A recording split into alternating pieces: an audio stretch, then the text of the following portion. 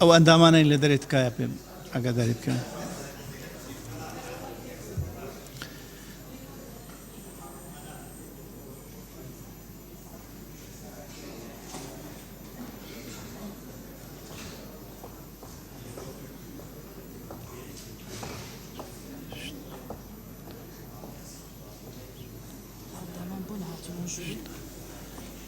وڵا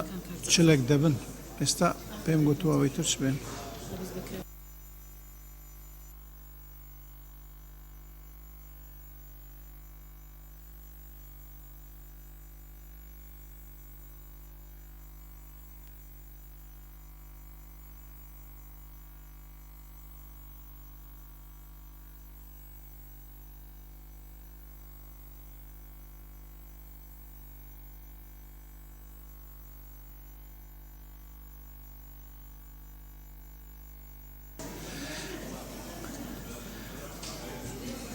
بەڕێزان دانیشتنەکە بەردەوام دەکەین لەبەرەوە کاتی وەرگرتنی بڕیار نییە ڕەچاوی نەساب ناکرێتن تەنیا گفتوگۆوە ئەو کاتایی کە پێویستیمان بە نیساب هەبێتن کە کاتی وەرگرتنی بڕیار بیت ڕەچاوی نیساب دەکرێت و بێ نیساب بەڕێوە ناچێت بۆیەش دووبارە بەخێرهاتنیان مولاک دەکەین تایبەتی جەنابی وەزیری گواستنەوە و گەیاندن کاک مەولود باوەمرات کاک دکتۆر مانچ سکرتێری ئەنجومەنی وەزیرانی هەرێمی کوردستان. بەڕێزان ئێستا نورەی کاک محەممەد سعدەدینە. کاک محەممەد سعدەدین فەرموو. بەڕێز سەرۆکی پەرلەمان دەربارەی ئەو شتانەی کە ئامادەم کردبوو لەلایەن بەڕێزان دکتۆر فرسە سۆفی و ئامینە زیکری باس کرا بە تایبەتی مەسلەی یاسای تایبەت بە فڕۆکەوانەی مەدەنی وهروها پێشگیری قسەکانی دکتۆر شوان قەڵەتزەیی دەکەم. تەنها یەک تێبین هەبوو ئەویشما بۆ حەزم دەکرد باسی بکەم حکوومەتی عێراق کە باسی یەکپارچەیی و سیادەی عێراق دەکا و باسی بەرژەوەندی نیشتیمانیەکان دەکات خۆی سیادە و شکۆی عێراقی شکاندووە چونکە بە پێش ئەوەی لەگەڵ هەرێمی کوردستان دانوستاندن بکاتن لەگەڵ وڵاتانی بێگانە دانوستاندن دەکات و ئیتفاقات دەکات لە دژی هەرێمی کوردستان لە دنیا نەبووە وڵاتێک بۆ دژایەتیکردنی بەشێک لە بەشی نووسنەکانی وڵاتی خۆی لەگەر وڵاتانی دیکە ئیتفاقات بکاتن بۆیە ئەگەر هەر ڕاستپاردەیەک یاخود بەیان نامەیەک یاخود نووسراوێک دەربچیت ئاماژە بۆ بکرێتن کە حکوومەتی عێراقی خۆی و هادەکە وڵاتانی دیکە تەداخلی کاروباری ناوخۆی عێراق بکەن. سپاسان دەکەم. سپاس بۆ بەڕێز محەممەد سعدەدین. بەهار عەبدوڕەحمان فەرموو بەهارخان. بەڕێز سەرۆکایەتی پەرلەمان مافی چارەی خۆنووسین مافێکی ڕەوای هەرگەلوونەتەوەیەکە کە لە جەڕنامەی گەردوونی مافەکانی مرۆڤ بۆ جێگی کراوە. ڕیفراندۆم هەنگاوێکی سەرەتایی بەرجەستەکردنی ئەو مافەیە. ئەم تەسعیدکردن و ڕێکارە نادەستوری و یاسایانەی حکوومەتی فیدراڵ هەڵەیەکی مێژوویە بۆیە ئێمە جەخت لە گفتوگۆ و ڕێکاری ئاشتیانە و لە یەکترگەیشتن ئەکەین.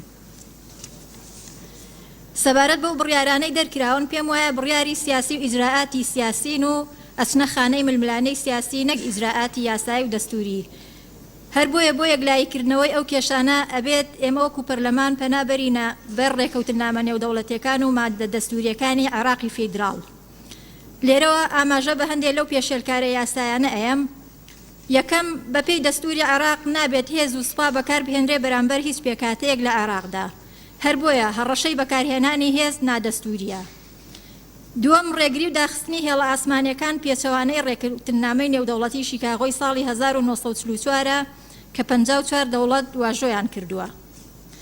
سێم هەر گەمارۆیەکی ئابووری و پەیوەست بە تێکدانی ژیانی هاوڵاتی پێچەوانەی یاسا و دەستورە ئاینی و زەمینەکانە. چوارەم لە ساڵی 2005ەوە کە دەستوری عێراق چەسپاوە هەموو مافە دەستوریەکانی ئێمە پێشێل کراوە لە مەسئولەی تایبەت بە بوجا مادەی 140 پێشمەرگە و چەندین مافی تر. بۆیە من لە کۆتایە ئەمە ئاماژە بەوە بەم پشتیوانی ئەو خاڵانە ئەەکەم کە حکوومەتی هەرێم وەک وەڵامیاوێتی بە حکوومەتی عێراقی سەبارەت بەو بڕیارە نەخوازراوانە و هەروەها دڵنیایی ئەدەینە وڵاتانی دراوسێ و کۆمەڵگەی نێودەوڵەتی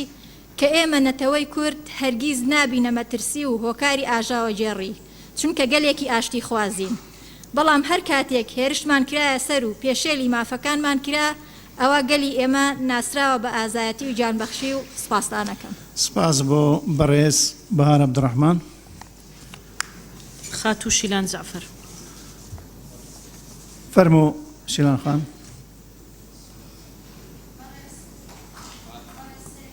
کاو میکرۆفۆنە بارخان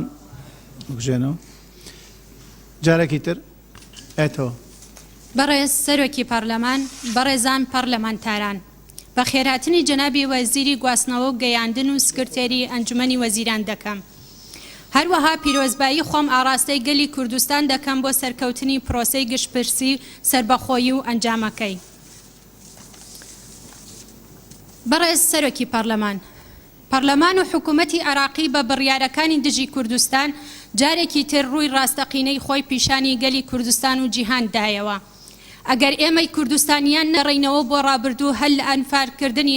182,000 هاوڵاتی و 12,000 کوردی فەیلی و 8,000 ئەنفالی بارزانیەکان و کیمیا بارانکردنی 5,000 شەهیدی هاوڵاتی و خاپوورکردنی زیاتر لە 4,500 گوندی کوردستان تەنها باس لە پرۆسەی ڕوخانی حکوومەتی بەعسی شۆفێنی بکەین کە پێکەوە لەگەڵ لایەنە سیاسیەکان و پێکهاتەکانی عێراق لە ساڵی 2003 کارمان بۆ کرد بۆ دروستکردنی دەوڵەتێکی شەراکەت بە پێی دەستوری عێراق.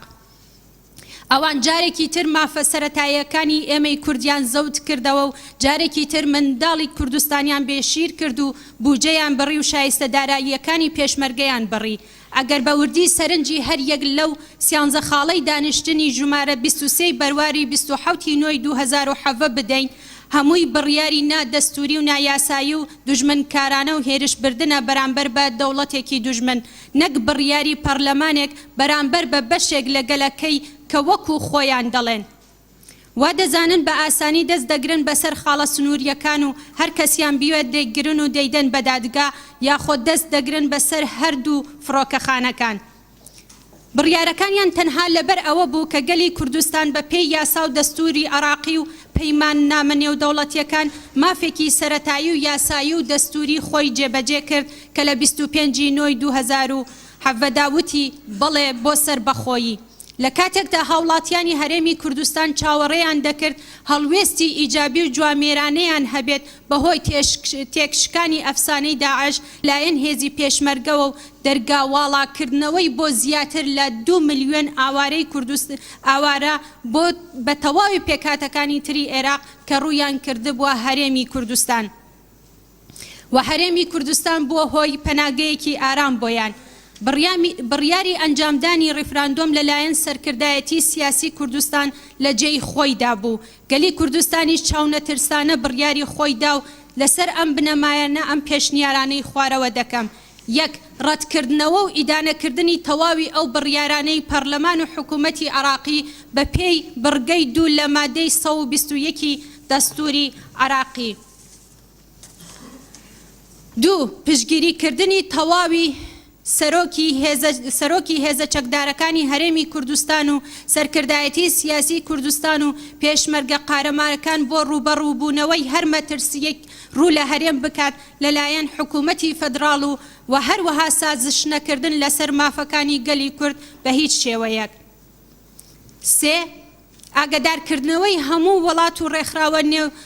دەوڵەتیەکان لەو کردنەوە ناپەسەندانەی پەرلەمان و حکوومەتی عێراقی کە دەیکاتە سەر کوردستان.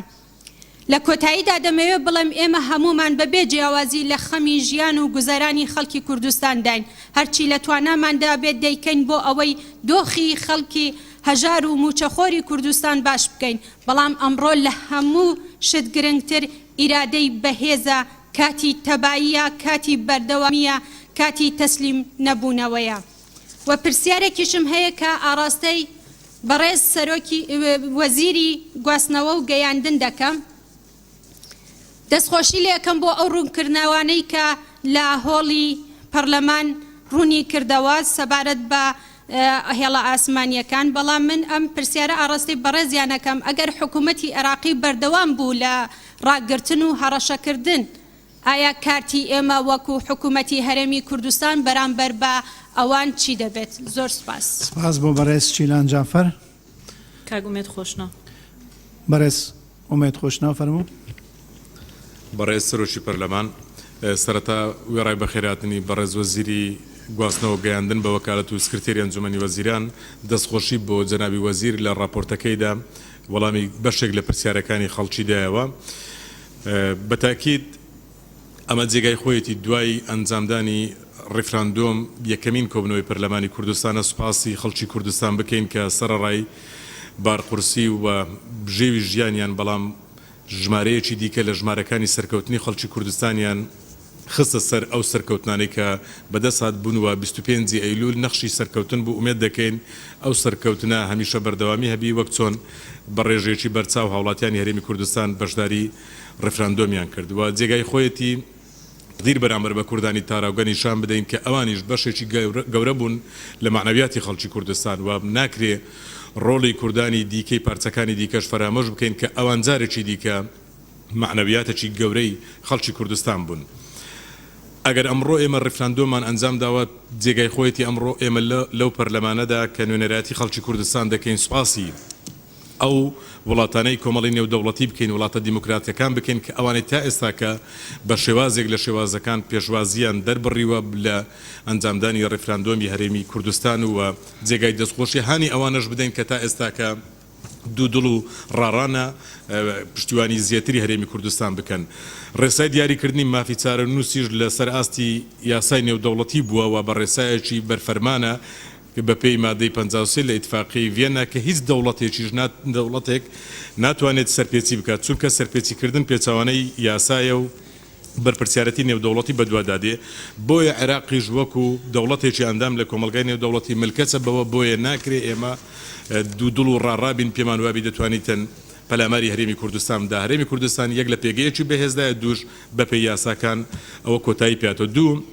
لەسەر ئاستی ناوخۆیش پرۆسەی ڕێفراندۆم پشتڕاست بووە بۆی کە بە دەستوری عێراقی مادەکانی 1 وەکو پێشتریش بە ڕێزانی دیکە دکتۆر فرسەد و ئامینەخانیش باسییان لێوە کرد. بۆیە ئەوەش لە چوارچێوەی ئەو یاسایە بووە و یاسای ژمارە 193 ساڵی 1970. بەس ناشکرێ ئێمە دوای ئەو سەرکەوتنانە ئێستا خەڵکی کوردستان لەو ڕاڕایەدایە و ناحەق نییە چکۆ تەجروبەکانی ڕابردوو پێمان دەڵێتن سەرانی عراقی لە چ کاتێکدا زەفەر بتوانن زەفەر ببن زەفەر بە هەرێمی کوردستان دەبن. ئەو حکوومەتی ئێستاش لە بەغدایە دەبێ ئەوەی لەبیر بێتن ڕۆژێک لە ساڵی 2014 بودجەی کوردستان دەبرێ و ڕۆژێکی دیکە زیاتر لە ملیۆنێک ئاوارەی دۆڕاوی شەڕەکەی ئەوان لەگەڵ تیرۆرستاندا دێتە هەرێمی کوردستان و هاوکاری پشتیوانی هەرێمی کوردستان ناکرێتن بۆ ئەوەی کە بتوانرێتن خزمەت بە ئاوەرەکانی ئەوانش بکرێت. ئێستا ئەمە حەقی خۆمانە دوای ڕێفراندۆم بپرسین لە کۆمەلگای نێودەوڵەتی ئەرێ کۆمەلگای نێودەوڵەتی UN ئێوە لەکوێن ئەو عێراقی کە باز لە بنەما دیموکراسیەکان و سەرەتای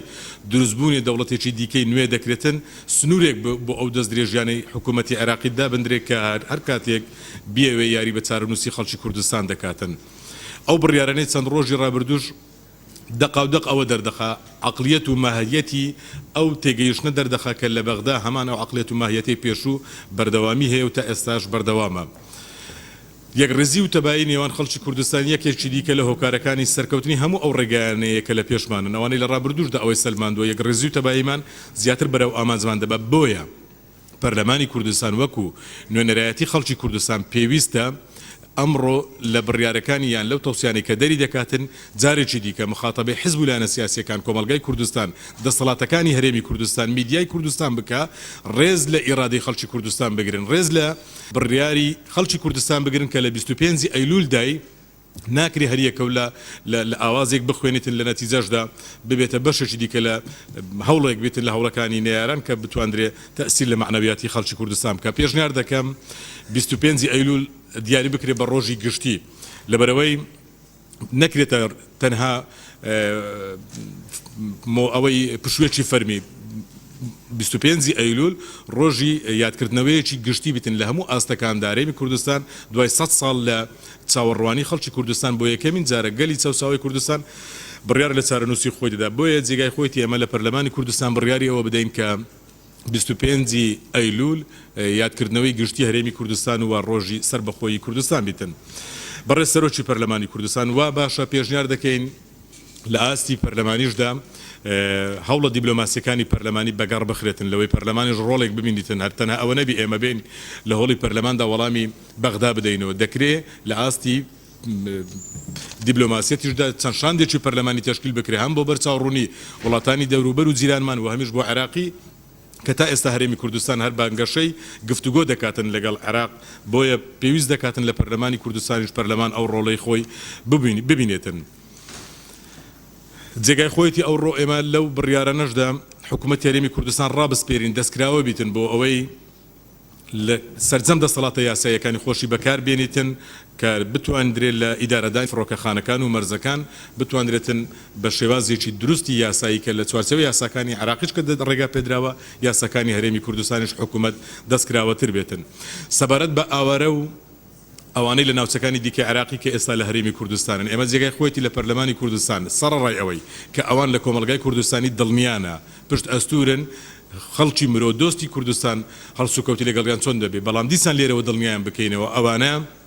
قوربانی ئەو شەڕە مەزهبی و تائیفیانە کە ئێمە بەشەچین لە قوربانیەکەیدا دژی بووینە لە ئەساسدا لە بنەمادا دژی بووینە بۆیە ژیانی ئەوان مافی ئەوان لە هەرێمی کوردستان پارێزراو دەبیتن ئەو دڵنیایە بۆ ئەوان پێویستە کە لە پەرلەمانی کوردستانیش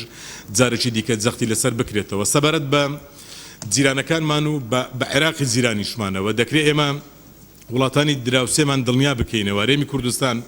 وەک چۆن لە ڕابردوودا بە هیچ شێوەیەک خەتەر نەبوو لەسەر ئەوان لە ئایندەشدا ئەو دەوڵەتی کە لەدایک دەبێت دەوڵەتی کوردستان خەتەر نییە لەسەر وڵاتانی جیرانمان و لەسەر عێراقیش ئەوەی لە 25 ئەیلولیش ئەنجامدراوە جوانترین پەیامی ئاشتی خوازانەی خەڵکی کوردستانە کە پەنای بۆ بردۆ لە چوارچێوەی یاساکانی نێودەوڵەتیدا دەربارەی ناوچە کوردستانیەکانی دەرەوەی ئیدارەی هەرێمیش کاتێک 2014 داعش پەلامەری ئەو ناوچانەیدا حکوومەتی عێراقی ئەوانەی کە ئێستا کەم چاوی خراپەکاری خۆیان بڕیوەتە سەر ئەو ناوچانە تهدیدمان دەکەن خاوەنداریەتی ئەو ناوچانەیان نەکرد ئەوە پێشمەرگەی کوردستان ئەوە خەڵکی کوردستان خەڵکی ئەو ناوچانە بوون دیفاعیان لە سنوورەکانی خۆیان کرد پارێزگاریان کرد ئەو سنوورانەی کە کەوتبوونە دەست ئەو تیرۆریستە دڕندانەش دیسانەکە بەخوێنی پێشمەرگە بەرگری لێکرا بۆیە ئێستا ئێمە دەپرسین حکوومەتی عێراقی سەرانی بەغدا بە چ ڕوویەک دەتوانن باسی ئەو سنوورانە بکەن کە لەوێن دەردا شەڕگەی ئەوان شەڕگەیەکی تێکشکاو بوو ئەو شەڕگەیە پێشمەرگە و خەڵکی کوردستان تێدا سەرکەوتوو بوو بەنسبەت ئەوەی کە ئێستا لەگەڵ ئیرادەی ئێمە شەڕ دەکرێتن دەبێ ئەوانەی ئێستا لە بەغدا حکوم دەکەن ئەو جەبەڕوتەی بەعز بەرامبەر بە ئیرادەی خەڵکی کوردستان سەرکەوتوو نەبوو دوای 100 ساڵ لەوەی کە گەلی کوردستان بەرگری لەمانەوەی خۆی کرد ئیرادەی خۆی پاراست ئێستا ئێمە حکوومەتێکی لەرزۆکی تائیفی کە هەموو دەستگا و دامەزراوە شەرعیەکانی ئەو وڵاتە لە چنجی گروپێکی تائیفیدایە بە چ شێوازێک دەتوانین شەڕ ئیرادە لەگە خەڵکی بکە کە 100 ساڵ تەجروبەی هەیە ئیرادەی خۆی پارێزگاری لێ کردووە و تا ئێستا کە بەردەوامی هەیە بۆیە پێویستیشە ئێمە حکوومەتی هەرێمی کوردستان و پێشمەرگەی کوردستان فەرماندەیی گشتی هێزەکانی پێشمەرگەی کوردستان سەر پشک بکرێت لە پەرلەمانی کوردستان هەر ڕێگایەک بگرێتە بەر بۆ پارێزگاریکردن لەو سنوورانە و پارێزگاریکردن لەو دەستکەوتانە کە لە ماوەی 100 ساڵی ڕابردوودا بەدەست هاتووە ئەمڕۆ لە 25 ئەیلولیشدا تەواوکاری هەموو ئەو شۆڕشانە دەبێتن من پرسیارێکیش لە بەڕێز جەنابی وەزیر دەکەم باشە ئەوانەی کە زیانمەند دەبن جگە لەوەی حکوومەت دەستگا و دامەزراوەکانی ئەو وڵاتە حکوومەت دەبن ئەو هاوڵاتیانان وەزیری گواستنەوە ببوورە ئەو هاوڵاتیانەی کە زیانمەند دەبن ئەو کۆمپانیانەی کە زیانمەند دەبن لە چوارچێوەی ئەو بڕیارێکە لە دوێنێ ئێوارێکەوە جێبەجێکراوە ئایا قەرەبووی ئەوانە لە ئەستۆی چێدا دەبێتن حکوومەتی هەرێمی کوردستان لەو بارە قورسێکە لە سەرشانی خۆیەتی بە چه شێوازێک دەتوانێت قەرەبووی ئەوانە بکاتەوە بۆیە دەکرێت لە چوارچێوەی ئەو گفتوگۆ مفاوەزاتانی دەست پێ دەکەن وەرەقەی بەهێزی ئەوان پێشنیاری ئەوە بێتن حکوومەتی عێراقی ناچار بکرێتن قەرەبووی هەموو کۆمپانیەکان تەواوی هاوڵاتیەکان بکرێتەوە زۆر سپاس سپاس بۆ بەڕێز ئۆمێد خۆشناو بەڕێز دلێر ماوەتی فەرموو کاک دلێر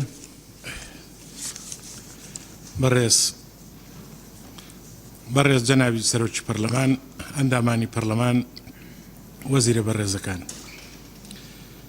ئەوەی هەرێمی کوردستان ئەنجامیدا لە 25 هەر کاتێکی تریش دەستی بۆ ببردایە کاردانەوەکان هەردەبوون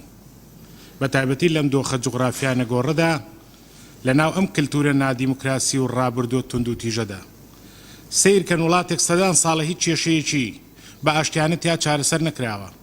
یەکتر قبول نەکردن و بەڕەوانە بینینی مافی بەرامبەر تێیدا گەشەی نەکردووە هەر دەبێت ڕۆژێک ناسنامەی کوردبوون مانای ماڵجیاکردنەوە بێت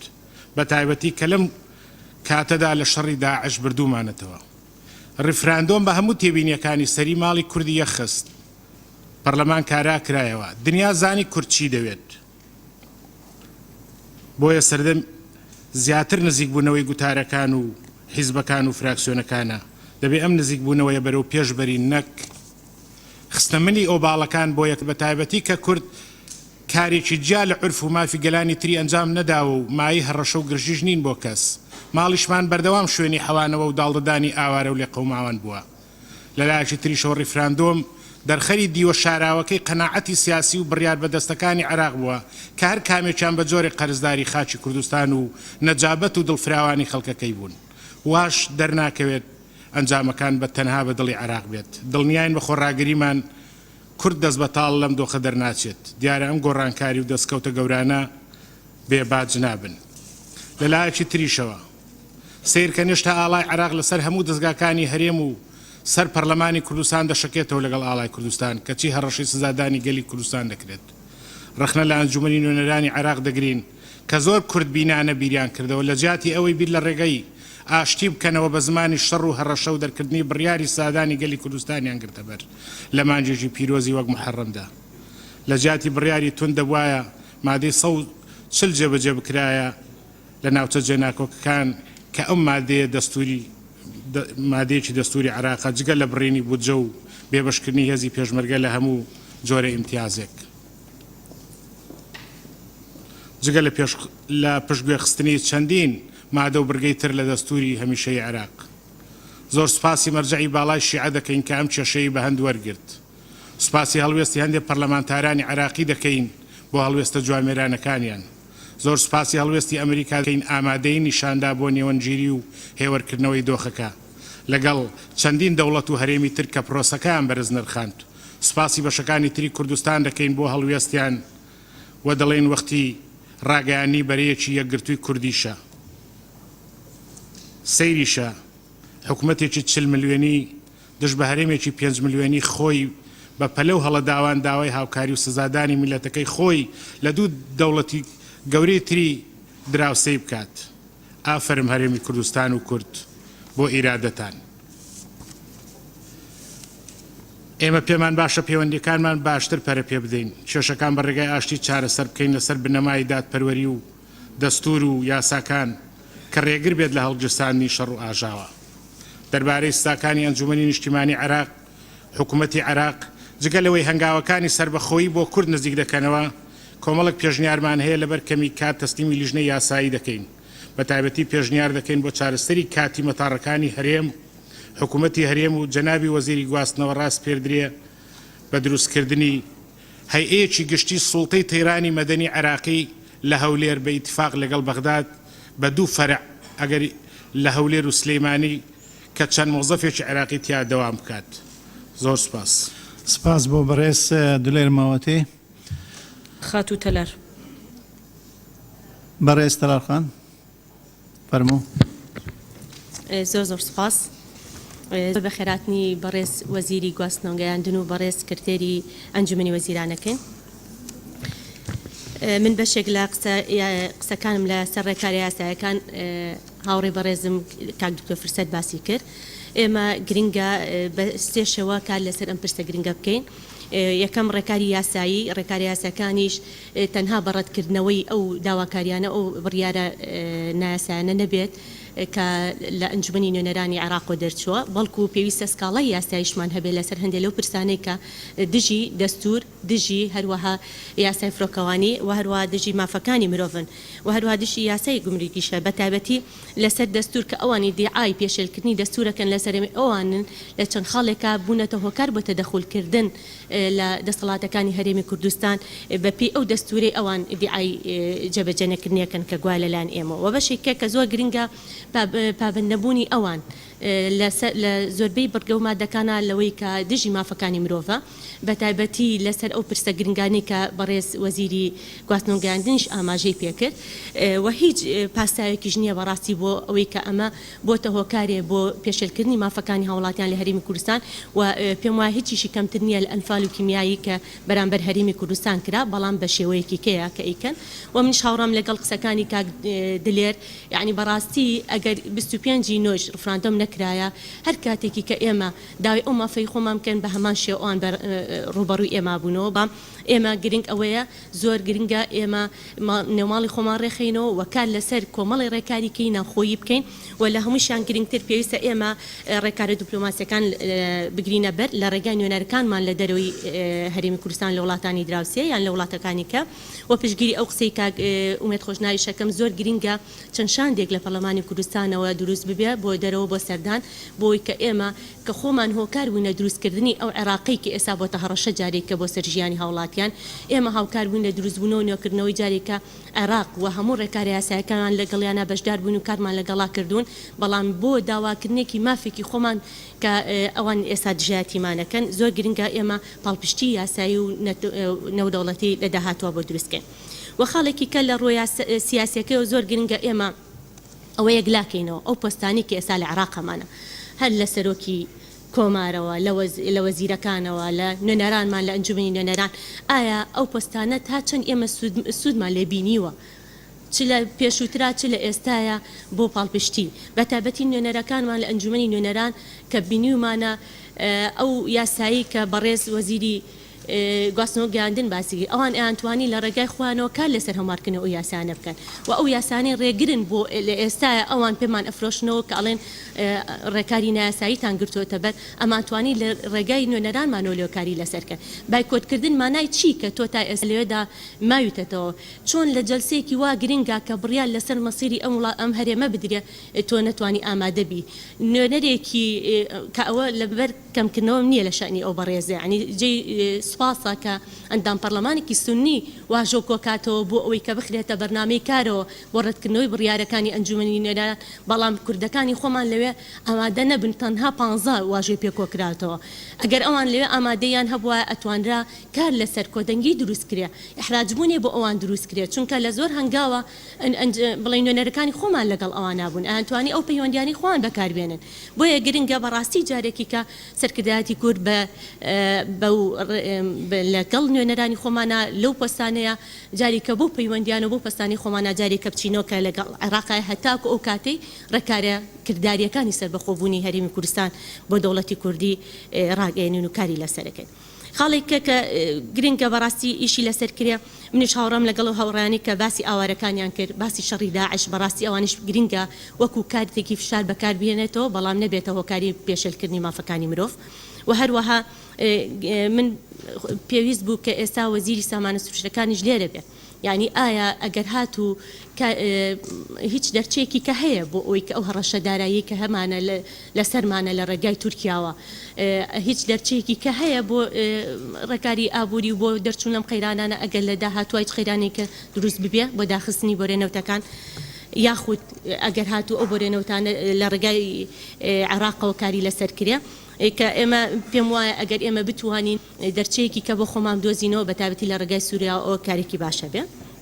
و یەکێک لەو خاڵانەی کە ئەوان ئێستا کاریان لەسەر کردو پێمان ئەفرۆشنەوە ئەوەیە کە لێپسراوانی هەرێمی کوردستان پارەکانیان بلۆکە کرێ لە دەرەوە پێویستەکە پێش ئەوەی ئەوانە و هەنگاوانە بنێن خۆمان لە ڕێگای دەستەی نەزا هەوداوەکاری گشتیەوە کار لەسەر لێپرسینەوە بکەین ئەگەر هاتوو سەرکردەیەک لە هەرێمی کوردستانە لە کاتێکە هاوڵاتەکەی برسیە ڕوبع موچە وەرەگرێ پاری لە دەرەوەی وڵات بێ ئەوە خۆمان با ئەو شەرەفەمان پێسێر و کار لەسەر ئەو خاڵانەکەی نەک عێراق ئەومان پێ بفرۆشێتەوە و کاری کە گرنگە ئێمە پێویستە بەرژەوەندەکانی ئەو کۆمپانیا نەوتیانەی کە لە هەرێمی کوردستانە ئێستا هەن ینی پێویستە ئەوانیش ببنە کاتێکی فشار لەسەر وڵاتەکانی خۆیان بۆ ئێمە ئەو ڕێکارە نایاسایی و نادەستوریانی کە بەکارمان دژی ئێمە بەکارێنن ئەوانیش هاوکارمان بن لەسەرەوە خاڵێکی کە بەڕاستی پێویستە ئیشی لەسەرکرد لەسەر ناوخۆوە بەڕاستی من ئەوم زۆ لەلا گرنگە ئەوەیە لە ئێستاە پێویستە ئەگەر وەزارەتی ڕۆشنبیری ئەگەر وەزارەتێکی هینمانە بە ناوی وەزارەتی ڕۆشنبیر پێویستە ئاگای لە دەستگاکانی ئیعلام بێت لەو سایتانەی کە سایتە سێبەرەکان ناکە ناتوانانی بدۆزیتەوە بەس هەندێک سایتی دیار هەیە زۆر گرنگە کاری لەسەر کات چونکە بەڕاستی بوونەتە هۆکار بۆ داڕوخاندنی لایانی دەرونی هاوڵاتیان لە هەرێمی کوردستانە چونکە ناکرێ ئێمە هۆکار بین بۆ ئەو داڕوخانی لانی بڵین دەرونی هاوڵاتیان گرنگە ئێمە خۆمان کاری لەسەرکەین لە ڕێگای وەزارەتی ڕۆشنبیری لە ڕێگای داواکاری گشتی ئەمانە کۆمەڵێ خاڵی گرنگی ڕاستە ئازادی ئێمە ئەو پەڕی باوەڕمان بە ئازادی و بە جێبەجێکردنی مافکانی تاکەیە لە هەرێمی کوردستانە بەڵام نەگاتە ئەو ئاستەی کە ببێتە هەڕەشە لەسەر لایەنی ئاشتی لە هەرێمی کوردستاندا. و خاڵێک کە من حەزەکەم ئیشارەی پێ بەم کە زۆر جار باس ئەکرێ و ئەم ڕۆژە لەلایەن هەندێک لە پەرلەمانتارەکانەوە گوێبیستی بووین ئێمە ئەو ڕاستپاردانەی کە لە پێش 25 نۆیە دەرکرا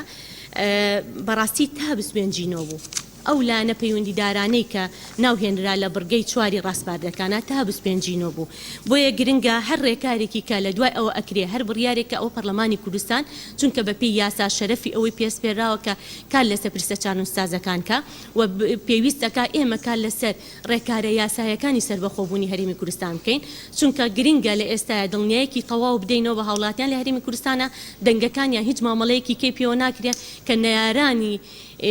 هەرێمی کوردستان چ لە ناوخۆ لە دەرەوە ئەو دەنگۆیە بڵاو ئەکەنەوە کە گوایە ئەوە بۆ فشارێکە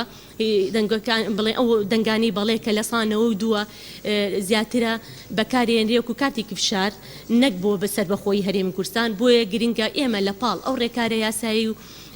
کە ئەیگرینە بەر ڕێکاری یاسایی دیبلۆماسی و سیاسانەی گرینە بەر لەگەڵ عێراق لە هەمان کاتا ڕێکارەکانی بەکرداریکردنی سەربەخۆبوونی هەرێمی کوردستانیش کاری لەسەر بکرێ ئەش لە ڕێگای پەرلەمانی کوردستانەوە ئیشی جدی لەسەر بکرێ و پێویستەکە هەنگاوەکانیش کردداری و جدی بن بۆ ئەوەی ئەمە دڵنیایەکی تاواباتەوە بە تاکان لە هەرێمی کوردستانە و ئەو دوو پرسیارێشم یەکێکیان بۆ وەزیری گواستنەوە گەیاندن ئایا لەو ماوەی کە لە مای حکومڕانیە ڕاستە بەڕێزی چەند ساڵێکە لەو جێگایە بەڵام لە پێشتر و لە ئێستاشا بۆ هەنگاو ننراوە بە کارکردن لەسەر هەموارکردنەوە ئەو یاسای لە ڕێگای بەغدادەوە یان هیچ هەنگاوێکیان ناوە لەگەڵ نوێنەران لە هەرێمی کوردستان لە ناو عفو ئەنجومەنی نوێنەرانەوە لە ڕێگای نوێنەر کوردەکانی خۆمانەوە بۆ هەموارکردنەوە ئەو یاسایە یان ئەگەروانیە چه هەنگاوێکی کیان هەیە بۆ کارکردن بۆ ئەوەی ئەو بربەستە نایاسایی و نادستوریان کە ئێستا لە بەردەستی ئێمە دروستکراوە بۆ گەشتنەکردنی هاوڵاتیان لە ڕێگای مەتارەکانی هەولێر و دووهۆکەوە چ ڕێکارێکی کە هەیە و پرسیارێکی کەشم هەبوو بۆ وەزیری سامان سوچەکان بەس لێرە نییە بۆ ئەوەی ئایا چ دەرچەیەکی کەی ئابووری هەیە بۆ داهاتوو ئەگەر هاتوو هەڕەشێکی کەی ئابووری و یاخود داخستنی بۆ لێنەوتەکان هەبوو دژی هەرێمی کوردستان و زۆر سپاس بۆ بەڕێز تەلار لەتیف بۆ پرسیاری دووەم ئومێدەوارم کاک دکتۆر ئامانج کە لە هەمان کاتدا کە پلەی وەزیری هەیە و سکرتێری ئەنجومەنی وەزیرانە سکرتێری هەرێمی ئەنجومەنی وزەیە ئەو ڕەنگە بتوانیتن وەڵامی ئەو پرسیارە بداتن دەستخۆشی لێکەم و زۆر سپاسەکەم ئەگەر وەڵامی پرسیارەکە بێت مامۆستا ماجد مامۆستا ماجد بازرگان فەرموو زۆر سپاس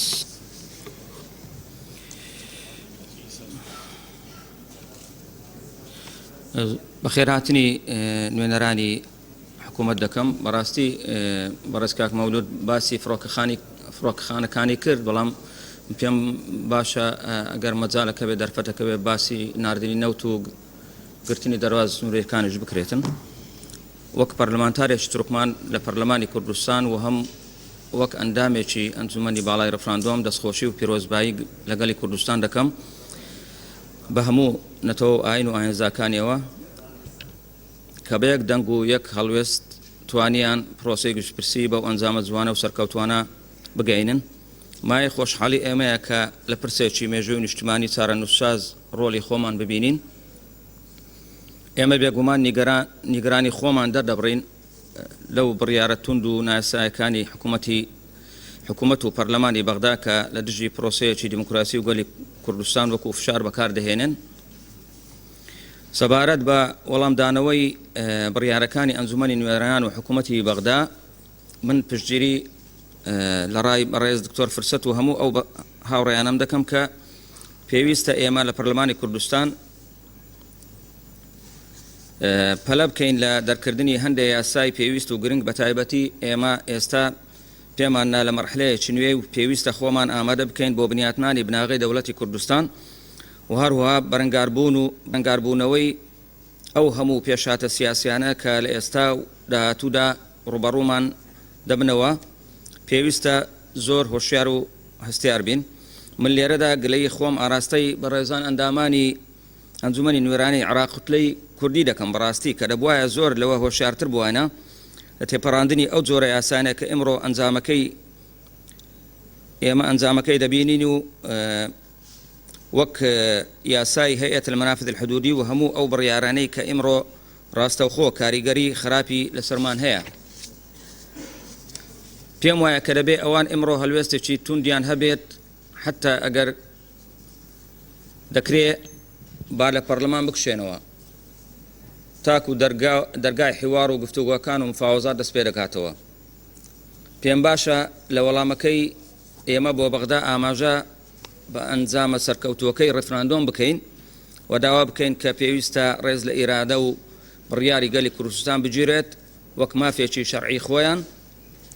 و هەروە داوا لە نوێنەرانی وڵاتان و کونسڵگەریەکان بکرێت کە هەمیشە ڕێز لە ئیرادەی گەلی کوردستان و ئەنجامەکانی ڕفراندۆم بگرن. هەروەها داوایان لێ بکرێت و لە یوئێنیش بۆ ئەوەی داوا لە حکوومەتی بەغدا وڵاتانی دەراوسێ بکەن بۆ ڕاگررتنی ئەو فشارانەی کە دژی گەلی کوردستان و ڕۆلی خۆیان ببینن لە دەستپێکردنی گفتوگۆ لە نێوان هەرێم و بەغدادا. لەبەر ئەوەی زۆر باس لەوە دەکرێت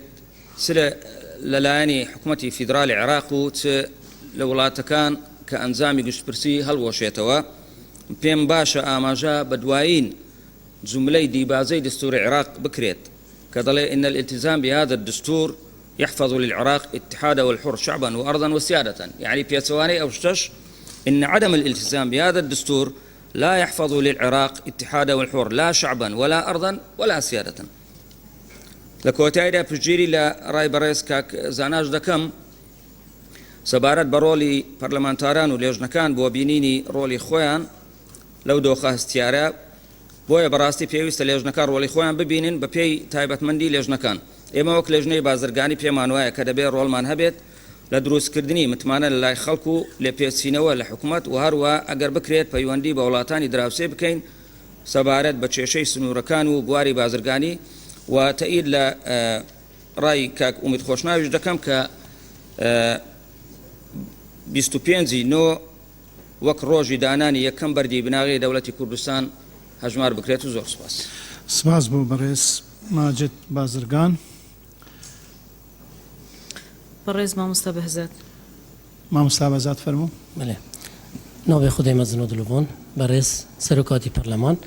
دەستپێکی خێرۆندا هەردوو بەڕێزات کەین وەزیری گەوەستنەوە گەیاندن وەکالەت و سکرتێر ئەنجومەنی وەزیران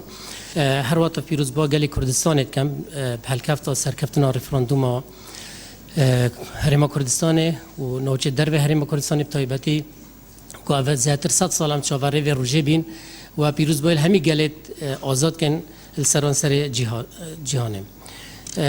Bûçûna min ev biryarek cihê xwe dabî qiyada siyasiya Kurdistanî û xoşbextane perlemanêj behra xutê de hebî ya guncaw bî çunkî wekî amaje pêhate kirin ev tehdîdat het rêkame dabîn û lewanê xirabtirîş zêhetir û حتى لو أنا هذي شهود بكارينان بدل أف تهديدات نظري خالك ديو جرين برز سرقات البرلمان أمزان ريفراندوم هر وكي ومسألة كبيجت كخروج الحليب من الضرع وتقدر شون الشير الجهانة جارك دي نازفري تبعشي قال ما بريار خود براسي بلام يو جرين أو أم برهفيد باش بكين همي بواردا بوار دولي بوار اجتماعي بوار سياسي أبوري دبشين خلال چند سال بدا يعني سقفك الزماني شين ديار كاين 2 سال حتى 3 سال كو فعلا ببينا خدان كيانا كسربخو وجا شوازي بيت كون فدراليه بيتيان دولتك سربخو بيتن من بباش ليره دا برلمان كردستان افرو اف انجامت ريفراندوم پسند کرد وشا پسند تدا بیتن کو پارلمان کردستان راسته عاید محکمه انجمن دادوریه او دی پسند کن انجامت کمیسیون المپی باشه پارلمان کردستانش به چنده پسند کن دا هیچ دل رو یک نبیتن کو کسا که زرکت دی انجمن هینا حلوشاندن و کی حکومت نوان بگوی به دخواست کرد خاله کدی من پی باشه دخواست محکمه دادی یا دولی محکمه عدل دولی بکن کو رول خو یه همیشه نیب دولتی رابطن کو وان جوازی و خلافات اگلا کتبه پراستی دیف ماده 55 سیاسا نتوانی گرتی هر وقت دیف ماده دیف بریارا 3970 سال 1971 یا نتوانی گرتی هر وقت وان عقوبات جماعیان سزادان جماعی رد کتبه و الغا کتبه ابد کو الحکومت نوند و انجمان نیران در حق گل کردستان در کرتینه دیف ماده 33 الرکفتنا جنیف یا سال 1949 هر وقت مدت اما جاب چندی بکم کو ام دودل نبین کو رفراندوم چندین شوازی سربخوی یه تای کو رفراندوم اکل واش شوازا و بطیبتی رفراندوم دو جوره یا هر دو لانه و یا یک لانه یا یک لانهش راستی مدت برای سرکاتی پارلمان اما جاب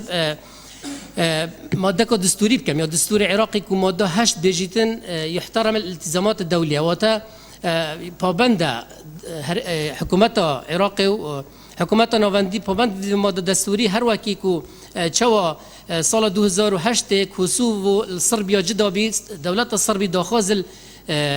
محکمه عدل الدولي کر یا دادی یا نیب دولتی کر کو وی رفراندومی به هلوشین چکی تاگلوه نبی طبعا پشتی 2 سال سال 2010 طبعا محكمة أبريورا دوغد القانون الدولي العام لا يتضمن أي حظر ساري المفعول لنان الاستقلال وتهيج لكوتاك ياساي ودار هاوشتك نكفت سر دولة كوسوفو وبشتي هنجي صدو 11 دولة دون بيدا جراسي هم دخواست كين اف ماده هنه و اف حکومت هرم کردستان و تنانت طایبتی پارلمان کردستان داخل ما قلت محكمة دادياني دولتي بكتن كو همان ريكارا غريتا برو في فتوى او كوانداي بو هرم كردستانش بداتن ريفراندوم هرم كردستان خلا كديو غرنگ مدت بحث كم كو ام داخل نتويني غرتي بكين و كمالجيني دولتي يو ان ريخراوت كمالجي عربي وريخراوت جهاني اسلامي همياكو اعتراف الريفراندوم مكان رابرسيتشكي هر وقت دولت زلهز و همی دولت جهانی داخوازت فرمی لب کن کو پال پشتیام بکن تو همان دم دان داخواز بکن بین سرخط اشراف بکن وان دانستاندنا قال بغدا طيبتي ام بيجين امريكا وبريطانيا وفرنسا والامم المتحده بين السرخطه وهر وطف خالق ديوغرنك ام بيجين برهفي بيتفيان برهفيت ماستر بكين برلمان كردستان وحكومه هرم كردستان ادوار سياسي دبلوماسي دا ودانستاندنا قال بغدا دس بكين وبجدي وقال تركيا وايران وجرنتيا يا اريني واقعي بدينا وانكو فعلا ام هرشانين سر اسوشنا تويا هيج دولتك بلكو مدفت بجين شبكه اشتيانا وكي دو دولت اشتي بيغوا خلق ديو غرنك مدفت برهفيكا بحثي چند بكم برهفيكا اجتماعي كو دنگيكا اجتماعي قالك حوالد مش بحث كر از تايد اف نتورك كم وبطيبتي ام داخواست كاين اف حوالد ما ابد نو برلمان دايرانات حاضرن داخواست لب كاين ريكولان سياسي كو دنگي اجتماعي چبن او كرسي باطل اجاره كدي بكو بنوبت بربن البرلمان الكردستاني هر وقت برهفيا بنيا تحتية أبوري جلكا جرينجا برز سرقات البرلماني راستي خلك ما بيقول في تشافري هندية كو أفضل راوكي نمينيت كا آيا بجيبيو ده شلهت هر وقت بديل دي والركار دي كا هم يتياسي وهم يتواقعي بينا ديتن بو هم مثلا مطارو وشندين بوارد دي كا كو أفريقيا هرشال هرمي تناكن قبل حكومة نوفاندي برندي مدفد خالي بحث كم كو بجيبي هولاتيا باشتر بيتكرن هر وقت پاشکه و تموچه نمینی زیترین دم هر وقت گلک راستی مدیا و خالج بحث کم برای سروکت پارلمانی منو فول دا چندین نامه مهاتینا کو فعلا بحثی هر چند موضوع منی بس بحث نفت و مالش بیت کنن که حکومت هرم کردستان افصال و کی پار نبید بشیت نفت بو حالاتیا دامین کرد لیر از داخل سروکاتیا پارلمانت کم کو راستی لجنه دارایی ويا أبوري بهز بخيت أبدو جلسة صح كمان نسرو كل لجنة دارایی نجی گریه الهولا برلمان آمادنینا برند از بینم پتوی افلجنا کارا بیتن تایبتی مثلا چوکرنا بجی حالاتیو و تایبتی افریقا خواندنا که به پروژه یاسا برای هلان پاشکوت و تکرن کلجنا یاسایی لجنا داره به معنی نبزیترین دم یعنی حکومت هرم کردستان هرچند برین که گوت یا کلوانی تا سال بیت نشه دستکاری بکل جارا کدی ام دخواز برکا دست سرکاتی پارلمانی دخواز الحکومت هرم کردستان کن که فعلا جارا کدی که چه خود پاشکوت ایدا خشین تبع و نهلیتن خاله کدی که گرن که نحیا استعداد و برهوی دستوری برای سرکاتی پارلمانی اویا که من پی باشه بشوه که یاسایی دستوری ام همی وان بریارت انجمان نيران العراق وحكومتها اتحادي هر وقت او بالريار سي بالريار دا انجمنا وزاريه وبؤسيشنا توي عراقي كو ايكل و بالريار بحثي راودينان وان ملاحقه كرنا وان كاس ابي ريفراندوم انجام داي راستي اوش بالريار كاستمكاريه در حق وان كاس ابي داخوزا موافق خوي چارنويسو روات كان برندي از پشتوانیا وان برزاد کم اوید کو بحث خالد دستوری کریب تایبتی ماده 121 و خالد 2 که مافی دسالات هرمه که هر یاسا کل یان هر یاسا کو بریاره که حکومت نواندی آن پارلمان انجمن نیران در چیت ام هموار کینه و چکی ما آماجه فکر و ایره هر چند گلک احتمالات جهندش نبیتن بلا مدت دوباره تأکید کم برز سرکاتی پارلمانه که امزانین چندین پیشل کارید دستور عراق فدرال قبل حکومت نواندی هاتی نکردن پراستی که تنها تخمین کردن نزدیک 55 ماده نه بله مدیا آماجه که سری هندک و ماده بکم ایکل و امزانین ماده 121 سیم که دابین کردن بودجه هرم و پارزگاه کویت استوی حکومت نواندی اول امزان هیوا 2014 اف خالج بجه نکری و تا پیشل کری دستوریا هر وقت ام بيجي ماد 105 دو مزراندنا دستا مافن هرمی بو بجداریا داد پروارانه د صلات اتحادی دا اولش طبعا نهات دو مزراندن هر وقت ماده 106 دو مزراندنا دستا چاودگی دا کرد بکرید او پیشل کاریانا زور انتو باسی همون اصل بحث میونو کم بس مدیا کسی بحث وینه کر برز دست سرکات یاریم ماده 106 ماده 48 مجلس الاتحادي اول هميو جرينتراكو ام بيجن انجماني اتحادي كو ايكل دسالات التشريعيه يعني دي ماده 48 شو بو هوسنگيه برز سركاتي برلمان استل دستور پسندي اف انجمانش نهاتيا دونه هر وقت ماده 140 كو رو برسيب خود بكرن بدت او التنفيسي عندك كابينه تسليمي لجنه يا سايبك بله بدت هر ديماي چند مسئله دستوری اواد ان شاء الله تقدیم کنم بلام هندک خواله من هویلی نبی بحثات بیتکرن ایکلو بریار انجمن نیران کو امر دا يعني قوات تخويت حكومتنا ونديل كركوكي ونوش تنه يد كردستاني ما كي قلتي في صلاة بقرنا بر أبا طبعا بيجواني الدستورية حد دف مادة نخلا يكام ألف كو أف خلافة سياسية هر وقت مخالفة مادة صاد وشلا كو أف نوشا في الرابرسي بينك لكن وكي رابرسي هات كرن كو وان دفر خوش بختانة برجع كزور دنگ دا هر وقت نسبة خالد جمركي اشتاقي دلوا أخنات كم أبد برزان بعسكري مادة صاد وشارده ومادة صاد وبازده بالنسبة مطارات فروكوانا ام پشتوانیا همی وان والا معنا دوباره بله بس یا اکادی من ماده 44 برای سرکاتی بله پارلمان بحث فينا كر ماده 144 دستوري كو بحث حريه التنقل والسفر داخل وخارج العراق كتن براستي اف بيشيل كريا كو اف مطارات نگرتن دي في ماده 44 يا دستوري وبراستيش چندی خالدی بس مثلا وقتی زور سپاس کاک بعض زیباری او خالدیه و تبعث کرین بس پاس و بین پیشکش با لجنه یاسایی بکه برای سروکی لجنه دارایی با اجازه و بمهمه کی پارلمانی چوا بجداری بکه لکنفرانسک لدروی ولات کاک بهزات مسئله کی ورجاند مسئله پسند کردنی انجامکانی رفراندوم او لروي دستوري لروي ياسایی انجامكاني ريفراندوم پسند ناكرين خوي سروري تواويان هيا بلام دادگايتي هلچونوا لطانكان دكولي توا طانها بالطانكان تنيا طانكان لي دكولي توا ولا مددت برس مناخ كانيتون بله فرمو كاكر بەڕێز سەرۆکی پەرلەمانی فەرموو کوردستان. مناخان. بەڵێ. بەڕێز سەرۆکی پەرلەمانی کوردستان پێشەی سەرکەوتنی ڕفراندۆم لە سەرجەم پێکاتەکانی کوردستان پیرۆزبایی دەکەم و دەستخۆشی لە کۆمسیۆنی باڵای سەربەخۆی هەڵبژاردن ڕاپرسی دەکەین بە ئەزمونێکی باش تۆمار کرد لە مێژووی کوردستان. سەبارەت بریارەکانی ئەنجومەنی نوێنەرانی عێراق ژمارەی 55 ساڵی 2017 ئێمە وەکو فراکسیۆنی چاکسازی تورکمان هەموو ئەو بریارانە لەلایەن حکوومەتی عێراق و نوێنەرانی عێراقدا ئەنجام درا و بریار لەسەر درا پێچەوانەی دەستوری و نایاساییە ڕەتی دەکەینەوە و داوام لە حکوومەتی عێراق دەکەین بە هیچ شێوەیەک نەچێتە پاڵ ئەو بریارانە بۆ جێبەجێکردن چونکە جێبەجێکردنی ئەو بریارانە لە هیچ بەرژەوەندی هیچ لایەن یەکدانە بەڵکو زیاتر زیان دەگەینێت بە هەردوو لایەن وەکو حکوومەتی فدرال عێراق و حکوومەتی هەرێمی کوردستان و ئێمە پاڵپشتی پشتگیری خۆمان دووپات دەکەین لە ڕاگەیاندراوی ئەنجومەنی وەزیرانی حکوومەتی هەرێمی کوردستان بۆ سوپاس و هەڵوێستی بەڕێز سیستانی دەکەین کە مەرجعی باڵای توانی نێوانگیری ڕۆلێکی نێوانگیر بیتن بەرامبەر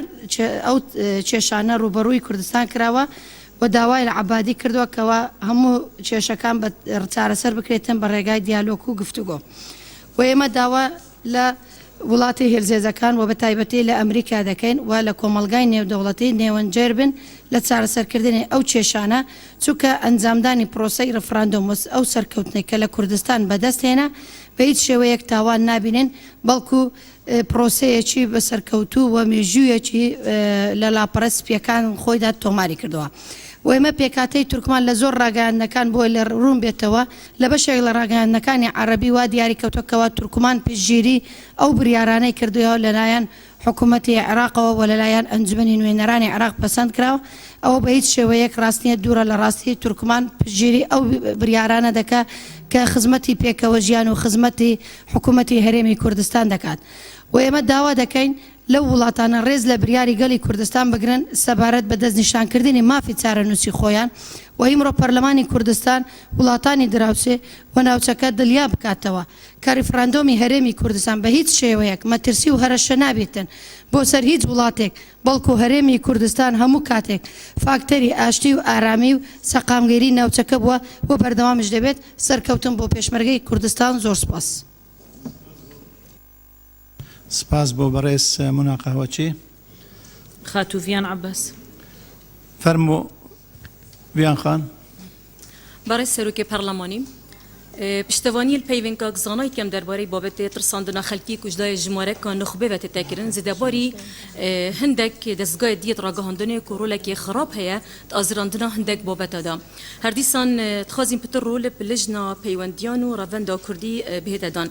هەمی بڕیارên حکومەت و پەرلەمانی عێراقی ڕاددکەین دەربارەی ڕاگرتنا گەشتên ئەسمانی هەفکارên مێن بەڕێز بۆ چونên باش هەبوون چ بمەنە هێلا بێژین پشتیوانیە لێتکەین من پرسیارێکە هەیە جەناب وەزیری ظنم جناب تبتير وتسلي بحسب وبتيكر بل وك وزارة بيشنيار وتشنا دي شركين ياسایی هبن دي سامتشي وهندشين فشاري پیدا کن برای سروکی پارلمانی من پیشنیار که برای نشنابهت یا پارلمان کردستانه پیشنیار کم برای برپرس فرمانگاه پیوندیان در و بهده داخل کردن با پارلمانی با هندی بزنین بوچون ولات در و او قنصل خان الهرمی هین سوارت جفن عراقی و دیسان ممارسه شرعیه خلق کردستان با موافقو کابتشی و امچن شیانه لوبیه کی در و بکین جبر کپراسی او تصریح حتی نکتن دان همیل دزگاه راگهاندن میاد گلی بینو دیسان هر دزگاه کی راگهاندن بشوازه کی جدا بشواز يعني بالاف كريا بجين دزگاهكي سايتكي دي وجالك سپاس بو خاتوڤیان عەباس. خاتو فيروز طه.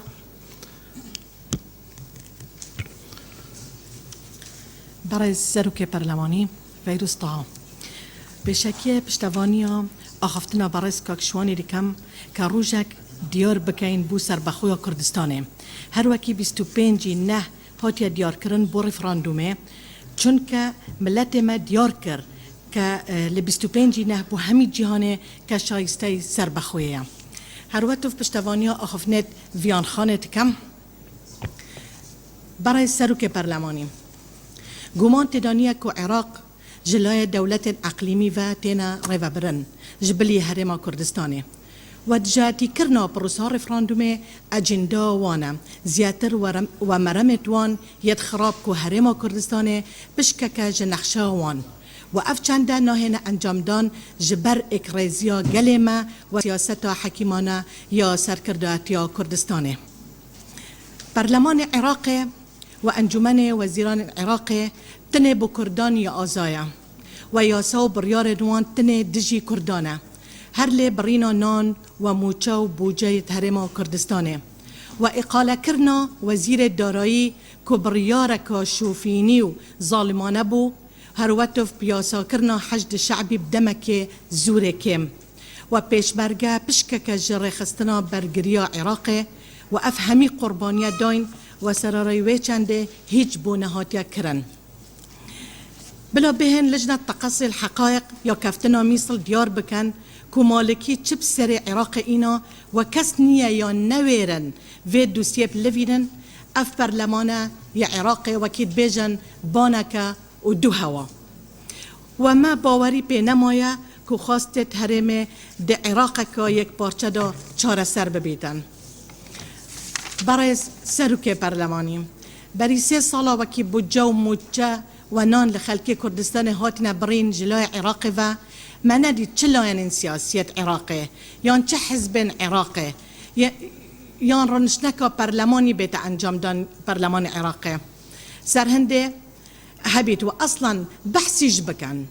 بله نوکا که خلک کردستان بریار خدا بو دیار کرنا چاره نویسا خو و بسرکفتی رفراندوم انجام دا نوکا همی هاتنا دنگ و بونا برا و چند بریار در اخستن دجی کردا و هرم کردستانه. پارلمان عراق پارلمانه که حتی نوکا یک بریار درستیش بو برجواندیا خلک عراق ندایه و بله پارلمان عراق دیار کرد که بریار رفراندومه بو سربخوی کردستانه بریار که تندرست و زور یا راست بو. لدیماهی که ایدانا وان همی بریارت کن که پارلمان عراق و انجمن وزیرانیت عراق در کفتین و رد کینه و او بریار ندستوری و نیاسایی و دخوازد کم که دیالوگ و گفتگو دست پی بکنه و نابینا حرم کردستان و عراق داکو ببینه دو جیرانت باش. سپاس بو برئیس فیروز. برئیس کاک سعید. کاک سعید مصیفی.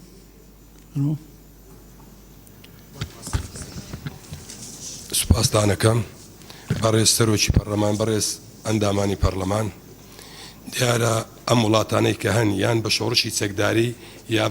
بە ڕیفراندۆم بنیانتراون دیارە ئێمەش گەلی کورد هەمیشە پێی باش بۆ بە گفتوگۆ لەگەڵ عێراق چارەسەری کێشەکانی بکات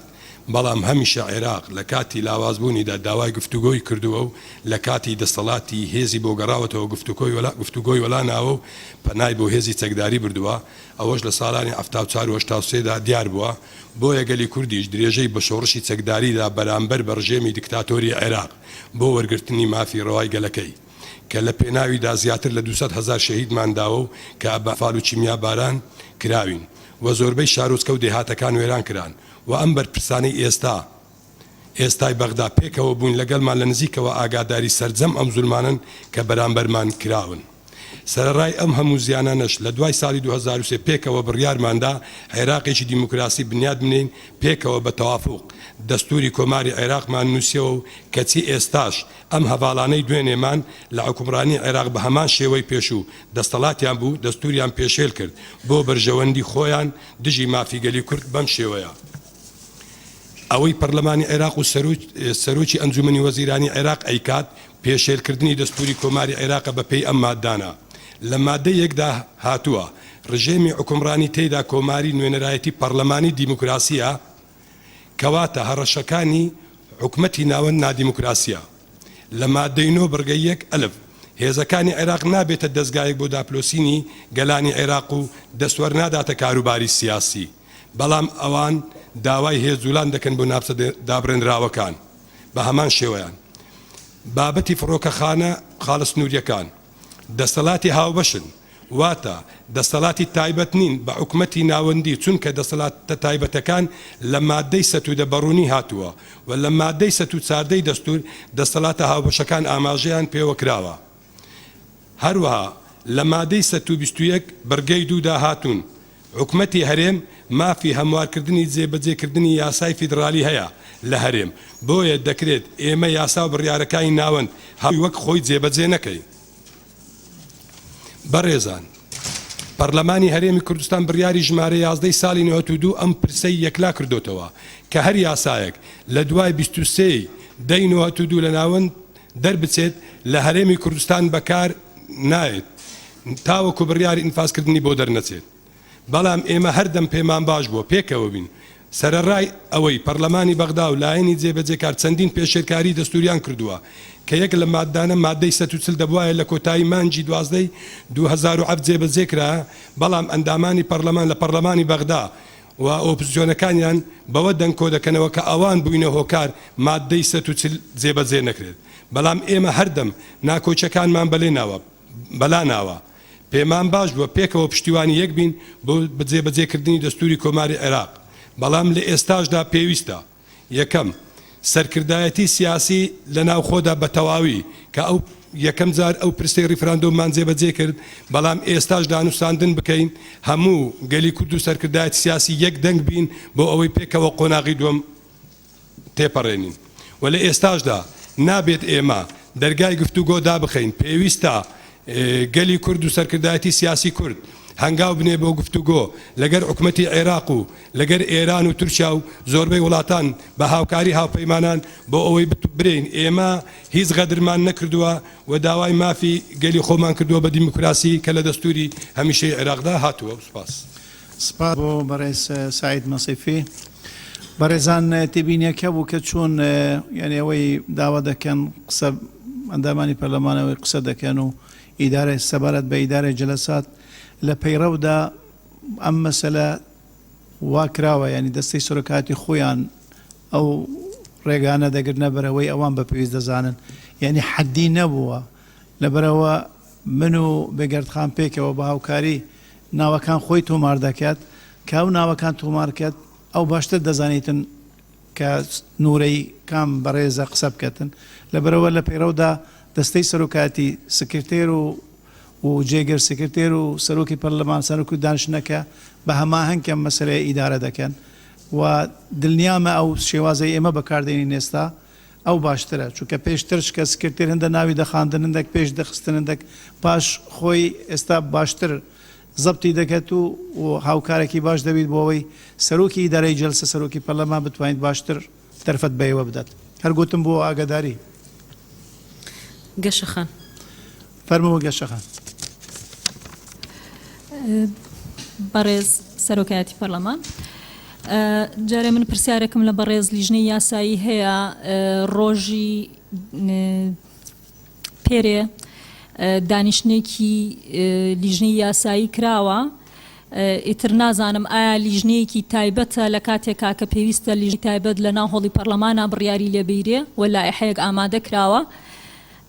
و ئەگەر لیژنەی یاسایی خۆشی ئەو کۆبوونەوەی کردو من ئەندامی لیژنەی یاساییم پێم نەوتراوە کە بێم ئامادەی کۆبوونەوە بم،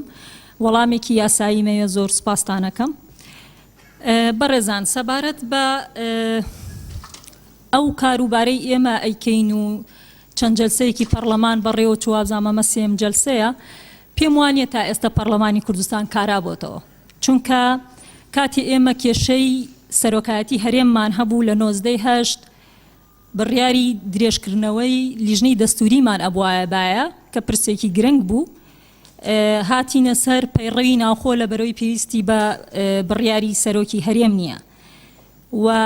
ئێستش بۆ پرسێکی وەکو ڕێفراندۆم نەمانتوانی نە یاسا نە بڕیار دەرکەین، بەڵکو ڕاستپاردە بوو. ئەمە ئەوە ئەگەێنێ کە پەرلەمان هێشتا نەهاتۆتە سەر کاری ڕاستەقینەی خۆی، چونکە گرنگی کاری پەرلەمان لە سیفەتە ئیلزامیەکەیەتی، واتە ئەبێ لایەنی پەیوەندیدار حکوومەت مولزەم کا بە جێبەجێکردنی بڕیار و یاساکانی. تا ئێستا ئەمە پێم وایە ئەم ڕۆژ ئێمە بە ڕاستپاردە دەرەچین و ناکرێ ئەم کێشەوە بە هەڵپەسێرایی بمێنێتەوە. پێویستە بابەتی سەرۆکایەتی هەرێم ئەو کێشە سیاسیە یاساییە چارەسەر بکرێ و بە تەوافقی هەموو لایەنەکان و بەڵێ ئەو بابەتی ئەم دانیشتنە نییە بەڕێستان دەزانن بەرنامەی کار بەرنامەی کارە آخر لادانەی لە بەرنامەی کار لادان نییە لەبەرەوەی ئیشی پەرلەمان خۆیەتی ینی ئەگەر سیفەتی ئیلزامی نەبێ پەرلەمان بۆ دائەنیشێ تەنها کۆبوونەوە لە پێناوی کۆبوونەوە لە پێناوی ئەوەی کە ڕاستپاردە دەرکەین ئەگەرچی ئەم پرسێکی گرنگە دەرفەتتان پێدەداین بێنە سەر بەرنامەی کار گرنگەوەی ئەو پرسە سیاسی یاساییە چارەسەر کرێەوە بە تەوافقی هەموو لایەنەکان بێت و پرسێکی یاسایی و چارەسەری یاساییی بکرێت. بەڕێزان ڕێفراندۆم کاریگەرترین و دیموکراسیترین وەسیلەی هەموو نەتەوەیەکە کە بەکاری بێنێ نەک لە معاهداتی دەولیە بە هەموو ئیتیفاقاتی دەولی و ئیجماعی دەولیشی لەسەرەکە دیموکراسیترین وەسیلەیە کە پێویستە هەرگەلێک لە چارەنووسی خۆی کە دیاریە کا بەکاری بێنێ. بەڵام بەداخەوە ئێمە بەهۆی ئەوەی کە یەکدەنگ نەبووین لەبەر ئەوەی کە ناوخۆی خۆمان کۆدەنگیەک نەبوو لەسەر ئەو بابەتە ئەگەرچی ینی کۆدەنگی چی تۆ لە کۆتاییەکەیە هەندێ لایەن هاتە سەر ئەوەی کە بڕیار با بە بەڵەیە بە نەخێریا لایەنێکی تر بە بەڵێ لە سعاتەکانی کۆتاییە و بارودۆخی گوزەرانی خەڵک کە بە شێوەیەکە نەبووە خۆی کۆدەنگی لەسەر ئەم مەسەلەیە لە سایە پەنجای خەڵک دەنگیدا هەڵەبجەی شەهید دەنگی نەیە و لە ئەو کە باسی لە نەودووەکەی نەودووی لە سایە پەنجایە بۆیە دەکرا ئەم کارتە زۆر بە بەهێزتر بە پێستر بەکاربهێنرایە لە کاتی خۆیە و سیاسەتێکی واقعبینانە و حەقیمانەترمان هەبوایە و ڕای نێودەوڵەتی بە هەند وەرگیرایە بۆ ئەوی ئێستا ئەو کارتانێک کە ئێستا بەغا بەکاری هێنێ بەرامبەرمان ئەگەرچی بڕیارەکانی کە ئەو پەڕی شۆڤێنیانەیە ئەو پەڕی تاگڕەوانەیە ئەو پەڕی دوژمنکارانەیە بەڵام ئێمە دەکرا ناوخۆی خۆمان زۆر جوانتر ڕێخین و سازی بدەین بۆ ئەوەی کە زۆر بە ڕێژەیەکی زۆر باش بچین بەرەو پیری ڕێفراندۆم و مەسەلەی ئەوەی کە ئێمە بەداخەوە گەشتونەتە دۆخێک ئەو کارتانە ئەبێ بگەڕینەوە پێش 2014 کە ئێستا عێراق بەرامبەرمان بەکاری هێنێ ئایا ئێمە ئەمە پاشەکشەمان نەکردووە لەگەڵ ئەم هەموو دەرەنجامە بەداخەوە کە هاتوین ئێستا ئەمڕۆ لە پەرلەمان قسەی لەسەرکەین پێویستمان بە ئەوەیە کە کۆدەنگیەک هەبێ و لیژنەیەکی دانوستانکار دروست بێت لە خەڵکی دەرەوەی پەرلەمان و لە ناو پەرلەمان لە خەڵکی دیبلۆماتکار زمانزان خەڵکی ئیداری قانونی تا لەگەڵ ناوەندا بە سەرپەرشتی هەر لایەنێکی نێودەوڵەتیە دانیشێ و بۆ ئەوەی دەستکەوتی زیاتر بۆ گەلی کوردە دەستبێ و زۆر سپاس. سپاس بۆ خاتۆ گەشەخان هەر دوو تێبینی دەدەم اینجا داوا لە بەڕێز سەرۆکی لیژنەی یاسایی دەکەم وەڵام بدات یەک ئەنجامی گشتپرسی کوردستان پێویستە وەکو خۆی باس لێ بکرێتن کە پەشداریەکە 72 بووە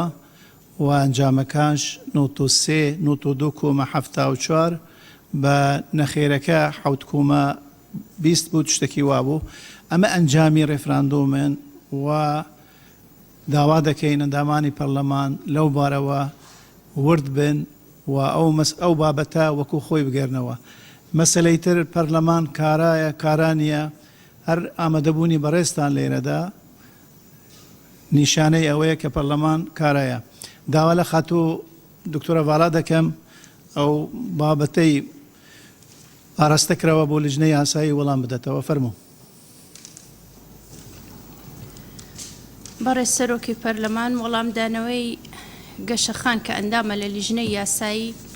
و کەمترین حزوری هەبووە لە کۆبوونەوەکانی لیژنەی یاسایی هیوادارم لە کۆبوونەوەکانی داهاتوودا ئامادەیەکی باشی هەبێ لە کۆبوونەوەکان لیژنەی یاسایی هیچ کۆبوونەوەیەکی نەکردووە یاسایی هیچ گەشەخان دەرفەت بە تۆ دەدرێت لیژنەی یاسایی داوای قسە بکە و بەپێی پێرە و لیژنەی یاسایی هیچ کۆبوونەوەیەکی نەکردووە و لیژنەیەکی ڕاوێژکاری دروست کراوە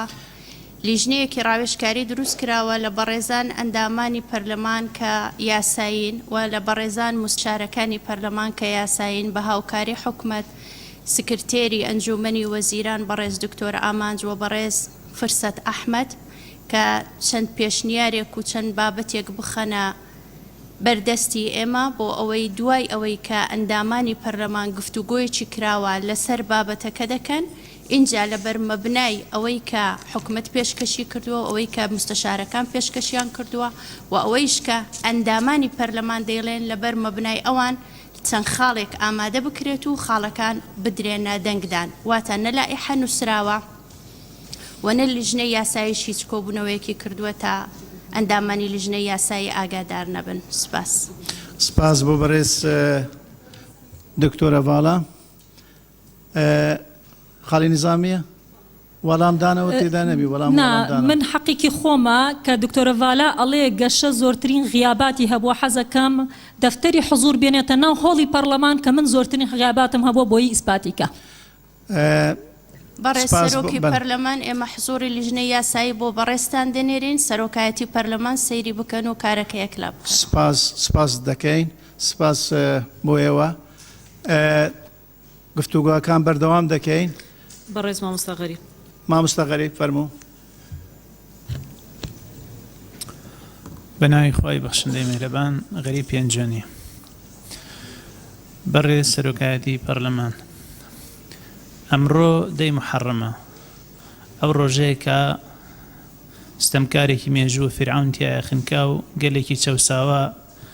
لە بەندی قەفەسی کۆیلایەتی دای لە شەقەی باڵ و هەوای ئازادی هەڵمژی نوخشە بێ لە گەلی کوردستان. بە پێویستم ئەبینی زۆریش ئەمڕۆ جەنابی سەرۆکی حکوومەت و هەندێک وەزیری پەیوەندیدار لەگەڵ جەنابی کاک دکتۆر ئامانج و کاک مەولود ئامادە ببوونە بە تایبەتی وەزیری ناوخۆ وەزیری سامانە سروشتەکان وەزیری بازرگانی تەنانەت ئەگەر پەرلەمانیش داوای نەکردایە پێویست بوو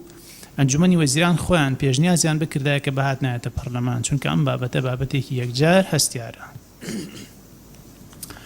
خاڵ یەکەم بەشداری هاوڵاتیان بەو دڵگەرمێ کە بینیمان لە ڕیفراندۆمان جێگەی نرخاندنە و دەستخۆشییان لێ ئەەکەم و بەڕاستی حکوومەتیان قەرزاربار کرد و ئەرکی حکوومەتە کە بە زووترین کات ئەرکی سەرشانی ئەوان سوک بکا کە زۆر قورسە بەلابردنی پاشەکەوتی موچە. خاڵی دوو ئەو فتوایی کە جەنابی سیستانی لەم نزیکاتدایی کە خوێنی کوردی حرام کرد و ئەو داوایی کە لە حکوومەتی عێراقی کردی کە مافی برا کوردەکان بگەڕێتەوە کە خۆی دانان بوو بەوەی کە مافی کورد ژێرپێ کراوە جێگای نرخاندنە داوا ئەەکەم پەرلەمانی کوردستان سوپاسنامەیەکی ئاراستە بکات. سێ ڕێفراندۆم لە 25 نوێ کرا و لە 1992 دەنگی بەشدارانی هێنا بەڵام ئەو گشتپرسیە پلەی یەکەمی ئەو پەیژەیە کە ئێمە پێمان سەرخست هێشتا چەند پلەیەکی تر ماوە تا بمانگەێنێتە سەربانی سربەخۆیی. ئێمە بە گشتپرسی نەکو فرمان بە ئاەتی خوا کرد نەی جاسایەکی نێودەوڵەتیمان ژێرپێ کرد بۆیە نابێ بە هیچ باجێک کە لەو پێناوەیە بیدەین پاشەکشەی لێ بکەین و پاشەکشە خوا نەخواستە کارەساتێکە گەورەترە لە ڕووخاندنی کۆماری مەهاباد. خاڵی چوار دیسان ئەگەر جەنابی سەرۆکی حکوومەت لێرە بووایە هەندێک پرسیار هەبوو کە پەیوەندیدارە بە ئەوان وەڵایمان بداینایەتەوە وەکو ئەوەی پێش ڕاپرسی چوو وڵاتێک بەڵێنی پشتیوانی ڕاپرسی داوە ئەی بۆ ئێستا خۆیان کرۆ بە کەڕێی شەربەت و ئێمان تەنیا بەجێهێڵاوە. دوو ئەو عقدانەی کە حکوومەتی هەرێم لە بواری وزە لەگەڵ تورکیا و رووسیا کردوێتی عمقی ئەو عقدانە چەندەیە؟ ئایا ئەوان سوورن لەسەر پاراستنی بەرژەوەندی خوان و کولایەنێکی گرێبەستەکە لەم دۆخەیە؟ سێهەم کوا پلانی سەرکردایەتی سیاسی کورد و ئەنجومەنی باڵای ڕیفراندۆم بۆ هەنگاوەکانی دوای ڕیفراندۆم ڕوئیان چییە؟ پلانیان ئێستا چییە؟ حیوار لەگەڵ بەغا بکەین داوای نێوەندگیری نێودەوڵەتی بکەین مخاتەبەی کۆمەلگای نێودەوڵەتی بکەین یا هەر شتێکی تر؟ ئێمە چیمان پێکرێت؟ ئێمە لە دوای ڕیفراندۆمە کە بەداخەوە هەڵوێستی وڵاتانی دنیا بۆ کورد جێی دڵخۆشی نەبوو و لە شوێنی چاوەڕوانی ملەتی کوردی ئێمەشا نەبوو بۆیە نابێت لە دەرگای تەحەدیە وەڵامی حکوومەتی عێراقی بدەینەوە بە زمانی حیوار بە زمانی لۆژیک بە زمانی یاسا و دەستور قسە لەگەڵ حکوومەتی عێراقی و پەرلەمانە بکەین نەک زمانی هەڵەشە و نەک زمانی هەڕەشە و نەک زمانی پاشەکشە لە ترسی فشە و خشە و کشە. پێم گرتەوە دەرچووم لە دارە ڕێم گرتەوە ڕێگای قازی و ئاوارە نام ترسێنێ گولە و پەتی سێدارە دەڕۆم بەرەو ئاسە و بەرەو ئاسۆی ڕۆن دەڕۆم تا ترۆپکی ڕزگار بوون. من بە پێویستیە بینم ئەم خاڵانە تەبەنی بکرێت. یەکەم بە پێویستیە بینم بڕیار لە پەرلەمانی کوردستانەوە دەرچێت بە ڕەتدانەوەی ئەو بڕیارانی حکوومەتی عێراقی و ئەنجومەنی نوێنەران کە دەست بە حکوومەت و گەلی کوردستاندایەن. دوو بە پێویستیە بینم نووسراوە لەلایەن حکوومەتی هەرێم و ئاراستەی مەحکەمەی عەدلی دەوڵی بکرێ بۆ دەربڕینی ڕایان لەسەر ریفراندۆمی کوردستان کە ئەوان لە 22 حوتی 2010 دەربارەی ڕاپرسیەکەی کۆسۆڤۆ ئەم ڕایان دەربڕی. إن إعلان الاستقلال الأحادي الجانب من جانب قسم من دولة موقف موافق للقوانين الدولية. سێهەم داواکەم پەرلەمان تەبەنی ئەنجامی ریفراندۆم بکە و حکوومەتی هەرێم ئیلزام کا بە جێبەجێکردنی. چوارەم پەرلەمان لیژنەکانی پەیوەندیەکان و یاسای ڕابسپێرێ کە ئەو ڕێکارانە بگرێتە بەر کە ئەبێتە هۆی هەڵوەشانەوەی ئەو بڕیارانەی کە عێراق دای کە سیفەتی سزادانی بە کۆمەڵی خەڵکی کوردستانی تایە بە تایبەتی فڕۆکەخانەکان. پێنجەم بە پێویستیە بینم نوێنەرانی کورد لە حکوومەت و ئەنجومەنی نوێنەرانی عێراق بەردەوام بن لە کارەکانیان و کار بکەن هەم بۆ هێورکردنەوەی دۆخەکە هەم بۆ ڕەدی مەزڵەمە لەسەر ئەم نەتەوەی ئێمە. شەشەم لەسەر خەت بین لەگەڵ سونەی عەرەب و کوت لە سونیەکانی ئەنجومەنی نوێنەران کە دوێنێ هەڵوێستێکی زۆر شەرەفمەندانیان هەبوو چونکە سونە نانبڕینی پێ باشترە لەسەر بڕین. حوتەم بەشێکی زۆری ئاوی عێراق لە کوردستانەوە چێ بوو ئەوان ئەگەر عێراق هەنگاوی هەڵە هەڵبگرێ بەرامبەرمان و بەردەوام بێ ئەوە خاڵی هێزە لە دەستی کوردستانە.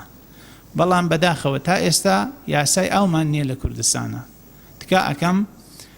سەرۆکایەتی پەرلەمان لیژنە پەیوەندیدارەکان ڕاستپێرێت تا لەگەڵ لیژنەی کشتتوکاڵە ڕاوپەرتی هاوبەش بە زوویی ئامادە بکەین و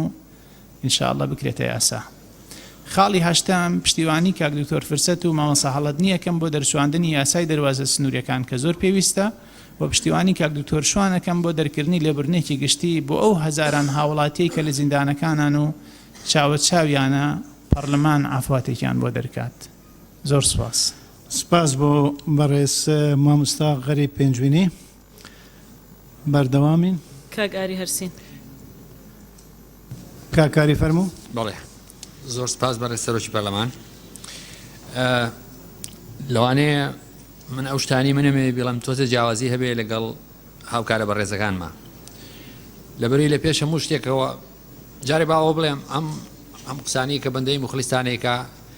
خوتبەیەکی ناسیۆنالیستی یا قەومی بەرتەسک نییە. ئەو قسانی کەمانەوە بیکەین لە ڕەگ و ڕیشالی لە بۆمباکانی ناپاڵمی حکوومەتی عێراق لە شەستەکان لە ئەنفال لە شیمیایی باران لە تەبعیس لە تعریب لەمانەوە هاتووە. لە پێش هەموو شتێکە بە بۆچووری بەندە ئێمە بەڕووی کێشەیەکی قانونی نەبووینەتەوە. لەبێ عێراق وڵاتی قانون نییە ئەوە لە پێش هەموو شتێک. دوو هەموو تەرکیزێک کە ئەکرێ لەسەرەوەی کە ئایا چ بەندێک هەیە لە دەوڵەتی متحیدە نەک ئومەمی متحیدە لەبێر ئومەمی متحیدە بواە وایە هەموو ئەوانی کە میلەتن لەوێ ئەندام بوونایە کەوانە چ بەندێک هەیە کە دان بەوایە ئەنێ میلەتانی دنیا حەقی خۆیانە ساحیبی دەوڵەتی خۆیان بن. ئەو کێشەیەش لێەوە دەست پێکە کە وڵاتە زلهێزەکان یا داگیرکەرەکان وەختی خۆی لە دوای قەرنی 15ەوە کە هاتن دەستیان کرد بە تاڵانکردنی جیهانی سێم کە پێشەواکان بەریتانیا و فەڕەنسا بوو شتێکیان دامەزران دوایی خۆیان بۆ چاکردنەوەی ئەو غەڵەتەی کە کردبوویان ئەوەی کە مەشهورە و لەوانەیە هەموو لایە بیزانن بڕیاری 15 دەسەمبری ساڵی 1960 هینی ئومەمی متحیدە. بەڵام خوشک و برانی بەڕێز مشکلەکە ئەوەیە هیچ کەس دان بە تۆیان نانێت کە وڵاتەکەت داگیر کراوە. کوردستان کۆڵۆنی نییە. بەپێی ڕای گشتی جیهانی بەپێی هەموو قانونە جوانەکانی کە لە پاریس و لەندەن و فرانکفۆرد و واشنگتۆن دەرچوون کوردستان وڵاتێکی داگیرکراو نییە بەشێکە لە عێراق بۆیە ئەم ئەرۆگانسیەی ئەم لوودبەرزیەی کە ئێستا لە بەقاوە هەیە بەشێکی the international community ڕایگەشتی عالەمی لەگەڵ یا شەریکە و بەشدارە لە کۆنەوە نمونونەکانیشمان بینی من پێویست ناکە دووبارە و سێبارە قسەی هەنێک لە ڕەفیقانم بکەم ئەو کاتی کە ئێمە شیمیایی بارانە ئەکراین مەسوولە گەورەکانی ئیدارەی ئەمریکیە هاتن دەستیان نەخسە ناو دەستی سەدام و ئەم لاولایان ماجە کرد بۆیە ئەوسا چەند داکۆشیان کرد لە خەڵکی کوردستان ئێستاش هەر بایی ئەوەمە بۆیان هەیە قسە بکەن لەسەر سەربەخۆی کوردستان ئەمە حەقی میلەتێک ئەوە پێش هەموو شتێک دوو لە پێشەوەی ئەو دوو مۆزوعی کەمێ باسی بکەم شتێکی تر هەیە جارە من لەسەر مەسەلەی هەڵپەساردنی کار و چالاکیەکانی هەردوو فڕۆکەخانەی سلێمانی و هەولێر هیچ قسەیەکم نییە لەبەری قسەکانی جەنابی وەزیر بە وەکالەت زۆر تێر و تەسەل بوون و مقنعی بوون بەپێی ئەو زانیاریانشی کە من هەموو هیچ زیادەباییەکم نییە من بڵێم لە پێش ئەوەی ئێمە هەر بڕیارێ بنێرین هەر مەسەجێک بنێرین بە ئادرسی پەرلەمانی بەغدا یاخود ئاغای عەبادی ئەبێت حسابێکی تر لە ناو خۆمان بکەین من هیوادارم ئەم نقطە تاریخیە ئەو شوێنە بێ کە ئیتر بۆ ئەخیر جار ئێمە کۆکاتەوە لە دەوری یەکتری هەر مشکلەیەکمان لەگەڵ یەکتریا هەیە با هەڵی گرین بۆ دوای دەوڵەت حەزەکە دوای دەوڵەت هەر لەم قاعەیە سەر و جۆلای یەکتری شوێنین بەڵام پێش ئەوە نە هەر بەناویش ئێڵێم من هیوادارم لە دانیشتەکانی تری ئەم پەرلەمانەیە خوشک و برا بە ڕێزەکانمان لە بزوتنەوەی گۆڕاون لە کۆمەڵی ئیسلامی لێرە حازر بن بۆیە هەمومان بەیەکەوە بەشدار بین وەکو واجبێکی نیشتیمانی بۆ داکۆشیکردن لە کوردستان ئێمە میلەتێکی هەتا بڵێ ئاشتی خوازین بە درێژایی تاریخی کوردستان یەک مەحەڵتە نادۆزیتەوە خەڵکی کوردستان چاوی بڕی بێتە 1 مەتر مربعی وڵاتی خەڵکی تر یاخود نیازی هەبوو بێ گوندی خەڵکی تر داگیر بکە بە بەردەوام ئێمە درێژایی مێژوو لە سەنگەری داکۆشیکردن و لە سەرخۆکردنەوەیە بووین بۆیە پێویست ناکە ئێمە دابنیشین جارێکی تر بۆ خەڵکی بپارڕینەوە و بڵێن وەڵاهی ئێمە میلەتێکی زۆر ئاشتی خوازین زۆر گوناحین تخوا نیازی شەرمان نییە ئێمە کەی نیازی شەرمان هەبووە تا ئێستا نیازی شەرمان هەبێ ئێمە دایم دیفاعمان لە خۆمان کردووە ئەم نیشتیمانی ئێمە دیارین خوای گەورەیە بۆ ئێمە واجبێکی دینی واجبێکی نیشتیمانی و ئەخلاقیە وەکو چاوی خۆمان بیپارێزین هەتا هەتایە بە هەر نرخێک بێت ئێمە ئاماکەین دووهەم لە 29 پێنجا خەڵکی کوردستان زۆرینەی ئەگەر نەڵێم هەمووی زۆرینەی هەر زۆری خەڵکی کوردستان بە بەڵێ بە خەڵکی جیهانی وت کە من چارەنووسی خۆم حەزم لێ بەدەستی خۆم بێ بە درێژایی ئەو پرۆسەیە بەشایەتی هەمووتان هەموو ڕاگەیاندەکان سەرۆکی هەرێمی کوردستان جێگرەکەی سەرۆکی حکوومەتی هەرێمی کوردستان و جێگرەکەی چەند جارە و چەند جارەیان کردوتەوە کە کاچی خۆم کردنی ڕێفراندۆم لە 25 نۆیە معنای ئەوە نییە کە ئێمە 26 نۆ دەوڵەت ئیعلانەکەی هەندێک کەسە بوون ئەمایان کردبوو بە عەلەم بەدەستیانەوەیان و بابە مەنیازیان نییە دەوڵەت دروستکەن بەڵام ئەمە ڕاستیەک بوو کە دەوڵەت خەوێک نییە تۆ شەو بینی بێت و بانی هەستی جێبەجێ بکەی بە بەردەوام لە قسەکانیانە وتویان ئێمە لە پرۆسەیەکە بە گفتوگۆ بە لێک حاڵی بوون لە مدەتێکە کە خۆمان لەسەری ڕێ بکەوین ئەگەینە نەتیجەیەک دێدلاینێک دیاریەکەین کاتێک دیاریەکەین ئەڵێن ئێمە لە فڵان تاریخە دەوڵەتی سەربەخۆی کوردستان ڕاگەین بەڵام زۆر سێرایی ئەم برادرانی بەغا یا جوان لەم قسانە نەبووە یان یانستۆ جوان لێبێ یعنی ئینسان کە گوێی لەمە بوو چەند جارێک حوسنی نیەتێکی لا دروست دەبێت لە بەرامبەرەکەی ئاڵێ ئەمە قسەی خۆیەتی ئەمە لێ ئیعلاما کردوێتی ئەم قسەی مەسعود بەرزانیە لە ڕاگەیاندنەکان کردوێتی ئەڵێ ئێمە 26 مانگ دەوڵەت ئیعلان ناکەین دەوڵەت کاتی ئیعلانەکەین کە لەگەڵ حکوومەتی بەقایە لە پێش هەموو لایەنێک اینجا دراوسەکانمان اینجا یەکێتی ئەوروپا اینجا ئەمریکا اینجا ئەوروپای متحیدە دابنیشین بەیەکەوە قسە بکەین بیر و ڕابگۆڕینەوە بۆ کاتێک 6 مانگە ساڵێکە ساڵ و نیوە یا 2 ساڵە لەو فترایە ئێمە دەوڵەت ئێلام بکەین لە بەرامبەر ئەمەیە ئەو شوێنەی کە ئەبێت کە پەرلەمان وەکو بەرهەمێکی دیموکراسی لە جهاتی ئەوەی کە ئیشی ئەوە بێت نەتەوەکان گروپەکان لە یەکتری نزیک کاتەوە وەکو کۆمەڵی جەنرال لەوێ دانیشت بن وەکو کۆمەڵی عەسابە لەوێ دانیشت بن بە زمانی تەهدید دەمێگەیانەوێ سەرۆکی هەرێمی کوردستان کە لەچە بکەن تکایە وشەکان بەوردی هەڵبژێر بەوردی هەڵێبژێرم آخر یعنی بەڕاستی بەڕێز سەرۆکی پەرلەمان ئەگەر کۆمەڵگەیەک ئەگەر وڵاتێک بوو بە دارستان ئەوەی بەرامبەرێک گورگ بوو تۆ ناتوانانی بە زمانی کەروێش جوای بێتەوە لەبەری ئەخورەیت ئەمە حقەتێکی تاڵە ئەمە خۆش نییە بە درێژایی تاریخی بەشەرێت وا بووە ئێستاش بۆ ئێمە وایە ئەم محەڵتەیە زۆر مهمە ئێمە شەڕانگیز نین بەڵام ئێمە ئەڵێن قبوڵی ناکەین خەڵک تعدامان لێ بکە ئێمە قبوڵ ناکەین خەڵک تهدید بکات بڵێ من هێزیانم بۆ سەر کوردستان ئێمە لە خزمەتیان نابین هەرچەند ئەڵێن ئەچین مناقەشاکەین لەسەر مەسەلەی پرۆسەی دروستکردنی دەوڵەتی سەربەخۆی کوردستان بەڵام جاریشتر ئێڵێمەوە لە هیچ کەسی قبوڵ ناکەین لە هەموو دنیا تهدیدمان بکات بڵێ من هێز ئەنێرم بۆ سەر هەرێمی کوردستان ئیرادەی خەڵکی کوردستانە خەمەژێر پێڵاوەکانمەوە هەر کەسێک وا بڵێ هەر پەرلەمانێ بگە هەر حکوومەتێک بێ ئێمەش ئیرادەی ئەو بڕیارەکەی و قانونەکەی خینە ژێر پێڵاوەکانمانەوە بە تاکید لەبەرەوەی ئێمە محرومترین میلەتین لە شەرقی ئەوسەتا لە ئێستاە کاکاری ئەم برادە ئیجازەم بە بەڕێک سەرۆکی پەرلەمان من بەندە خۆم ساحەبی ئەو قسانم کە یکەم نەک پەرلەمانی کوردستان لەبەرەوەی ئەمە نەبووە بە بڕیار و لە خوارەوە قسەکانی من بنووسرێ و ئیمزا بکرێ بڵێن ئەمە ڕێی پەرلەمانە ئەمە ڕێی پەرلەمان نییە ئەمە ڕێی منە کاکاری لە شوێنی خۆ قسە نەکە تکایە کەس لە شوێنی خۆ قسە نەکات کەس من داوا لە کاکاری دەکەم هەڵچوون پێوە نەبێت هەڵچوی پێوە نیە ناوەزراندن نەبێت ئەگەر هەڵچوون پێ وایە ئەگەر هەڵچوون پێ و وایە ئەزمەنی ئێمەش وەکو خەڵکی تر خەڵکی ئینتیحاریمان دروست دەکرد ئەمان نارد بۆ شارە عەرەبەکان بۆی خۆی بتەقێنێتەوە ئێمە دژی ئەوەی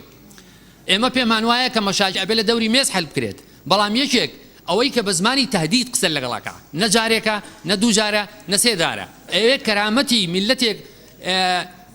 بەڕاستەوە خۆ ئەوێت تۆ ئیهانە بکە ئێمە جاریشتر ئەڵێنەوە ئێمە حەزمان لە حیوارە بەڵام من عرضی جەنابم کرد وتم ئەضعف الئیمان لەو پەڕی ممکناتە ئەگەر هاتوو هەر لایەنێک بێوێ هێز بنێرێتە سەر خاچی پیرۆزی کوردستان ئەی چیەکەین ئێمە سەیریەکەین وڵێن یاخوا بەخێر بێی ئێخوای پێ ناڵێن ئێخۆی ئێمە دالاسیکمان پێ نییە ئەمە ئەو پەیامەکەت گەیشت مەسەلەی محاسەبەکردنیش هەر کەسێکە نیازی هەیە سەرۆکی هەرێمی کوردستان محاسبە بکە یاوانەی کە هاوکاریان کردووە جارێک پێویستە ئامرقەبز دەرکا بۆ زیاد لە 3 ملیۆن کەس هەمویان بەرێ بۆ بەغا ڕیز بن لە ڕیزە یەکە بە یەکە لە محکەمەی فیدرالی لەوێ محکەمەیان بکەن ئەوە شتێکی باشە بەڵام یەک کەس و دوو کەس ناتوان بچن بۆ ئەوێ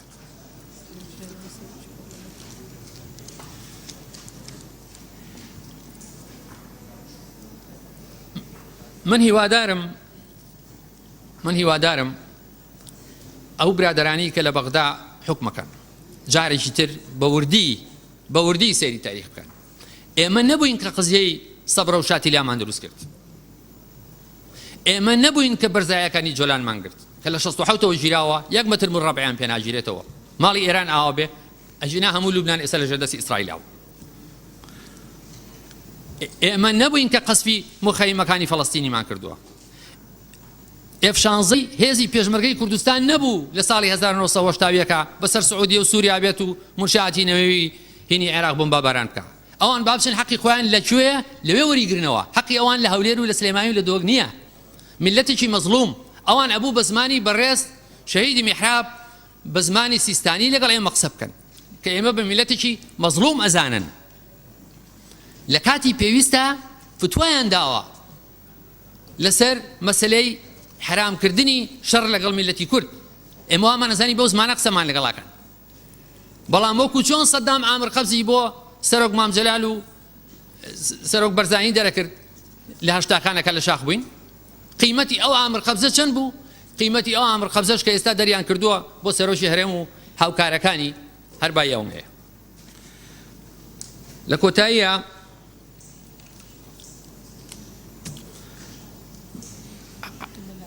میلەتان جیاواز بیرەکەنەوە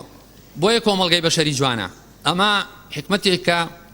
خی گەورە خۆی زانانی بۆچی وا دروست کردووە بەڵام وەکو لە حزب بما لديهم فارحون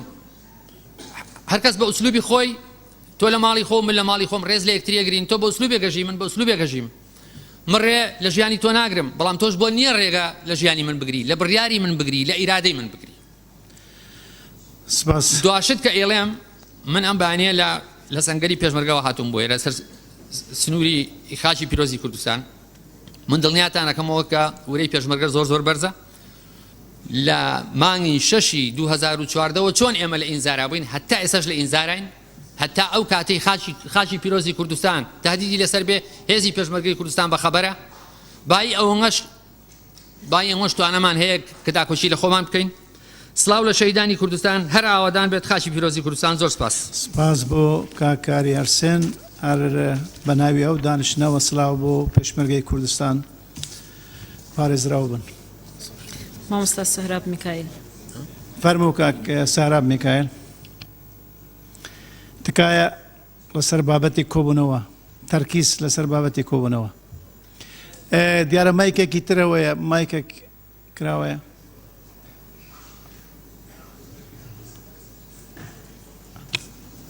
تەواوە ئێستا تەواوە سەرۆکی پەرلەمانی سەهراب میکایل ڕایکانی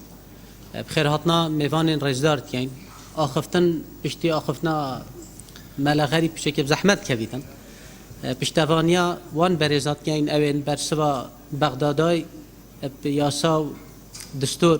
پشتەوانیا ئاخفتنێت بەرێز جانابی دکتۆر فەرسەد و ئەندازیار بەهزاد و مامۆستا غەریب تیام دا ئاخفتن دوبارە نەبن کورتی دوو خاڵ من هەنە یا ئیکێ سەبارەت بەغدا و بەرێز عەبادی هەرێما کوردستانی هەمی دەما مووقفەوێ مووقفێکی نەرم بووە ئاخفنەکە ئاخفنەمە یا دەڤەرەمەد بین ئاخفنەکە خێری بووە یا دانوستاندنێ بووە نزیکبوونێ بووە تێگەهەشتنێ بوونە بەسە بە معنەوەی ئەو نینە نیشانێت لاوازیا منە بەلکو ئەڤەر نیشانێت هێزا منە شینا گەفال ما بکەن بلا چارە ساری هەندێک ئاریشێدیتر بکەن ئەس لێرێت بێژم ئەوە وان پێ چێ بوو یا کری ئەوە نەکری ئەوە یاوان پێ چێ نەبیتن بەرێ چاندێ نەگەفێت وا و کریارێت وا نەمە ترسینن نەمە ئەتڕاستینن شینا گەفال ما بکەت و بڕیارێ بدەت فروکێن مەدەنی ئەسمانی کوردستانê nehênû biçin bila bêt sinûra û esmanê Kurdistanê parêzî hên hemî dizanin her demdem firokên şerî yên Tirkî deverê sinûrî birdûman dikin bû nimûne bedî demekê hema hemî hajî heye egera firokên şerî yên Tirkî heft kes heft genç devera me şehîd bûne hemî eşîretekî bûne duşwan şmalekî bûye şîna ebadî gefal me biket bila bêtin evî xelkî parêzîtin û qerebûyewa biket û her çanda xuştiviyet mirovî wextê mirov ji dest dat çi tiştane hene qerebû kirin ev xala êkê devera me dibêjin yani me pêxuştîne va axivina bêjîn bes geheştewî astî heker cenabê ebadî gelekê ecize bibûrin vê axifnê devera me dibêjin bila serê xulberekî bidet heker beril bexdanî ne bila bête herêma Kurdistanê ber û gir û çiya ji lê hey تکایە هەمێ وشە تکایە belê berê serokê گونجاو xala دوێ piştevaniya axifnê mamosta me li herî bikem ku ya zerûrî bû berê serokê encûmenê wezîran li vê re bîtin bû karekê hûsayî giring xelkî gelê me yê xuştivî axifna xwe got û axifna heqiyê got û mafê wa bû vê axifnê bêjîtin biryar da bû serbexûya Kurdistanê erkê xwe rabûn keyf û xweşî bi les çûne ser sindoqê dengdanê nûke jî demê hindê ye ku hikûmet erkê xwe rab bîtin bersiv bû vî xelkê hebît evê xwe ragirtî evê qurbanî day û min bawer e dît xwe ragirtî bin û dê berdewam bin van qurbaniya bes her ev xelke yê ber pisyaret ket û yê hizrat ket û ev hizret cihê xwe dane ev pisyare jî et heqin Kurtî çar xalê giringin xelkekê pisyar ket pêtiviye encûmenê wezîran bersiva xelkekê bidet qît û erzaqê xelkekê berevçi ve çît موچا و پاشکاو ده باشتر بید ده خرابتر بید ده هر شتینو که بید درمان و پتویه تندرستی خلککی پتویه و ده هشتا پتویه بید قضیه کاره به سوتمانی او هنده پسیارن ام هیوید که این دمک نزیک برسف و هبید و چاره سری و هر بید گلای سپاس سپاس بۆ بەڕێز سەهرام میکایل. بەڕێز کاک تەحسین. فەرموو کاک تەحسین ئیسماعیل. کاک بازات کاک سەهرام.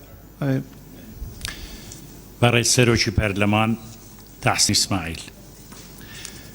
سەرەتا سەرکەوتنی ڕێفراندۆم لە خەڵکی کوردستان پیرۆز دەکەم کە ئەنجامی یەکڕیزی و کۆدەنجی خەڵکی کوردستان بوو بە هەموو پێکهاتە دینی و نەتەوەیەکانیەوە. جێخۆیەتی سوپاسی دەستگا ئەمنیەکانمان بکەین کە دەورێکی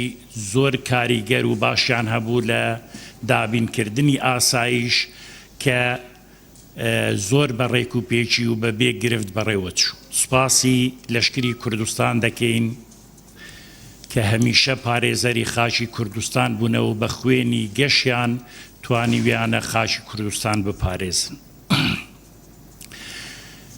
زۆر باس لەوە دەکرا کە کاتی ڕێفراندۆم نەبوو. ئێمە لە کاتێکدا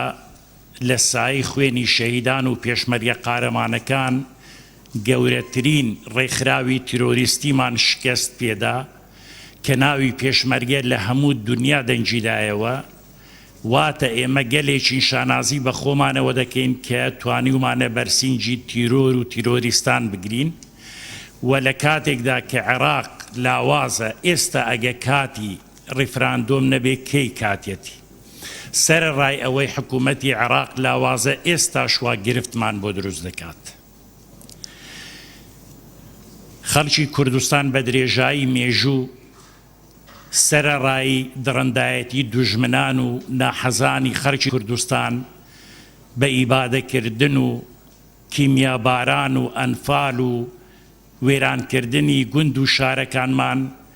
تا ئێرە هێناویانە و کۆڵیان نەداوە. ئێستاش ئەوەی لە توانای عێراقدا بوو ئەوەندە بوو کە ئاسمانی کوردستان دەست بەسەردا بگرێت. دڵنیا بن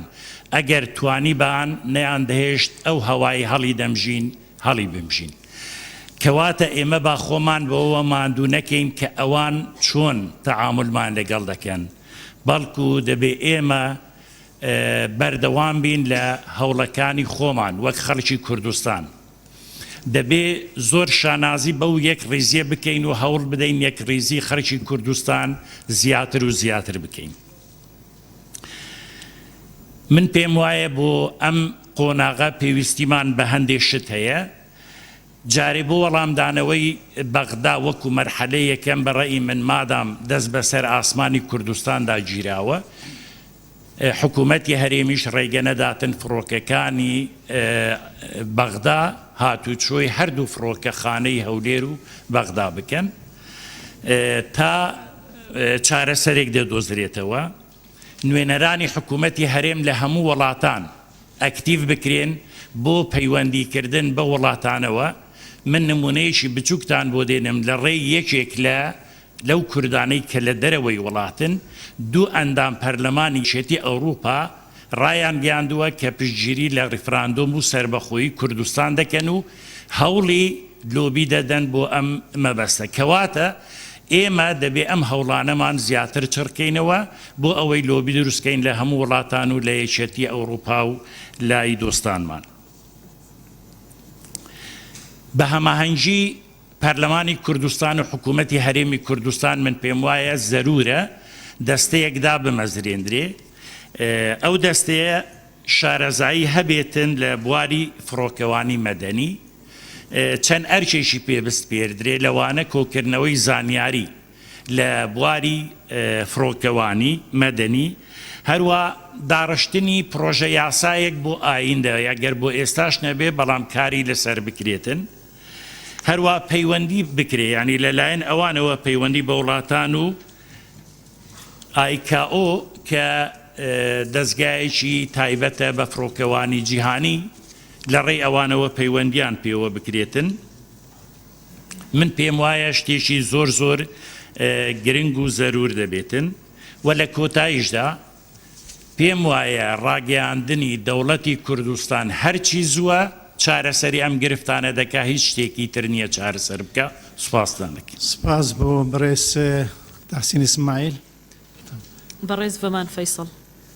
فەرموو بەڕێز بەمان فەیسەڵ. جارێکی تر ئەو بابەتە دووبارە دەکەم ئەو تێبینیە ئەم بارودۆخە هەستیارە پێویست بە دەکات پێویست بەوا دەکاتن بەڕاستی ئەندەمانی پەرلەمان لە بەکارهێنانی ڕستە و وشە ورد بن. حسابێکی زۆر لەسەر قسەکانی ئێوە هەیە لە دانیشتێکی وای پەرلەمانیدا وشەی تون شەقام تونتر دەکاتن، گرژی زیاتر دەکاتن. لەبەرەوە لە گرنگە ینی وشەکان وابن بە ئەو ئاراستە بن کە بتوانن زەمینە خۆشکەن بۆ سەرکەوتنی دیالۆگ لە ئایندەدا. فەرموو کاک. بەڵێ زۆر سپاس ناوێ خودێ دەستپێکێ پشتەوانی ئاخفتنێن لە هەواڵی خوا کاکومەت خۆشنا و دیساوە دکتۆر فەرسەتیت کەم بەڕێز سەرۆکە پەرلەمانی هەروەکی ئەم هەمیت ئاشنا کۆمبینێکە ژمارە 27 ئیلۆنا ئەف ساڵ 2017 ناوە پەرلەمانی عێراقیدا هاتە گرێدان حازربینا سەرۆک وەزیرانên عێراقê بۆ ئێک مەبەستە دیارکردی ئەو ژی مەبەست جێ سزادان یان ژی ئەنفال و جینۆسایدکردنەکە دیتر یا گەلێ کوردستانê ڕێک و شێوازەکێ جوداتر ئەنفال و جینۆسایدên چۆیی چونکە بتنێ ئەvە یال بەردەست یان پێتێتنکردنێ ئەگەر نە هەر دەرفەتەکە بوو vana هەلکەڤیتن تەمەت مسقالە زڕەتێکی ژێ ڕەحم و وجدان ژێنایەتن چاوەڕێکردنێ بەلکو سەرسەختترین شکل و شێواز دێ خەلکێ ئانژی گەلێ کوردستانی سزادن. ئەvە بمعنایەکە ئەو بڕیارین کۆش پەرلەمانی عێراقی دانیشتنا 23دا دەرکەتین تنێ تورشێ مقارنە بکیت گەل یاسا و ڕێساین جەنگەڵێ یعنی ئەگەر بێت و ئەف بڕیارین هات گەل یاسا و ڕێساین جەنگەڵێژیدا بێتن مقارنەکردن دهێشتا بینی یاسا و ڕێساین جەنگەڵێ دادپەروەرترن چونکە دەرفەتە ئازادی و ژیانێتواندا بەرقەرارترە. ji ber hindê ew rîniştinawan ya tujîbîş fezahetên qanûnî ku her birgeyeka wan derkirî ji wan sêzde xala ew ên wan derkirî خرق و انتهاکێکە واضح بیت سەریاسایەکە معەیەن گوشبلی تو بێ سەردەستوری کوت ئەنجام و ئیجمالێ خۆدا ئیعدام و بێڕێزی و ڕسواکردنا دستوری عێراقی و سەروەریە قانونێ بیت وی وڵاتیدا ئەگەر نە کیرا وڵاتی دنیایدا هەیە کو دستوری یان ژی یاسا معەیەن چارەسەری یان ژی مەسئلەیان بابەتێکی معەیەن چارەسەر کرد بتن پەرلەمان بێت و جەسارەتێ بکتن بێتن تەوقیفا دستوری و یاسا معەیەن بکتن و قەرارێ شۆل بکتن جبلی وان وڵاتە نەبتن ئەوێن ئیستبدادی شمولی دیکتاتوری و پاشکەفتین وەکی عێراقێ بۆیە ئەو قەراراتێن دەرکەتین کۆمبینا 23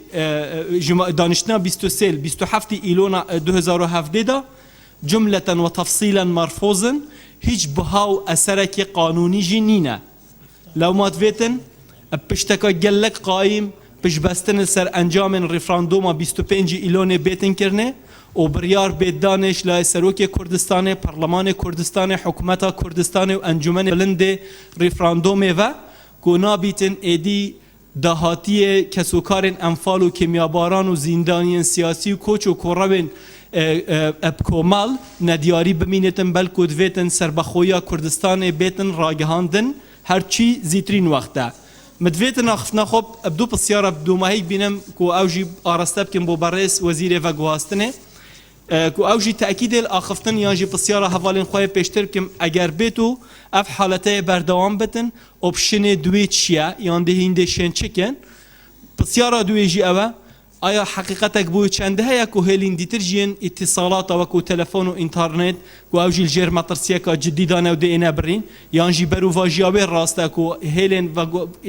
تلفون و انترنت دسمدانا و جالكس باس سپاس بو برئيس بەمان فەیسەڵ. بەڕێز کاک عەباس فەتاح. ژمارەیەکی ئەوە مایە زۆر مایە ئەو جاکرد قسەکانتان چڕ بکەنەوە سپاسان دەکەین. برئیس عباس فرمو. بەڕێز سەرۆکایەتی پەرلەمان بەڕێز ئەندامانی بەڕێز خۆشەویست سەرەتا من دەمەوێت پیرۆزبایی سەرکەوتن و ئەنجامی کۆتایی ڕیفراندۆمی خەڵکی کوردستان لە خەڵکی کوردستان بکەم هیوادارم بەرهەم و ئەنجامی باشی هەبێ بۆ میلەتەکەمان دڵخۆشکەر بێ. من سەرەتا وەڵا پێشم باش بووم کۆبنەوەی زیاتر گرنگی پێ بدرایە لە بەروەی زۆر پرسیار هەبوو پرسیارەکان لێرە بۆ ئێمە هەر قسە نەکەین و کۆمەڵی وەڵامیشمان دەستکەوێتەوە خەڵکیش چاوانی وەڵامی دەکرد. خۆزگا جەنابی سەرۆک وەزیران و بە تایبەتی وەزیری پێشمەرگە و وەزیری سامانە سروشتەکان و وەزیری دارایش لە بەروی هەموو ئەم مەوزوعانەی ئێستا کە ئەگەر لە ڕێی ڕاگەیاندن بێیان هەر لە ڕێگایەکەوە بێ لەناو خەڵک بڵاو بۆتەوە هەندێک جار ئەم مەوزوعی ڕێفراندۆم ئارامێکی دروست کردووە بۆی لێرە کۆمەڵی وەڵام دەستکەوتایە بۆ دڵخۆشکردنی خەڵک. و دەمەوێت پێشەوەی دەست بە قسەکانیشم بکەم بەڕاستی داوا لەم دەستەی سەرۆکایەتی بەڕێزیەوە بکەم ئەم عورفە بەڕاستی کۆتایی پێبێنین کە ڕۆژێک و دوو ڕۆژ پێشتر خەڵک ناوی خۆی بنووسێ چونکە بەبێ پەیڕەو لە مادەی 58 بەڕاستی ئەو کاتی کە بابەتەکە دەخرێتە ڕووناو دەنووسرێ. نازانم پێشتر ئەم ناونووسینە هەندێک نەعەدالەتی دروست کرد و عەقەبگەڕێنەوە سەر پەیڕەو بەڕاستی بۆ میشە. و بە خێراتنی بەڕێز وەزیری گواستنەوە گەیاندن بە کەوالات وە کاک دکتۆر ئامانز دەکەین بۆ بەشداریان. ئێستاوا بۆ هەموو لایەکمان جارێکی تر ڕوون بۆەوە کە عێراقیەکان و وڵاتانی دەوروبەر لەسەر بوونی ئەو هەموو ناکۆچی و جیاوازیانەیانەوە بەڵام بۆ دژایەتی مافی ڕەوای گەلەکەمان کۆکن و تەبان بۆیە پێویستی دەزانین ئێمەی کوردستانیان بە هەموو ڕەنگ و دەنگە جیاوازەکان ناکۆچەکانمان جارێ بەلاوە بنێن و بە یەکدەنگی بەرگری لە مافی ڕەوای خۆمان بکەین. شان بەشانی وەش حکومەتی هەرێم بەرچاوڕوونی و ڕوونکردنەوەی تەواو بدات بە خەڵکی کوردستان لەسەر هەوڵەکان و ئامادەکاریەکانی بۆ چاکردنی بژێوی خەڵکی کوردستان و هەنگاوەکانی بۆ بژێوی خەڵکی کوردستان و ئەگەرەکان کە هەوڵی دڵخۆشکار و مێدبەخش بن. و لە هەمان کاتدا بە پێویستی دەزانم لایەنە سیاسیەکان زایدەن حکوومەت و زایدەن پەرلەمانی کوردستان جۆرەها وەفد ڕەوانەی وڵاتان بکەن بۆ گەیاندنی پەیامی خەڵکی کوردستان و ئەو بڕیارە بێ بنەما یاسایانەی کە حکوومەتی عێراقی لە هەمان دەری کردووە. لە هەمان کاتدا بە هیچ شێوەیەک هەوڵی گفتوگۆ لەگەر هیچ لایەنێک ڕەت نەکەینەوە و ئامادەباشی خۆمان بۆ نیشان بدەین. و ڕێزی تەواو لە پێشنیارەکانی وڵاتانی ئەمریکا و ئەوروپا بگرین کە بەردەوام هاوکاری گەلەکەمان بووە لە ساتە ناخۆش و لێ قەومانەکان. ئەگەرچی ڕێفراندۆم کات و چۆنیەتی بڕیار لێدانی بیرروڕای جیاوازی لەسەر بووە بەڵام ئەوە مافێکی ڕەوای گەلەکەمانە و لە هەر کات و ساتێکی تر باز بکرێت و بکرایە هەروەکو ئێستا مەعاملەی لەگەڵ دەکرا. بۆیە گەنجاوترین کات بەلای منەوە ئەم کاتەیە کاتی بەردەست بوونی هەموو خاچی کوردستان بووە بەسەرکەوتنی قارەمانەتی پێشمەرگە و خوێنی شەهیدەکانمان. بۆیە بە پێویستی دەزانم دووبارەی بکەمەوە کە دەبێت هەمووان پێکەوە هەنگاوەکان بەرگریکردن لە ئەنجامەکەی بهاوین و بێگومان یەکدەنگیمان سەرکەوتن سۆگەر دەکا. سوپاسان دەکەم. سپاس بۆ بەڕێز حەباس فەتا. بەڕێز کاک سەرکەوت. فەرمووە کاک سەرکەوت. بەڕێز سەرۆکی پەرلەمان پیرۆزبایی ڕێفراندۆم و دەنگی بەڵێ پیرۆز بێت لە خەڵکی کوردستان پیرۆز بێت لە خەباتی بەدیهێنەرانی ئازادی و سەربەسی کوردستان. دیارە ئەم ڕۆژانە هەرێمی کوردستانی پێدا تێپەڕی ڕۆژانی پرشکۆ و شەرەف و شانازی بوون بۆ ئێمەی کورد. بۆ یەکەم جار بە تەحداوە بە بەرچاوی هەموو دنیاوە ڕێفراندۆمان ئەنجامدا. پەیامی ئاشتی و جیابوونەوەی بەلایەنەمان دا بە گوێی ئەمریکەکان و نەتەوەیەکگرتوەکان و عێراقی عەرەبی. بەڕێزان خۆتان نەزانن پەرلەمانی عێراق کە جاران منبعی ململانەی تایفی و مەزهەبگەرایی بوو ئێستا دەبینین لە بەرامبەر خواستە ڕەوەکانی گەلی کورد بوونەتە برا و هەموو هەڵوێستێک دژایەتی بەدەستهێنانی مافەزەوتکراکانمان دەکەن. پێویستە لەسەر ئێمەی پەرلەمانتار و پەرلەمانی کوردستان کۆبوونەکانمان چڕ بکەینەوە و هەرچی زووە دەنگی ناڕزایی خۆمان و خەڵکی کوردستان بگەینە کۆمەڵگەی نێودەوڵەتی و ئەنجومەنی ئاسایش و نەتەوەیەکگرتوەکان. بۆیە پێویستە دەست بەجێ بەڕووی ئەو بیرە ڕەشەی عەرەبی نەتەوەی پەرستیدا بڕۆینەوە تاکو تا خاڵی وەستان لە بەرامبەر حکوومەتی عێراقی دابنرێ. ئێستا لە هەموو کاتەکان زیاتر پێویستیمان بە یەکریزی و تەبایی و برایەتی هەیە. هیواداری لایەنە سیاسیەکانی وڵاتمان دوور لە هەموو ئینتیمایەکی حیزبی بگەڕێنەوە ناهۆڵی پەرلەمان بۆ تێپەڕاندنی ئەم دۆخە. دووبارە داواکارم لە پەرلەمانی کوردستان کۆبوونەکانی چڕ بکاتەوە بۆ ئەوەی بەزووتنی کات و بە یاسا دژایەتی خۆمان و خەڵکی کوردستان بگەێنی بەسەرجەم ناوەندە جیهانیەکان لە بەرامبەر ئەو یاسا دوژمنکارانەی حکوومەت و پەرلەمانی عێراقی. زۆر سپاس. زۆر سپاس بۆ بەڕێز سەرکەوت. خاتو كجهادي فەرموو کەژاڵ خان. بەڕێز سەرۆکی پەرلەمان کەژاڵ هادی سەرەتا بە خراtinی میوانە بەڕێزەکان نوێنەرانی حکوومەت دەکەم و پیرۆزبایی ریفراندۆم و سەرکەوتنی ریفراندۆم لەگەلی کورد دەکەم. خاڵی یەکەم حکوومەتی هەرێم لەم ڕێگانەوە دەتوانێت گوشار لەسەر عێراق بکات. یەک هێزی هاوپەیمانان بە تایبەت ئەمریکا بۆچی گوشار ناکەن. دوو زۆر بە پەلە هەوڵی دروستکردنی دەسەڵاتی فڕۆکەوانی مەدەنی کوردستانی بدەن. سێ لە ڕێگای دەستەیەکی یاسایی و شارەزا لە بواری فڕۆکەوانیدا لەگەڵ ڕێکخراوی ئیکا و قسە بکەن و زیانەکانی ئەم بڕیارە بخەنە ڕوو بەردەستیان و کە پێچەوانە و دژی یاسا و ڕێنما و ڕێساکانی ئەوانە. چار هێڵەکانی فڕۆکەوانی وڵاتان کە زیانی زۆریان بەردەکەوێت سکاڵە بەرزکەنەوە دژی ئەم بڕیارە لە ئیکا و دژ بە حکوومەت کە ئەم بڕیارەی حکوومەت هیچ بنەمایەکی یاسایی نیە و بڕیارێکی سیاسیە بۆ سزادانی خەڵکی کوردستان. لای هەمومان ئاشکرایە پەرلەمان دوو وەزیفەی هەیە یاسادانان و چاودێری هەر بڕیارێک بدات ئاسەواری ڕاپەڕاندنی تەنفیزی هەبێ ئەوە تەسەڕوفێکی ناتەندروستی نادەستوری کردووە و بڕیارەکەی باتڵە. بۆیە بڕیارەکانی ئەنجومەنی نوێنەران بە سزادانی بە کۆمەڵی خەڵکی کوردستان دەزانین ئەمەش پێچەوانەی دەستوری عێراقی و یاسانی و دەوڵەتیەکانە. لەم بارەیەوە هەر ڕێکارێک پێویست بێ لە ناوخۆ و لە ئاستی نێودەوڵەتی دەگرینە بەر بۆ هەڵوەشاندنەوە و لابردنی ئاسەواری و سپاسان دەکەم. سپاس بۆ بەڕێز کەژاڵ هادی. مامۆستا ئەنەس فەرموو مامۆستا ئەنەس ممکنە فەرموو.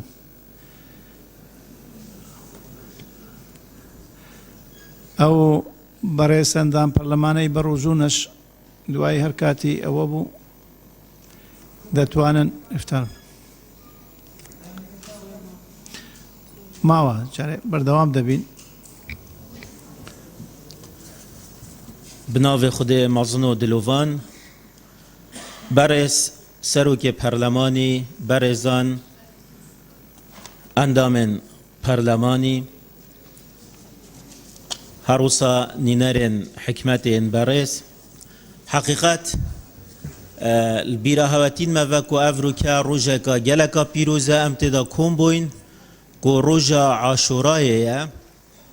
دوو بیرەوەریەت گرنگ ئەvê ڕۆژێدایت هەین هەردوو بیرەوەریژی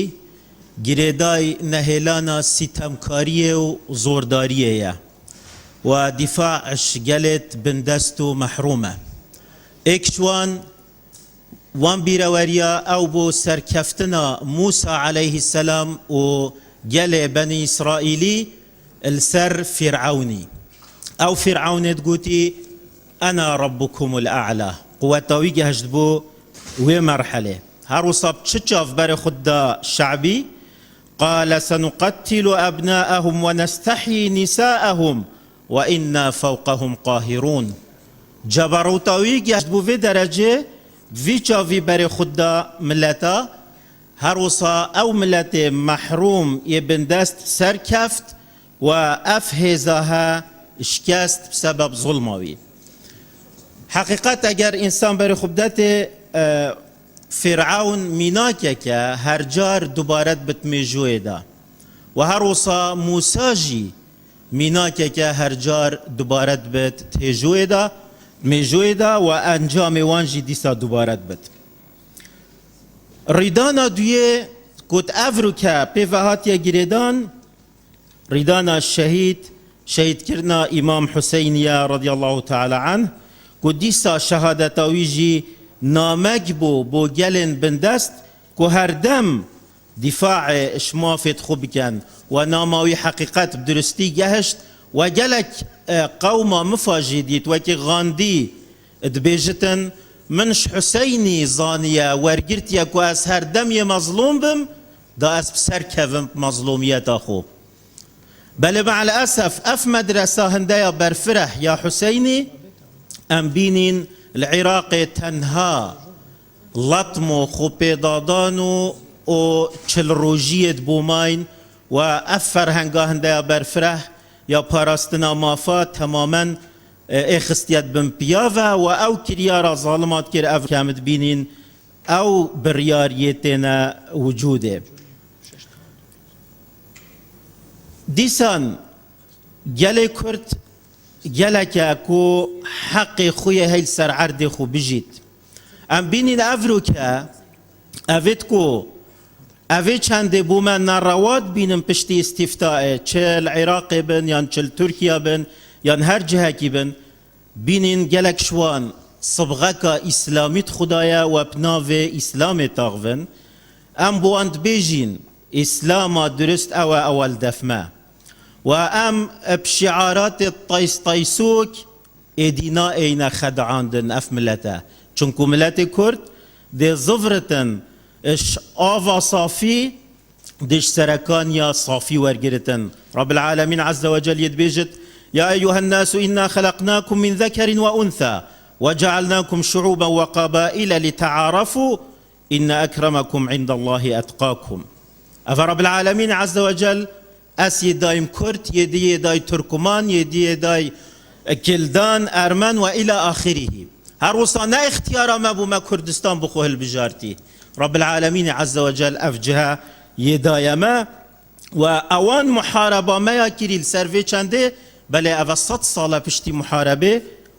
روش بروش أف ملته هريه پشت كفت بو چونكو آياتكش آيات رب العالمين وكسك نشد چه آياتش آيات رب العالمين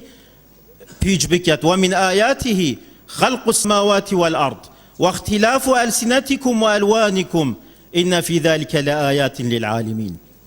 هر تشتكي الفيجالي دا حقي أفيجالية بخوب كار بينت كسك جناشتن جي بسطينت أو جمافك خدائية وسخر لكم ما في السماوات وما في الأرض جميعا حقيقات غازياما بس سيداتك تركيز جين سر برسبه بده غازياما بو جيرانت ما اوك هردم ام داخازا اشتيت كاين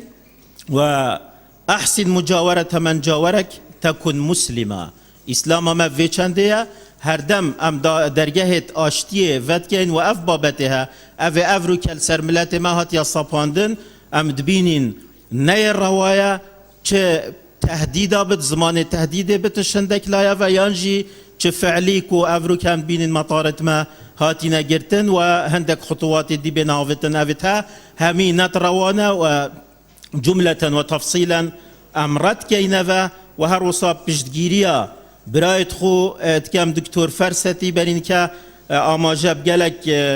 قانون وياسادة روسا آمينة خان ودكتور شيرين وكاك خلف ابو کاروان کاک امید و کاک تحسین پشتوانی الگوت نتوات کم و زور سپاس سپاس بو برئيس ملانس شريف دوسكي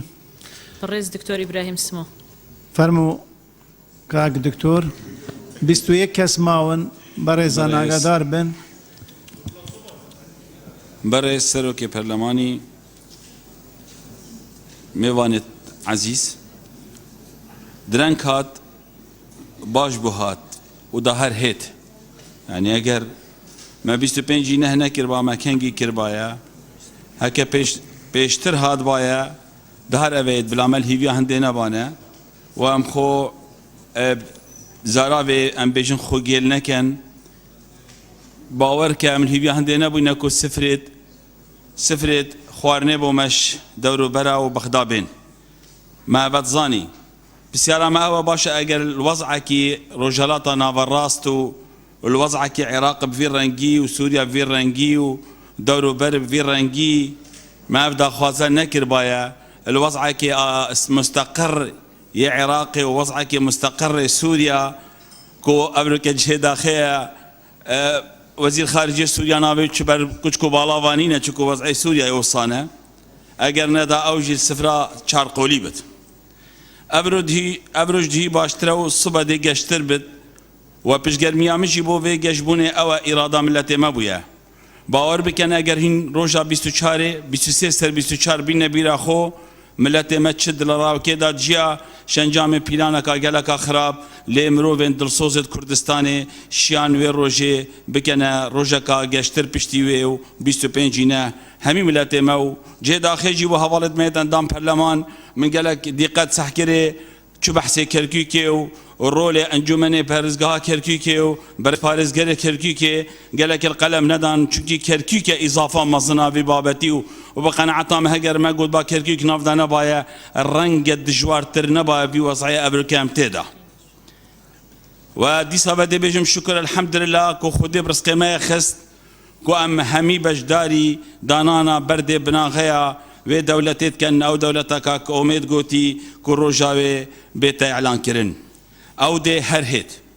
سپاس بو خلق ماش دروا کو او براسی بیتم سر راوستن کوان نامه کا وکری دا جهانه و نامه کا وکری دا و فکر کر نامه غلطه هر کس که شمه چوش دروا کو او کسی چوش دروا ملت خونه بیایا یجبر ایش و آزار او جبر نخوشیت کردستان روی اول ویره اثبات کرد و پاد کرد او چوی نویره نامه کا وکری دامه کو برو واجوان حضر کرنید ید گلکش خلق مید کو گنی کو حضر کر هر کسی که چوش دروا کردستان روی تشتکی باش نشامه داو بنهان برکه مزن و اگر هینوان خو پیشاندان خلک مبدن پیش چاف و پشتی وی ببینن خو پیشاندان دناوی خویدا دی ببینن پروسا سرکفنا ریفراندوم چاوا بوریه کی گشو سرکتنا کامزنینا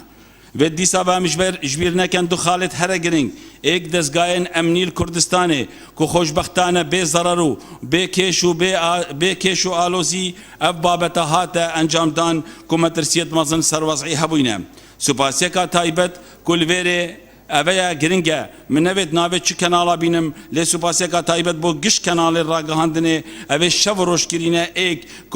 کو از کانال آسمانی کو بوینه اگر که مزن بو سر خستنا ریفراندومه و سو پاسه کا تایبت کو بو خلق ما خوشتوی کو بو مد دیار کر کو ویانا دولت بونه چند دلوادا مزنو الوی انجامه به چوینو به اکید بیشم سورانی جوش و خروش بر بوینه صندوق بله بو کردستانه ابراستی آوانجی نامه کا وکری دا کو سرکرده سیاسی کردی برانبری و حولا هنه آمازنا ملت ما چاف خشینه که بابت جیان و جیارا خلق مبدت کرن اف وفا و اخلاص خلق مدا سرکدات یا ما سیاسی وفا اک نایت القلم دانو نایت الانجام لو راجی ام دا خوازد کرن بزیترین دم او یاداشتا کو چند حوالا دای بو خوش کرنا وضع آبوری خلق ما زیب کفتت کار پرلمانی دا و سر بیت کرن بزاوا آزادی خوازا کردستان بدیت نامن کو ترسکا مزن هبو کو دوباره کی بکفتا کردستان لی خوشبختانه ریفراندوم مزن دیکا مزن کردستان شیان وان لانت سیاسی اگر شریجی دنا پاش بحیادی پیلن والحیادی جیل 24 ساعت دوماهیه هندکا خل حیادی دا اقلمو گوتن امده بلدنو هندکا جی گوتی اندامت ما دست برداینه کبلجن بلیان نخیر هر دیسا و چوابت الدوماهیه تشتکی گلکی باش هاتا انجام دان پرلمان او گریا کو خلق کی دا قلم اگر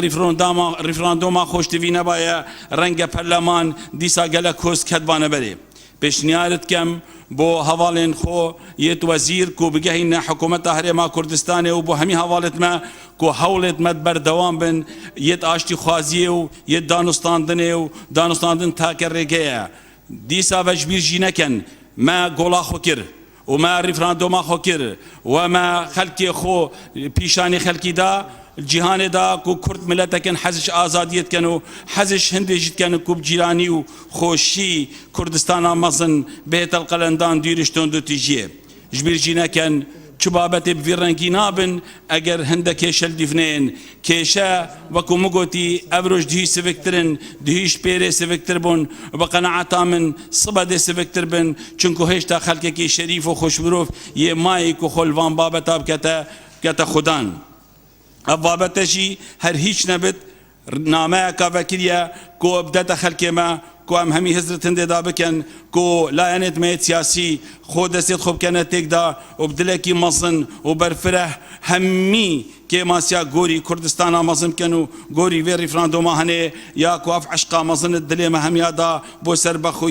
سربخویه کینا رزق مو رزق زار روید مدا کرین اوبو بری بنیات بو دانان و الوی بری بنیات جدانان حضر نکن کو هما دا مرور الكرام چتو 25 دا چتو 26 دا وفدکش عبادیه تب هفلیر و بشتی پیروز باید ریفراندوم هاوت کمو یان ترکیه و ایران دا خوشی ولگرن لی دیسا با ام بجنا جیرانا و دورو برا و حکومت بغداد دانستاندن باشترش همین ریکا و او ریکا نامه حکومت هرما کردستان دای بغداد امجی پسندت کن و امت بیشن کنامه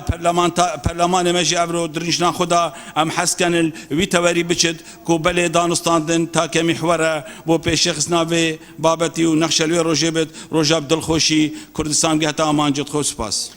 سپاس بو برئیس دکتور ابراهیم سمو خالکی نظامی من هيا برئیس آواز جنگی كاك ابراهيم ميكروفون عفوا بو بەڕێز سەرۆکاتی پەرلەمان من داوا دەکەم ئەم کۆبوونەوەیە دوا بخرێ بۆ بەیانی هەرچەندە ڕۆژی پشووە بەیانی لەبەر ڕۆشنایی ئەوەی کە لیژنەی یاسایی کاتی پێ بدرێ کە بە بڕیارێکی تێر و تەسەل دەربچێت چونکە وەکو بەڕێستان ئاماژەتان پێکرد 20 یا 21 کەس ماوە قسە بکە هەرچەندە ئەمە تۆزێک عەدالەتی تێدا بوو چونکە لە سەرەتای دەستپێکردنی گفتوگۆکان ڕێگە درابە و بە ڕێزانەی کە قسەیان کرد کاتیان بۆ دانەندرا و قسەی خۆیان کرد و زۆر لە بابەتەکەش دەردەچوون پەیوەست نەبوون بە کاتەوە بۆیە من داوا دەکەم کە ئەم کۆبوونەوەیە دوا بخرێ و زۆر سپاس سپاس بۆ بەڕێستان سپاس بۆ بەڕێز ئاواز جەنگی پێشنیارەکە پێشترش هاتە بۆ بنووسین لەلایەن بەڕێز زانا عەبدوڕەحمان و کاتمان دیاری نەکرد لەسەر ئەوەی کە ئێمە خۆمان هەوڵ دەدەین تەقدیر بکەین لە 3 دقیقە و هەندێک برێک زیاتر و کە بینیمان هەندە بەڕێز زۆر قسەیان کرد هەوڵماندا هەر بە ئاماژەکردن لەوانەی تر داوا لێیان بکەین کە کورتی بکەن بەڵام دیار بوو زۆربەیان دەیانویست قسە بکەن و قسەکان بە درێژی بە کوتایی هاتن بە هەر حاڵ ئەوەی ماون ئێمە دەرفەتیان دەدەینێ ئەوانش قسەی خۆیان بکەن ئەگەر ڕێیەک هەیە تاییدی ئەو پێشنیارە دەکەن بۆ بەیانی دانیشتنێکی دەبیتە دانیشتنێکی تر ئەم دانیشتنە بەکراوەی نامێنیتن چونکە هەر دانیشتنێک ڕۆژێک دەخایێنیتن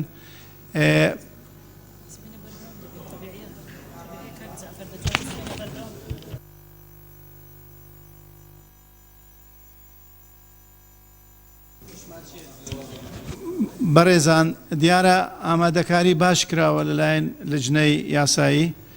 تا ئێستا شیشەکانی خۆیان بەردەوام بووینە سۆدیان لە پشوو بینی ئەو پشووی بۆ نانی نێوەڕوو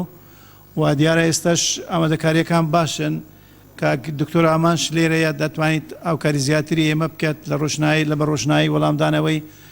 حکوومەتی هەرێمی کوردستان لەبەرەوە ئێمە گفتوگەکان بەردەوام بکەین تا ساعت 6 نیو ساعتێکی تر بەردەوام بکەین و ئەگەر ئەو بەڕێزانەی ماون ئەوانش قسەکانی خۆیان چڕ بکەن پوختە بکەن دنیامە ساعت 6 تەواو دەبین ئەو کاتە دەدوانین دانیشتنەکە هەموو بە ئەنجامەوە کۆتایی بینین خەڵک چاوەڕوانی ئەمڕۆیە بەڕاستی لێتان ناشەرمەوە هەم لە ناوخۆی هەرێمی کوردستان هەم لە دەرەوە زۆر بەدواداچوونی ئەنجامی ئەم دانیشتنە دەکەن ئەگەر تەواو بکەین بەڕایمە باشتر دەبێت دوو خاڵی نظامی هەنە کاک حاجی کاروان بەڵێ عفوا خاڵی نظامی نێ و بەزویستم تاکید کە قسەکەی جەناب دویستم بیلێم خەڵکی چاوەڕوانی ئەم دانیشتنەیە و زۆریش وتراوە وا بزانم ئەوەی کەماوە لە خلالی 2 دقیقە توانین تاویکەم بەڵێ کاک کومێت خۆشناو خاڵێکی نظامی بەڕێز سەرۆکی پەرلەمان هەمان بۆ چوونی کاک حاجی بوو هەم لە ناوخۆی کوردستان هەم لە دەرەوە چاوەڕوانێکی زۆر هەیە ناکرێت ئەمە ببێ ئەنجام کۆتایی پێبێ دەکرێت درێژ بخانی شەو درەنگ کۆتایی پێبێ بەڵام ئەو ڕۆ کۆتایی پێبینین باشترە و ئەو ماوەی لە بەردەمی ژمایە ئەو بابەتانێک کە دووبارە دەکرێت بە ڕێزانێمانە لە ماوەی 2 دقیقە زەبتی بکەن و تەسەوڕ دەکەم بە تا ساعت 6 گفتوگۆیەکان کۆتایی پێدێ و ئامادەکاری کراشە ئەو شۆیان ئەو ڕۆکە لەو جەلسەیە کۆتایی پێبێ نەکەوێتە سبەی باشترە زۆر سپاس سپاس بۆ بەڕێز سومەت خۆشناو خاڵێکی تری نظامی وەردەگرین و تەواو خاڵە نظامیەکان کۆتایی پێدێنین بەڕێز شیرین حەسنی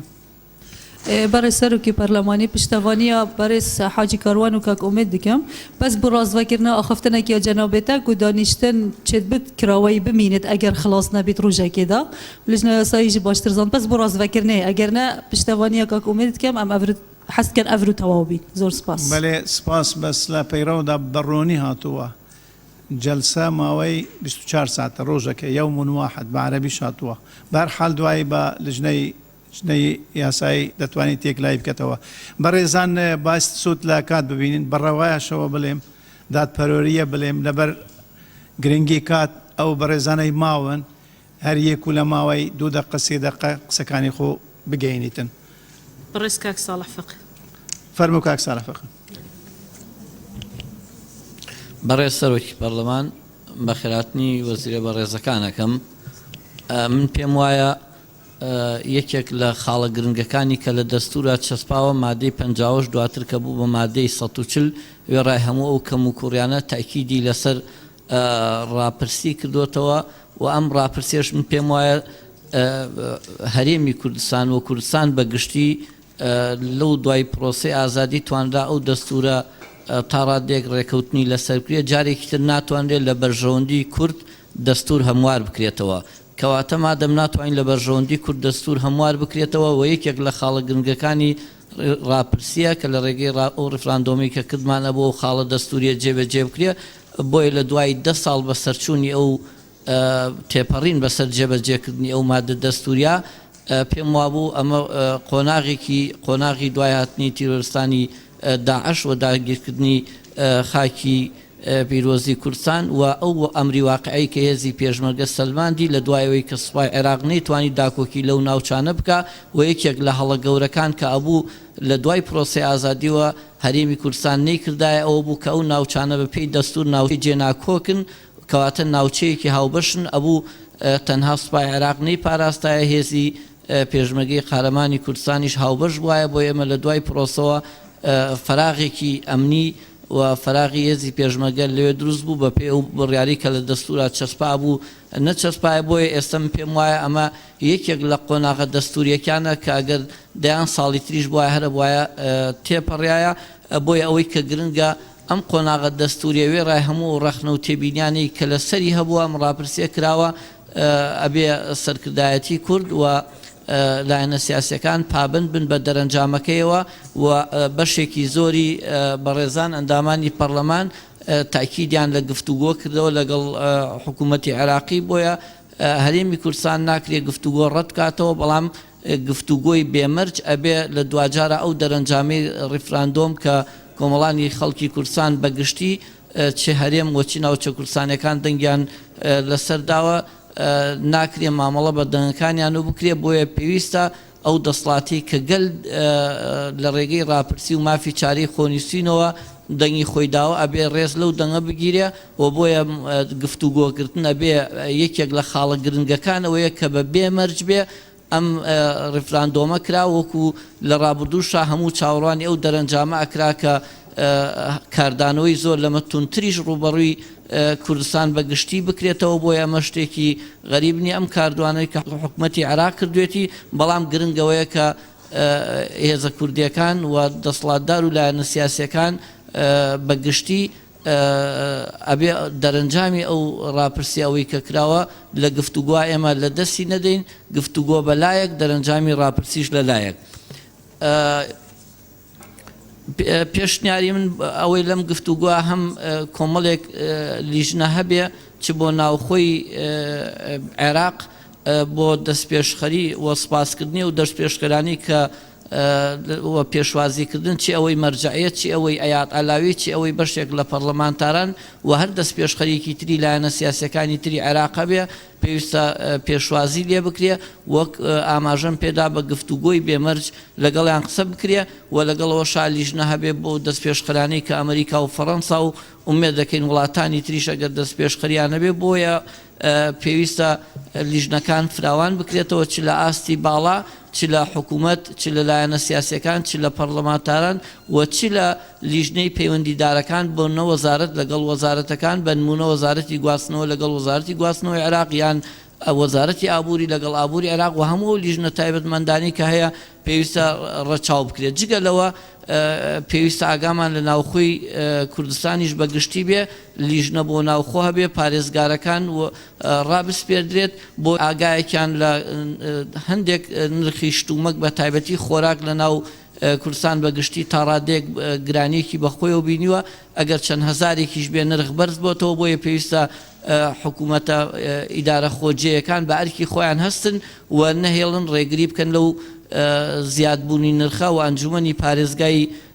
پارێزگاکانیش ڕۆلی خۆیان ببین و لیژنە تایبەتمەندەکانی ناو پارێزگاکان هاوکار بن بۆی هەندێک لە بازرگانەکان و هەندێک خەڵکی ترەوە بە دەرفەتێک وەرنەگرن بەو بیانووی جیاجیاوە بێن گرانی نرخ بسەپێن ئەوەی خۆشبەختانە هەیە هەم یاسانیە و دەوڵەتیەکان هەمەوەشی کە لە پەیامەکانی عێراق هەیە تاکید لەوە کاتۆ کە ئێمە ئەمە خاڵێکی دڵخۆشکەرە بۆ کۆمەڵانی خەڵکی کوردستان کە پێچەوانی یاسانیە و دەوڵەتیەکانی شاگەرەوە بکرایە کە نرخی یان با بڵین ڕێگە لە هاوردەکردنی خۆراک ناگیرێ بۆ ناو کوردستان کە ئەمە خاڵێکی بەهێزە بۆیە ناکرێ و لیژنانە بێ ڕێگری بکەن لە نرخ و لە گرانی بۆ ئەو مەبەستە دیارە من پێم وایە ئەو لیژنانە پێویستە لەگەڵ ئەوە ڕەچاوی ئەو بکەن لەگەڵ لایەنی پەیوەندیدار قسەی خۆیان بکەن و ئابوو لەم کۆبوونەوە جگە لە سەرۆکایەتی حکوومەت هەموو لایەنانی پەیوەندی پێوێتی خاڵ بە خاڵ گفتوگۆی لەسەر بکرایە هەر خاڵێک تایبەتە بە چی وەزارەتێک چ لیژنەی یاسایی چ کەسانی شارەزا و پسپۆر چ وەزارەتەکە خودی خۆی بە نمونە بەشێکی پەیوەندی بە وەزارەتی داراییەوە بەشێکی پەیوەندی بە وەزارەتی سامان سروشتەکان هەتا وەزارەتی بازرگانی و ناوخۆ و پێشمەرگە و هەموو وەزارەتانی تری کە ئاگرێتەوە ئەبوو ئەمە ڕەچاوی ئەو وەزارەتانە بکرایە و باشتر بوو ئەو وەزارەتانە ئامادە بوونایە یان ئەنجومەنی وەزیران ئەو ڕاستپاردە و پێشنیاری ئەو وەزارەتانی لا بواایەوە بۆیە پێویستە هەم لیژنەی یاسایی پەرلەمانی کوردستان و ئەو ڕاستپاردەیان پێشنیارانشی کە لایەن وەزارەتە تایبەتمەندەکانەوە هەبووە بە هەردوو لا هاوکار بوونایە بۆی بتوانێت لە دوجارە شتێکی باش بکرێ و سەبارەت بە فڕۆکەخانەکان کە ئێسەیەکێک لە کێشەکان و کە ڕاستەوخۆ حکوومەتی فیدراڵی توانوێتی وەکو خاڵی یەکەم وەکو سزایەک دەرحەقی ئەمە بکە من تەسەورەکەم ئەوە تەنها بیانوو بێ ئەوەی کە ڕقابە و ئیشراف بۆ عێراق بگەڕێتەوە من پێم وایە ڕەنگە ئەو خاڵە هێشتا تاڕادەیەک لە بەرژەوەندی فڕۆکەخانەکانی ئێرە بێ هەرچەندەوەشە بێ بۆ مەرحەلەیەکی کاتی بێ ئەگەر ئێمە ڕێز لە ئیرادەی خەڵکی کوردستان و دەنگدەرانی کوردستان ئەگرین ناکرێ ئێمە بە شێوەیەکی هەمیشەیی بین ئەوانە لە سەری ڕێبکەوین ئێمە ئەگەر بە شێوەیەکی هەمیشەیی ڕێگەمان بە ڕقابە و ئیشرافی دەسڵاتی فیدراڵی دابێ لە ناو فڕۆکخانەکان کەواتە ئێمە دەستبەرداری سربەخۆی دەوڵەتی کوردی نەبووە پێویستە لە هەموو ئەو خاڵانی کە ئێمە لەگەڵ عێراق ڕەچاوەکەین ڕەچاوی ئەو لایەنە بکەین کە هەندێک لەو خاڵانە پێویستە بۆ مەرحەلەیەکی کاتی بێ و ئەو ڕێکەوتنانە بە شێوەیەکی کاتی لەگەڵ عێراق بکرێ دەبەرەوەی دەرەنجامی ئەو ڕیفراندۆمە ئەگەر چەندین ساڵی تریش بخایەن هەرە بێ ئێمە بە دەرەنجامەکەیەوە پابند بین بەگشتی ئەمەوێت تاکید لەوە بکەمەوە لە پێناوی ئەو دەستکەوتانی کە بەدەست هاتووە و لە پێناوی پاراستنی کوردستان بەگشتی لە هەموو ئەو ئەگەرانی کە مەترسی بێت چی لە وڵاتانی دراوسیە چی لە عێراق بووی بۆ پاراستنی ئەوە پێویستە بە شێوەیەکی جدی گفتوگۆ دەست پێ بکرێ و لە گفتوگۆکانە ڕەچاوی لایەنی بەهێزی دەستکەوتەکان بکرێەوە گفتوگان بۆ وڵاتانی زلهێز شڕ بکرێتەوە وەفدی پەرلەمان و لایەنە پەیوەنددارەکان بۆ وڵاتانی زلهێز خێراتر بکرێ بۆی بتواندێت لە ڕێگەی پاراستنی دەستورەوە لە ڕێگەی یاساکانەوە بتوانین خۆمان پارێزین کە بەشێک لەو بڕیارانە بەڕاستی تاوانە دەرحەق بە کوردستان زۆر سپاس. سپاس بۆ بەڕێز ساڵح فەقێ. بەڕێز کاک قادر ڕزگەی. فەرموو کاک قادر ڕزگەی. بەڕێز سەرۆکی پەرلەمان لە ڕاستیدا حکوومەتی عێراق و عەبادی وەک لای هەمووان ئاشکرایە یعنی بەو هاوتاکانیشیان لە عێراق بە شێوەیەک ڕەفتار لەگەڵ مافەکانی خەڵکی کوردستانیان گەلی کوردستان دەکەن کە بە عەقڵێکی شۆڤێنی و بە عەقڵێکی شمولی ئەمەش دەرخەری ئەوەیە کە وەکو دەوڵەتمەدارێک مامەڵە لەگەڵ مافەکانی میلەتی کورد ناکا کە عێراقێکی مڕەکەبە بێ عێراقێکی ئاوێتە بێت وەکو دەوڵەتێکی بەسیتە فعلاً عێراقیش تەنها لەسەر دەستور لە عێراق دەوڵەتێکی بەسیتەوە بووە بە دەوڵەتێکی مڕەکەبە ئەگەر نا تایبەتمەندیەکانی هەرێمی کوردستانی لێدەرکەی دەوڵەتی عێراق لە حکومڕانی کردن تاکو ئێستا دەوڵەتێکی بەسیتەیە کە دوور لە بنەماکانی دیموکراسی نەک هەر تەنها دەرحەق بە گەلی کوردستان مامەڵە دەکات بەڵکو دەرحەق بە گەلی عەرەبیش لە ناوەڕاست و باشووری عێراق مامەڵە دەکات بۆیە ئەو بڕیارانەی کە ئەم ینی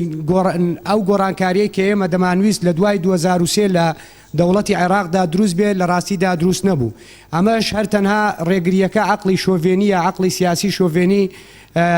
عەبادی و هاوتاکانی نییە لە ڕاستیدا کەم تەرخەمی قیادەی سیاسی کوردیش شی تێدایە بۆی ئەم قەرارانەی ئێستای حکومەتی عێراقی وەک بە هەڤاڵان باسییان کرد لە ڕاستیدا دوورن لە قانون و لە دەستور ئەگەر ئێمە سەیری دەستوری عێراقی بکەین مادەی 110 کە سەلاحیات و دەسەڵاتەکانی دەسەڵاتی ڕاپەڕاندنی دیاری کردووە ئەم دەسەڵاتە بە حکومەتی عێراق نادا کە بەم شێوەیە مامەڵە بکە لەگەڵ گەلی کورد کە تاکو ێستا لە چوارچێوەی عێراقدایان لەگەڵ گەلی کوردستان کە تاکو ێستا بەشێکە لە عێراق و ئەم قەرارانەی کە پەرلەمانی عێراق دەری کردوون دیسان ئەمە بە بێی دەستور هەر ناچێتە چوارچێوەی تایبەتمەندی و سەلاحیاتی پەرلەمانی عێراقی چونکە پەرلەمانی عێراق دەتوانێت حکومەت ڕاستپێرێ بۆ ینی حکومەت پابند بکە بەڵام خۆ پەرلەمانی عێراق ناتوانێت یعنی دەتوانێت قانونی عادی دەرکات دەتوانێت بڕیار دەرکات بەڵام ئەو قانونی ئاسایی و ئەو بڕیارانەی کە لە پەرلەمانی عێراقیش دەردەچن لە ڕاستیدا ناکرێت پێچەوانەی دەستور بن ئەوەی ئێمە دەیبینین ئەم بڕیارانە پێچەوانەی دەستورن بۆیە بەهانەی ینی سەرپێچیکردنی دەستوریش لەلایەن حکومەتی عێراقیەوە ئەمە هەرجاری یەکەم نییە هەمویان باسییان لەوە کرد کە مادەی 140 دەبواە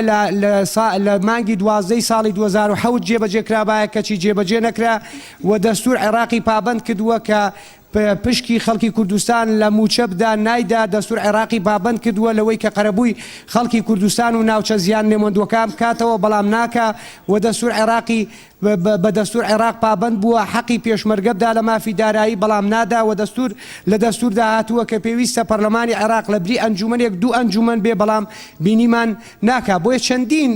پێشێلکاری دیکەی دەستوری هەیە کە حکومەتی مرکزی کردوویەتی لە ئێستاشدا ئەم بڕیارانەی کە دەری کردوون و باس لە هەڕەشە بەهێز دەکات لە ڕاستیدا ئەمەش دیسان پێچەوانەی مادەی نۆی دەستوری عێراقیە چونکە سوپای عێراق بەپێی دەستوری عێراقی دەبێت سوپایەکی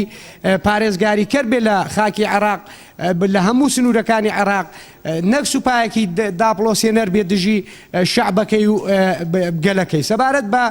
کاکسایی دەگە ڕوخسەت دەی بمبورێت چونکە چوار جار وام کرد سەبارەت بە مافی چارەی خۆنووسینیش هەروەک بەشێک لەو هەڤاڵانە باسییان کرد ڕاستە ئەمە هەم لە میساقی نەتەوەیە گردوەکاندا هاتووە هەم لە قانونی دەولیدا هاتووە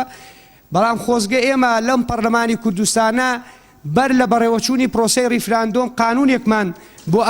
ئەم پرسە دەرکردایە ئەم کاتە پێگەی قانونی هەرێمی کوردستان بەهێزتر دەبوو و پەرلەمان و حکومەتی عێراقیش نەی دەتوانی بەم شێوەیە مامەڵە لەگەڵ مافەکانی خەڵکی کوردستان بکات ئەگەر ئێمە قانونێکمان بۆ دەرکردایە ڕاستە ئەمە نە لە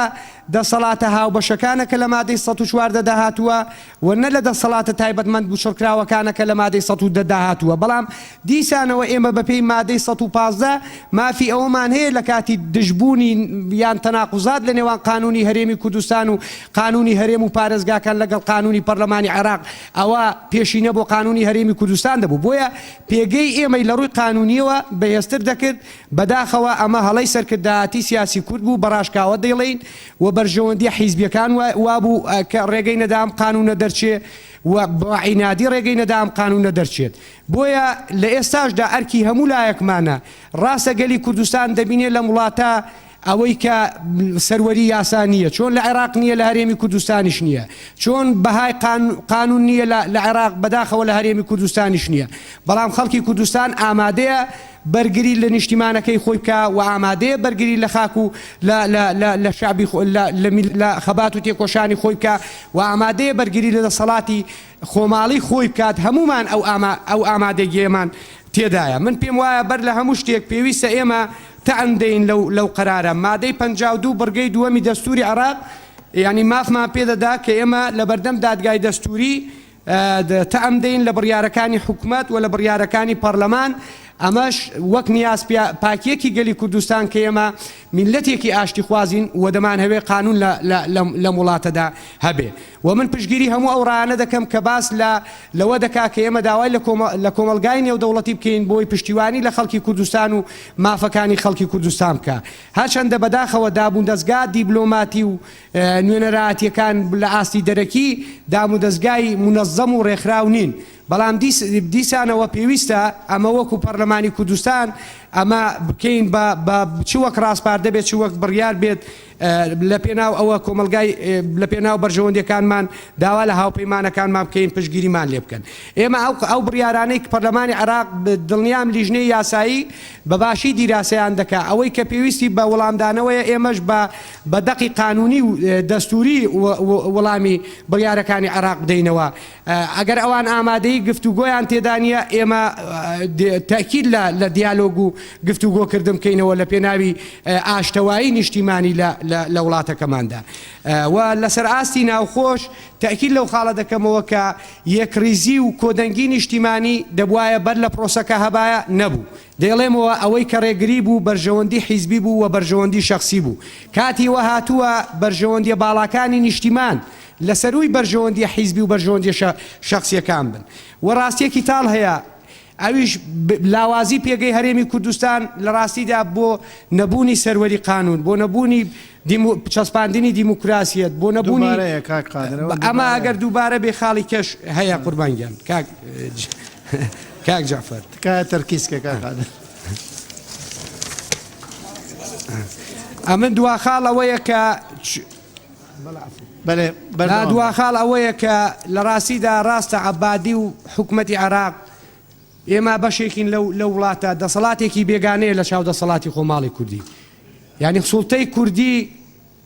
پایەکەی خوێنی شەیدانە خەبات و مادووبوونی خەڵکی کوردستانە بەڵام چۆن عەبادی سیاسەتی برسیکردن و ئابڵ و قەدام بەکاردێنێ حکومەتەکەی ئێمەش بەداخەوە سیاسەتی برسیکردن دەرعق بە خەڵکی خۆی بەکاردێنێ ئێمە پێویست ناکە لە بەری بڕیاری ژمارە 64 ئالتەرناتیڤی بڕیاری ژمارە 64 دابنین پێویستە ئەم بڕیارە لە پەرلەمانی کوردستان حکومەت بە ناقانونی دەری کردووە چونکە ئەگەر مافی بڕینی دەرماڵی هەبێ مافی بڕینی موچەی بنەڕەتی خەڵکی نییە پێویستە ئەم بڕیارە هەڵبووە شوێنرێتەوە زۆر سپاس بۆ کاک قادر ڕازگەیی ئەو بەڕێزەی تری ماون مامۆستا عومەر کوچەر فەرموو بله بسم الله الرحمن الرحیم بەڕێز سەرۆکی پەرلەمان قەناعەتە من ڕاپرسی پێنگاوێکە گەلە وێرە و ژیرانە و جێ خوددا بوو و پەشێمان بوون ئانشەماتە ئاشکاندنایەک و دوو هیچ مفایەک تێدانینە بتنێ بوونە حەزە نەبیتن و ئەف ملەتە هەژی هەندێ ئەنە بەسەم سوپاسیا ئەزمانی بتنێ بێژنێ سوپاسی ئەم ئەوێ ژیانەوەی خۆشکەین و پاشکەوتی نەهێلین و ئەم دیارەژی هیچ ڕۆژێکێژی جەنابی عەبادی دیار کرد و نەنوکە و نە هەر وەختێکی دیام لەگەڵ ڕاپرسیە نینین ji berên em ئەvە یا ئاشکرا ئەشوان خاڵا دیتر مدوێت بێژم ئەم وان لێ دوانێت تند استیڤزاز نەبین هەر لایەکی بیتن و ڕژدیە لەسەر دایلۆکێ بکەین لەگەر هەمیلانە تایبەت جیران و بەغدا دوهی ئێواری تەلەفۆنەکە درێژدا قۆنسولیا ئەمریکی پەیوەندی بمکرد نزانم کە بچوو برادێت دژی کردە gelek تاکید لەسەر مۆزوعێ و هەرێم یا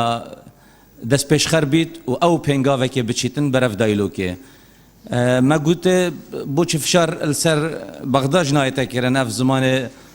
زەڤر و يعني نظام بداخوا حقك داي ما فك داي قلت يا ما في جا ازدا مسي بشنيارتين بشنياري كي ازدا خازت كان برلمان دا خازج و قنصل خانه بكتن دانشنا كي چه سروك لجنه سروك فراكسيون بيكول گلدانشين ابقى هنا تجاشنا كي كاف دايلوكا سرچ بنا ما بكين سرچ اساس كان بشنياري كي بشنيارات دوي اف قناغه قالك قناعتم يا هستياره ام وتاركا شارستاني يا ياساي اولجنا ياساي كو امدت كتن سر اوي وفاري كابتن بكاربين شركه ديتر استفزاز نبين وهر وي قنصليش تاكيد كير كو زياده استفزاز بغداد كان بشنياره سي بيدا شونا كامش خدا بكين اف خلكه بو يعني پشتوانیا مەگەلێک نهاتەکردن ڕاستە دژاتی نهاتێکردن بەس بۆ پشتوانی پێنجی قەناتت کوردی فەضایی هەین بەس چەند مەتەرخان کرینە بۆ ئەم عەقڵێ غەیری خۆ تێگەیشتنێکی نزیکبوونێکی چێکەین کا قەناتێکی فارسی کا قەناتێکی تورکی حتى انه كبينجي قناه ما بو دبلجه حلقه ومسلسل التركي ويراني ما يتشكرين ام بو طربقي فجاء از داخازت كان فشنيره بترقاندن اف اخناك زانا بود بجم قوتي بو لجنه دسباكيه از بير درفت بينم كدا خازش هر برلمانتار كان هر كسكي يقول بيتن هر شيء بلغك هبيتن سر هر برلمانتار بيتن هر برسكي بيتن ترسكي ان رقاندنك ترسكي نف خلقي دا شكت اي بلغك جينتا لجنه دسباكيه وسوباسياتكم سپاس بۆ بەڕێز عمەر کوچەر داوا لە ئێوەی بەڕێز دەکەم هەر پەیوەندیەک بە ئێوە بکرێتن لە هەر شوێنێک لە هەر قونسڵیەک ئەوە بۆ خۆتان دەگەڕێتەوە چۆن معاملەی لەگەڵ بکەن بەسەوە بابەتێکی شەخسیە نێوان ئێوە و ئەوانە و ئەوان دیبلۆماسینە بۆ دانیشتنەکە نەگێڕنەوە ینی ئاماژەی پێ نەکەن تکایە میکرۆفۆنەکە بەردەوام دەبین بەڕێز شوان شێخمەت کورتە تۆ زۆر نێزیکی لە ئێمە لەبەرەوە داوا دەکەین کورت زۆر کورتە بەڕێز سەرۆکی پەرلەمان ئەمە چاک دەزانین مەسەلەی ریفراندۆم کە ئەنجامدا لە کوردستان نەتیجەی ئەو زوڵمە زۆرەی بوو کە دەرحەق بە خەڵکی کوردستان کرا هەرچی ناوی لێ نەدەن کە لێرەوە باسی لێکرا هەمووی ئەو وەڵامدانەوەی ئەو هەم زوڵمە بوو کە خەڵکی کوردستان بە تێکراییەوە و ئەو پێکاتانە کە لێ مەنتەقەش بوون کە دەنجیاندا دیارە باشترین شێوەی ژیانی خۆیان لە ناو هەرێمی کوردستاندا دەبینەوە جێگا دەست خۆشحاڵیە و ئەوەی کە عێراقش کردی بەپێی هەموو ئەو معاداتە نێودەوڵەتی بەپێی خودی دەستورەکەی خۆشی باتڵە لەبەر ئەوەی خەرقی بابلێن دەستوری عێراقی کراوە بەپێی ئەو پەیماننامە نێودەوڵەتیانەوە پێی دەستوری عێراقی مادەکان وازەحە لە مادەی 1 و مادەی 8 و میثاقی ئومەم متحیدەی مادەی 1 و 55 و لە 56 تاکید دەکات ینی التزامی دروست دەکات و ئەوەی تریشیان کە و معادەی نێودەوڵەتی ساڵی 66 کە لە عێراق بە یاسا کرایە بە یاسای ژمارە 193 ئەوانەی کە لەلایەن ئەنجومەنی ئاسایشەوەش کە ینی بابلێن کە ڕایەکانیان دەربڕیە زیاتر خۆی لە سێ خاڵدا دەبینێتەوە هەم مەسلەی دەستورەکەیە ئەوی تر شەڕ و گرژی کە ڕوونەدا مەسلەی هاوکاری و دانوستاندن یان هاوکار بن بۆ دانوستاندن نێوان ئێمە و بەغدا ئەوەی جێی خۆشحاڵیە هەرێمی کوردستان پاشەوەی کە و کاغەزا ئەو وەرەقە بەقوەتەی کە کەتە دەستکە دەنجی خەڵکی کوردستانی پێەیە هیچ خلافەچی نیە لەسەر ئەو ڕایانەی کە ئەنجومەنی ئاسایش هەیەتی بەنسبەت دەستور بەمە حازرین کە مناشێ بکەن کە شارەزایان پسپۆرانی خۆمان بەبەڵگەوە هەمیان ینی دیاریکرێ بەپێی خەرقی دەستوری عێراقی بەرامبەر بە هەرێمی کوردستان و ئەوەی تریش ئەمە بە هیچ شێوەیەک لەگەر ئەوەی دانینە کە گرژی و شەڕ ڕووبدا لە نێوان ئێمە و نێوان بەغدا و ئەوەی تریش ئەمە هەر هاوکارێک ینی پشتیوانیەکی نێودەوڵەتی بۆ ئێمە دەکرێت جێگای خۆشحاڵیە کە بێن لە بۆ ئەو دانوستانانی لە نێوان ئێمە و کە بابلێن حکومەتی بەغدا دەکرێتن ئەنجام بدرێ و داوا دەکەم پەرلەمانی کوردستانی دایک ئاراستەی کۆمەلگەی نێودەوڵەتی یاخود پەرلەمانی هەموو وڵاتانی دنیا مەجلیسی ئەمن UN وڵاتانی دەوروبەر وڵاتانی ئیسلامی و عەرەبی بکاتن دەرحەق بەو خەڵکەی یاخود بەو مافەی کە ئێمە هەیتمان لە کوردستاندا یاخود ئەو استفتایە کە دەرمان بڕیە پێویست بۆی دەکە کە ندایەکمان هەبیتون بانگەوازەک لە بۆ هەموو ئەو وڵاتانی یاخود ئەو کۆمەلگایانەی کە هەیە ڕێکخراوانەی کە هەیە بۆی کە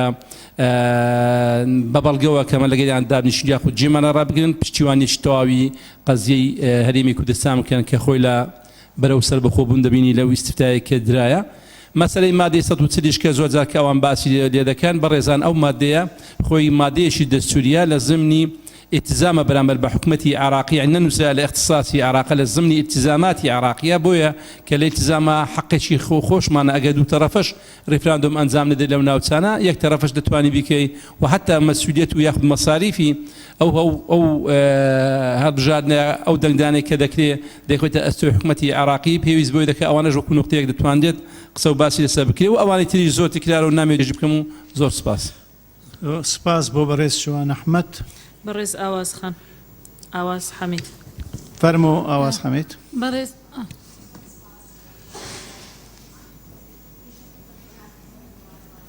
میکرۆفۆنەکە چاکە زۆر سپاس بەڕێز سەرۆکی پارلەمان پێشەکی بە خێرهاتری میوانە بەڕێزەکان دەکەم و سەرەتا پیرۆزبایی لە خەڵکی کوردستان دەکەم کە بە سەرکەوتنی لە ڕێفراندۆمی گەلەکەمان خاڵەکان تقریبان هەموو ئیشارەی پێدرایە لەلایەن هاوڕێیان من زۆر لە یعنی بە کورتی ئشارێ بە هەندێک مەوازع دەدەم کە لەلام گرنگە کە ئەو بڕیارانەکە لە پەرلەمانی بەغدا دەرچووە هیچ بنەمایەکی یاسایی نییە و چەندین ساڵە هەموو هەوڵێک دراوە بۆ ئاستەنگخستنە سەر ژیانی هاوڵاتیانی هەرێم و دروستکردنی کێشە بۆ هەرێمی کوردستان لە خۆبەڕێوەبردن و بەرگریکردن لە خۆی. پێویستە داوا لە کۆمەلگای نێودەوڵەتی بکرێ و ئەنجومەنی ئاسایش کە بینە سەرخەت و مخاتەبەی حکوومەتی بەغدا بکەن لەسەر ئەو هەموو سزا ناڕەوایانە کە بەسەر هەرێمی کوردستانیان سەپاندووە. من تەنها چارەسەر لەوە دەبینم کە بە زووترین کات دەوڵەتی کوردی ڕابگەینین چونکە کێشەکان بەردەوام دەبن ئەگەر بەم شێوەیە لەگەڵ بەغدا بەردەوام بین. مۆزوعی دیکەشە کە زۆرم پێگرنگە ئیشارەی پێ بدەم مۆزوعی ئەو کەناڵینە ڕاگەیاندنیە کە ترس و دڵاوکەیەکی زۆریان لە ناو خەڵک بەڵاو کردیتەوە داوا لە حکوومەت دەکەم لە ڕێگای وەزارەتی ڕۆشنبیری مخاتەبەیان بکات و ئیجراعاتیان لەگەڵ بکات بۆ ئەو هاواڵە ناڕاستانە کە هاوڵاتیان پێی دڵگران بووینە. زۆر سپاس بۆ بەڕێز ئاواز حەمید. بەڕێز ئاواز جەنگی فەرموو بەڕێز ئاواز جەنگی. بەڕێزان سەرۆکایەتی پەرلەمان ئاواز شێخ جەنگی من سەرەتا پیرۆزبایی لە خەڵکی هەرێمی کوردستان و ناوچەکانی دەرەوەی هەرێم دەکەم بۆ سەرخستنی پرۆسەی ریفراندۆم و دەنگدان لەم ناوچانە ڕەنگە کارێکی ئاسان نەبوو بێ پیرۆزباییان لێ دەکەم.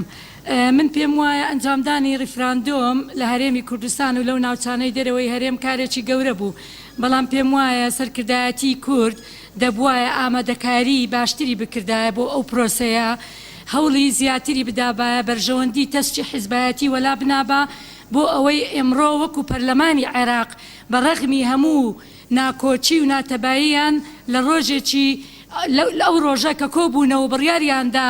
کە ئەو بڕیارانەیان دژی هەرێمی کوردستاندا توانیان یەکریز بن یەک دەنگ بن بەداخەوە ئێمە نەمانتوانی ئەوە بکەین بۆ ریفراندۆمی هەرێمی کوردستان و ناوچەکانی دەرەوە ئەمڕۆژ بەداخەوە کە لێرە کۆبوونێتەوە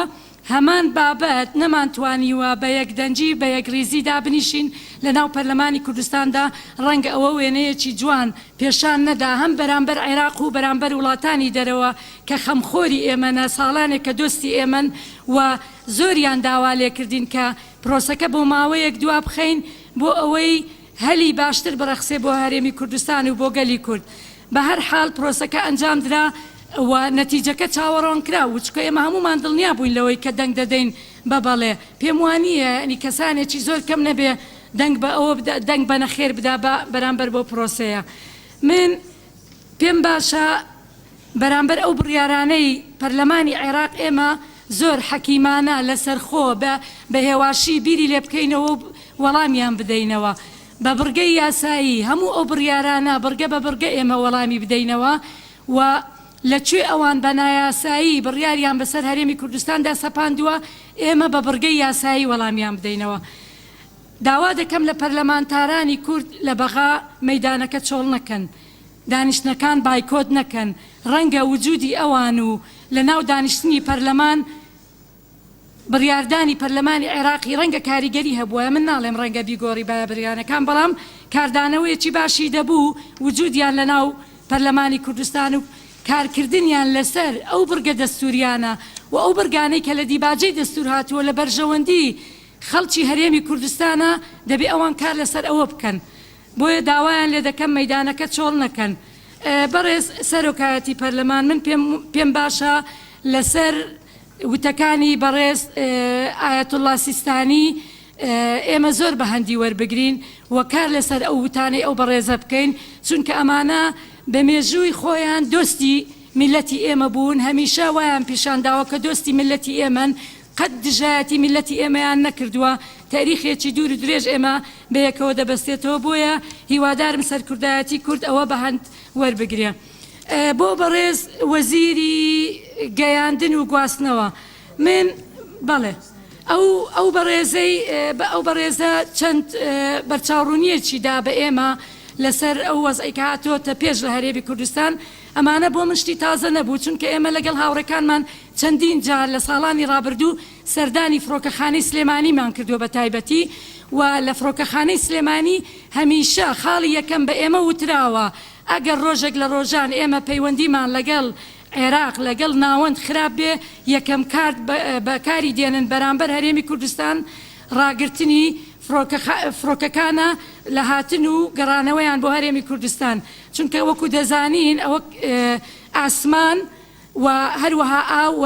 خاڵە سنووریەکان ئەمانە پرسی سیادین هەرێم حکوومەتی ناوەند هەر کاتێک بیەوێ کارتێکە بەدەستیەوەتی و دەتوانێت بەکاری بێنێ دژی ئێمە بۆیە من پرسیار لە بەڕێزیان دەکەم ئایا ئێوە وەکو وەزارەت ئەلتەرنەتیڤتان چییە بۆ خەڵکی هەرێمی کوردستان کە وەکو باستان کرد خەڵکانێک زەرەرمەند دەبن لەم ناوە کە ڕەنگە خەڵکی نەدار و خەڵکی هەژار بن خەڵکی نەخۆش بن پێویستیان بەوە بێ کە بچنە دەرەوە بۆ عیلاج لە دەرەوەی هەرێمی کوردستان ئێوە ئەلتەرنەتیڤەکانتان چی ئەوە تا ڕێگەی ئاسمانی گیرە ڕەنگە ڕێگەی سنووریەک خاڵە سنووریەکانیشدا بخرێ ئایا وەکو وەزارەت هیچ پلانێکتان هەیە ئێوە لەگەڵ حکوومەتی هەرێمی کوردستان باستان کردووە لەو بابەتە خاڵێکی ترکە بەڕێزێک باسی کرد کە ئێمە کارتی ئاومان بەدەستەوەیە من پێم وایە ڕاستە کارتێکی زۆر گەورەیە بەڵام پێم وایە جارێ زووە ئێمە ئەو کارتە بەکاربێنین با هەڵی گرین چۆن کورد دەڵێ بۆ ڕۆژی ڕەشدارێ ماوە ئەو کارتە داوا دەکەم وەڵامی یەکتر نەدەن وەڵامی وەڵام دانەوە نیە بەڕێز من پێم وایە کارتێکی زۆر گرینگە زۆر گرینگە فعلەن ئاوی کوردستان کە بەشی هەرە زۆری بۆ ناوەڕاست خواری عێراق دەچێت کارتێکی یەکجار گرینگە بەڵام باجارە ئێمە ئەو کارتە نەسووتێنین چۆن کارتی ڕیفراندۆممان بە پەلە پرۆزە لە پەرلەمان ڕاستپاردەمان بۆ دەرکرد و یاسامان بۆ دەرنەکرد با کارتی ئاویش بەو دەردە نەبین من پێم وایە دۆستانی ئێمە ڕەنگە ئێستا لە دوورەوە سەیرمان دەکەن و ڕەنگە پێشمان بڵێن کە ئێمە زۆر ڕاوێژمان لەگەڵ بەرپرسانی هەرێمی کوردستان دەکرد و ئامۆژگاریشمان کردن بەرچاوڕوونیماندانێ کە ڕەنگە ئەگەر پابەند نەبن بەو بڕیارانە یاخود بەو پێشنیارانە ڕۆژگارێکی ناخۆش بێت ڕوو لە هەرێمی کوردستان بکە ئایا حکوومەتی هەرێمی کوردستان من حەزم دەکرد ئەمڕۆ ئەو وەزیرە پەیوەندیدارانە لێرە بوانە لەسەروی هەمویانە وەزیری دارایی وەزیری بازرگانی وەزیری پێشمەرگە بۆی بەرچاوڕوونی بداتە بدەنە ئێمە و خەڵکی هەرێمی کوردستان کە ئامادەکاری چی کراوە ئەگەر حکوومەتی ناوەند بڕیاری تونتر بەرامبەر بە هەرێمی کوردستان بگرێتە بەر ئامادەکاریەکانی ئێمە چییە و ئێمە تا چەند دەتوانین بەرگری لە خاک و نیشتیمانەکەی خۆمان بکەین و ئایا ئەو دەوڵەتانەی کاتاکو ئێستا ئێمە دەڵێن دۆستمانن لێمان نزیکن هاوکارمان بوون لە شەڕی دش بە تیرۆریستانی داعش و هاوکاری زۆری هەرێمی کوردستانیان کردووە ڕای ئەو دەوڵەتانە چییە ئایا تا چەند لێمان زویر بوون یاخود ئەوە هەر قسەی ئەلامیە و لەسەر تەلەڤیزیۆنەکان باز دەکرێت هیوادارم شتی ژێربەژێری هەبێ سپاس بۆ بەڕێز ئاواز شێخ جەنگی بەڕێزان بارە گشتێکە خۆتان شاگادارن لە گرژیەوە بەرەو هێورکردن دەچیت لەبەرەوە بە واڕاستەیە ئینشاڵڵا هەوڵەکانی ئێمە ئەمڕۆ لەم دانیشتنەدا پەیامی بەهێزتر دەچیتن لە پێناوی ئەوەی یعنی دیالۆگێکی ئەنجامدار لە ئایندەدا بەدەستەوە بێت ئێمە کەممان ماون بەڕێزان بەڕێز کاک سالار محمود فەرموو کاک سالار محمود بەڕێز سەرۆکی پەرلەمان بەڕێزان ئەندامانی پەرلەمان سالار محمود لە ڕاستیە ئێمە لە نێوان دوو بژار دەداین حکوومەتی ئیتیحادی ئێمە ئاراستاکە بۆ بژاردەی شەڕ بەڵام دەبێ هەرێمی کوردستان بەرزتر و دوورتر لەم بڕیار و لەم هەڵس و کەوتە بڕوانێ بژاردەی ئاشتی هەڵبژێرێن بە پێی پەیماننامەی نەتەوە یەکگرتووەکان بەدیهێنانی مافی چارەی خۆنووسینی گەلان زامنی ئاشتیە لە جیهان و لە نێوان گەلان و وڵاتاندا هەروەها بە پێی مادەیەکی پەیماننامەی نەتەوە یەکگرتووەکان و هەروەها مادە 55 پەیماننامەی نەتەوە یەکگرتوەکانیش ئیلزامی وڵاتانی ئەندامی کردووە بۆ بەدیهێنانی ئاشتی لە جیهاندا و حیفاظکردن بە جاڕنامەی گردردونی مافی مرۆڤەوە بۆ هەر لایەک کە بە تایبەتی ئەندامانی کە هەن پێشێلی دەکەن. لەو ڕۆوە ئێمە دەبێت پشت بەسین بە پرەنسیپە نێودەوڵەتیەکان، چونکە ئێمە هەنگاوێکی زۆر قورس و ڕۆژهەڵاتی ناوەڕاست هەژێن و دنیا هەژێنمان هەڵگرتووە. ئەمە پێویستی بەوەیە کە چەکێکی گەورەشی بۆ ئامادە بکەین. بەدیدی من بابەتی ئاشتی گەورەترین چەک بۆی بریتە لە یەکڕیزی ناوخۆیی خەڵکی کوردستان کە زامنی سەرکەوتنی ئێمەیە لەم پرسەدا. هەرچەندە ئێمە زیاتر لە ئەعلانی عالەمی حقوقی ئینسانەوە لە 48ەوە تاوەکو ئێستا کەوەکو چەترێک بۆ پارێزگاری لە ماف و ژیانی گەلان دانراوە، ئێمە چەندین جنۆسایدمان دەرحەق کراوە لە ئەنفال و کیماباران و بێسەر و شوێنی بارزانیەکان و فەیلیەکان و کۆڕە و دواتریشیان جنۆسایدی ئێزیدیەکان. بۆیە کۆمەلگای نێودەوڵەتی بە شێوەیەکی گشتی کەم تەرخەمە بەرامبەر بە ئێمە کە ئێمە هەنگاو ئەنین ببین بە ئەندام لە خێزانی کۆمەلگای نێودەوڵەتی لەڕاستیا بێ مەقایس و مەعایری مجتەماعی دەولی لەگەڵ حکومڕانی خۆماندا بارگاوی بکەین و هەڵبگرین. ئەویش پەیوەستە بە یەکریزی ناوماڵی خۆمان و چەسپاندنی سەروەری یاسا. من پێشنیارەکەم بۆ پەرلەمانی بەڕێزی کوردستان حکوومەتی ئیتیحادی لە 13 خاڵدا لایحەیەکی 13 خاڵی ئامادە کردووە لیژنەی قانونی بە 13 خاڵ و بە هەر یەکە وەڵامدانەوەی خاڵی خۆی وەڵامی حکوومەتی ئیتیحادی و پەرلەمانی عێراقی بداتەوە. ئێمە تەرکیز بکەینە سەر پەسەندکردنی مەبدەئی گفتوگۆ. پرەنسیپی گفتوگۆ باشترین پرەنسیپە کە ئێمە دوورەخاتەوە لەو تەڵەی کە وڵاتانی ئەقلیمی یان هەندێک هێزی شۆڤێنی لە عێراقدا دەیانەوێ هەرێمی کوردستانی دەستکەوتەکانی پێ لەبار بدەن. لە ڕاستیدا ئەبێ تەرکیز بکرێتە سەر ئەوەیە ئاماژە بۆ بکرێت گەمارۆدانی سنوورەکانی هەرێمی کوردستان تەنها گەمارۆ حساری ئابووری نین بۆ سەر خەڵکی کوردستان، بەڵکو گەمارۆی ئابووریە بۆ سەر خەڵکی بەسرە، بۆ سەر بەغداد، بۆ سەر ناوچەکانی جنوب و ناوەڕاست، چونکە ئەوانە مەرزی نێودەوڵەتین لە نەم سەری وڵاتەوە بۆ ئەو سەری وڵات. پێویستە لە ڕاستیدا لە ناوخۆی خۆمانە وەکو پەرلەمانی کوردستان کۆمەڵێک ڕێوشێنی ئیجرایی بگرینە بەر بۆ حکوومەتەکەمان کاراتر بێتەوە بۆ ئەوەی بتواندرێ متمانەی خەڵکی کوردستان لە ڕۆژی 25 نوێ کە چۆن بۆ ڕیفراندۆن هەی بووە زیاتر هەبێ. واتە ئێمە بە جێبەجێکردنی یاسا و بە پاراستنی سەروەری یاسا و گەڕانەوە بۆ خەڵک پاداشتی ئەو چاکەی خەڵکی خۆمان بدەینەوە کە سەرباری هەڕەشە گەورەکانی کە دەرحەق بە خەڵکی ناوچە کوردستانیەکانی دەرەوەی هەرێمیش کرا هەرچوونە پای سندوقی هەڵبژاردنەکان و لە شوێنی پارێزراو نەبوون توانیان ڕوبەڕووی کۆمەڵێک مەترسیش ببنەوە. پێشنیار ئەەکەم پەرلەمانی کوردستان ئیقراری ئەوە بکات کە سنووری نێوان هەرێمی کوردستان و ڕۆژاوای کوردستان بکرێتەوە، بە تەواوەتی بکرێتەوە و عمقێکی باش بۆ خەڵکی کوردستان لە ڕێگەی ڕۆژاوای کوردستانەوە دروست بکرێت. ئەگەر قسە لەسەر داخستنی فڕۆکەخانەکانی هەولێر و سلێمانیە، ئێمە ئیش لەسەر ئەوە بکەین هەماهەنگیەکی تەواو لەگەڵ فڕۆکەخانەی قامیشلۆ دروست بکەین بۆ ئەوەی هەرێمی کوردستان لەو ڕێگەوە بتوان هاتوشۆ بکەن. پێویستە لە ڕاستیدا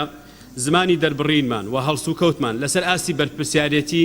زمانی گفتوگۆ ئامێز بوو و پشتبەستور بێ بە پرەنسیپە نێودەوڵەتیەکان، چونکە دیارە دەوڵەتی عێراقی و حکوومەتی ئێستای عێراقی پێچێ هێشتا تێر نەبوو بن بە ڕشتنی خوێن لە ڕاستیدا، وەکوەوەی دەوترێ پێیان بڵێن هەل منە المەزید ئەلەیسە کەفا.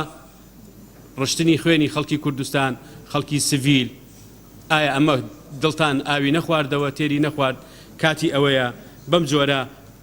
مخاتبەی کۆمەلگای نێودەوڵەتی بکرێ و مخاتبەی دنیای عەرەب و دنیای دەوروبەر بکرێ کە ئێمە گەلێکین لە چەند لە دە ساڵ جارێکە بە جۆرێک لە جۆرەکان جینۆساید و هەوڵی جینۆساید کردمانە درێکە لە مێژووی مرۆڤایەتیدا لەوێنەی نییە.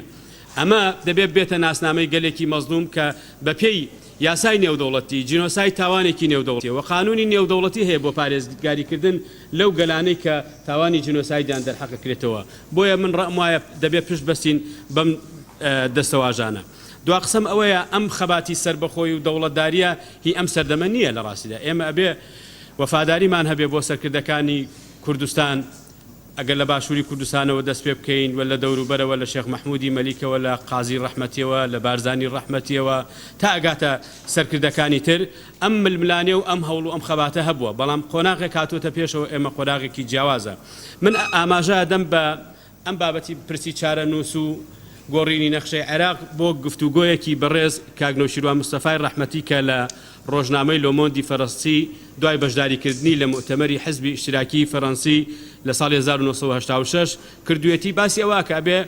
ئەگەر ئێمە مافەکانمان دەستەبەر نەکرێت باشتر وایە عێراق دابەش بێ بۆ سێ دەوڵەتی شیعی سونی کوردی ئەو کاتەش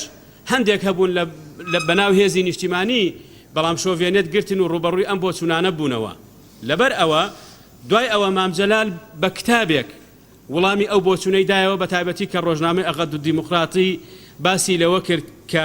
ئەمە خەونێکە دنیا ڕۆژەڵاتی ناوەڕاست بەرەو ئاشوبێکی تر ئەبا بەڵام مام جەلال لە نامیلکەیەکی گەورەدا ئەغەد و دیموکراتی و حرمان الشعب حتى من حق التقرير حق تحقيق الحلم وڵامێکی تێر و تەسی ئەم مەسەلەی داوەتەوە لەبەر ئەوە ئەم جەدەلی ئێستا نییە بۆیە ئێمە بەلامانەوە گرنگە ئەم دەستکەوتە ببێتە دەستکەوتی مێژووی 100 ساڵی گەلی ئێمە لە باشووری کوردستان و ئێمە پشت بە دۆستەکانی خۆمان بەسین لە پارچەکانی کوردستان بۆیە ئەگەر بڕیاری ڕفراندۆم هەنگاوێک ئێمەی بەرەو سەر بەخۆی و خەڵکی دنیای بە ئاگا هێنابێتەوە کە کورد دەیەوێت دەوڵەتی هەبێ و ئەم هەموو مانۆڕێی حکومڕانیە لە باشووری کوردستان هەیە ئەو هەموو ڕووبەڕووبوونەوەی تیرۆر و نوێنەرایەتیکردنی کۆمەلگای نێودەوڵەتی هەیە بۆ ڕووبەڕووبوونەوەی تیرۆری داعش بۆ بەدەیهێنانی مافی چارەی خۆنووسینە ئەگەر ڕیفراندۆم ئەو هەنگاوەی باشتر بۆ ئێمە ڕەخساندووە بە دڵنیاییەوە ئەو هەڵە کوشندەی کە عەبادی و پەرلەمانی ئیتیحادی لەو بڕیارە سیانزە خاڵێ داویانە لە ڕیفراندۆم باشتر خزمەتی دۆزەکەی ئێماکە ئەگەر باش بتوانین مامەڵەری لەگەڵدا بکەین بۆیە لە کۆتاییدا ئەم چیرۆکە بێکۆتاییە ئەگەر بێت و ئێمە دروشمەکانمان نەکەین بەکردار گرنگ ئەوەیە ئەمەی ئێمە ئەیڵێن هەر کەسە و لای خۆیەوە هەر تەرەفە و لای خۆیەوە هەر موئەسسەیە و لای خۆیەوە کاری پێ بکە و لە جغزی حزبیەوە بترازێن بۆ جغزی نیشتیمانی و نەتەوەیی و من دڵنیام سەرکەوتنیش نزیکە سپاسانە سپاس بۆ بەڕێز سالار مەحموود هەر بۆ ئاگاداری ئەو بەڕێز سەندان پەرلەمانەی بەڕۆژوونە بەبوونەی دەهی محەڕەم لە دەرەوە ئامادەکاری کراوە بەڕێز مەردان خدر فەرموو بەڕێز مەردان خدر بەڕێز سەرۆکی پارلەمان من هەوڵ دەدەم بە پێی بەرنامەی کار کە نووسراوە وەکو وەڵامێک بۆ بڕیارەکانی حکوومەت و ئەنجومەنی نوێنەرانی عێراقی فدرار من وەڵام بدەمەوە نە وتار پێشکەش بکەم پێش هەموو شتێک من لەگەڵ ئەوەمە ئەم خاڵانە چەند پێشنیارێکن لە هەلویستی پەرلەمانی کوردستان چ بە بڕیارە چ بە ڕاستپاردەیە کە لە دوایی دەردەکرێت جێگەیان بکرێتەوە لە سەرەتا پێشنیار دەکەم کە ئێمە بە هەمان نەفەسی پەرلەمانی عێراق و حکوومەتی عێراق وڵامیان نەدەینەوە ئێمە بە مێشکێکی کراوە بە سینگێکی بەرفراوان و لەسەرخۆ وڵامیان بدەینەوە و مخاتەبەی مجتەمەعی نێودەوڵەتی بکەین خاڵی یەکەم بە پێی بڕگە دوو لە مادەی 121 لە دستوری عێراق ئەو مافە بە هەرێمی کوردستان دراوە کە تعدیلی یاسا فدرالیەکان بکەین بۆیە من لێرە پێشنیار دەکەم بۆەوەی بە کورتی زۆر درێژ نەکەم پێشنیار دەکەین مادەم ئێمە ئەو مافەمان هەیە ئێمە بەڕەهایی ئەو بڕیارانە ڕەت بکەینەوە چونکە پێشێلی دستوری عێراق و یاساکان و دیسان مەواسیقی نیودەوڵەتی تێدایە بەڕێزان زۆر لە ئەندامانی پەرلەمان دکتۆر فەرسەد ئامینە خەن زۆر لە هەواڵانی تر ئیشارەتیان بە زۆر لەو پێشێلیە یاسایی و دستوری و دیسان مەواسیقی نیودەوڵەتی کرد من یەکێکە باسییان ناکەم تەنها تەکید دەکەمەوە کە یەکەیەکە لە هەلویستی پەرلەمانی کوردستان ئیشارەتیان پێ بدرێت و جێگایان بکرێتەوە خاڵێکی تر هەروەک ئاشکرایە کە ڕیفراندۆم ئامرازێکی ئاشتیانەی مافی چارەی خۆنووسینی گەڵانە بۆیە بە پێویستی دەزانم کە خیتابی پەرلەمانی کوردستان تەکید لە ئاشتی و دوورکەوتنەوە لە توندوتیژی بکەینەوە لە پرۆسەی سربەخۆیی تەنها یەک حاڵەت ئێمە تەفویزی دەستگا پەیوەندیدارەکان بە تایبەت فەرماندەی گشتی هێزی پێشمەرگە بکەین ئەگەر مەترسی و تهدید لەسەر سنوور و لەسەر خاک و لەسەر هاوڵاتیانی هەرێمی کوردستان بیت وەکو حەقی دیفاع و بەرگری ئەو مافەمان هەبی کە بەرگری لە خۆمان بکەین. خاڵێکی دیسان بە پێویستی دەزانم کە ئێمە لە پەرلەمانی کوردستان تەکید لە زمانی دیالۆگ بکەین، چونکو زمانی دیالۆگ بۆ ئەم قوناغا بۆ هەلویستی پەرلەمانی کوردستان، بۆ هەلویستی هەرێمی کوردستان و سەرکردایەتی سیاسی کورد زۆر پێویستە کە بەم شێوەیە ئێمە وەڵام و مخاتەبەی مجتەمەعی نێودەوڵەتی بکەین. خاڵێکی تر زۆر بە پێویست دەزانم کە تأکید و ڕاستپاردەی حکوومەتی هەرێمی کوردستان بکەین کە لە دوو ئاست، لە سەر ئاستی ناوخۆیی لە چەند ڕۆژی داهاتوودا لە ڕێگەی دانیشتن و کۆبوونەوە لەگەڵ هەموو قونسولگەری و نوێنەرایەتی وڵاتان لە هەرێمی کوردستان دابنیشیت و حقیقەتی ئەم عەقلیەتە کە ئێستا بڕیاری لەدەستە کە ئێستا دەستهەڵاتە لە بەغدا بۆیان ڕۆن بکاتەوە دیسان هەموو ئەو پێشێلکاریە یاسایی و دستوری و اتفاقاتی نێودەوڵەتی و مەواسیقی نێودەوڵەتیان بۆ ڕۆن بکەتەوە کە لە بڕیارەکانی ئەنجومەنی نوێنەرانی عێراق و حکوومەتی عێراقدا هەن. دیسان لەسەر ئاستی دەرەوەش زۆر گرنگە کە تأکید لە نوێنەرایەتیەکانی حکوومەتی هەرێمی کوردستان بکرێت کە لەو ماوەیەدا ئەکتیڤ بن،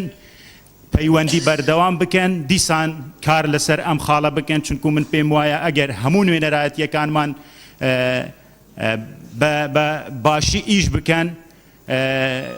چونکو تێبینی بە حقیقت لەسەر کاری هەندێک لە نوێنەرایەتیەکان هەیە ئەوەی ئێمە دەبینین لە ئیعلام تەنها هەندێک نوێنەرایەتی ئەکتیڤ هەنە. ئەگەر هەموو نوێنەرایەتیەکان بە باش کار بکەن من پێم وایە دەتوانن بە باشی هەڵویستی خەڵکی کوردستان و ئەو پێشێلکاریە یاسایی و دستوریانە بگەینە وڵاتان. خاڵی کۆتاییم بە پێویست دەزانم دیسان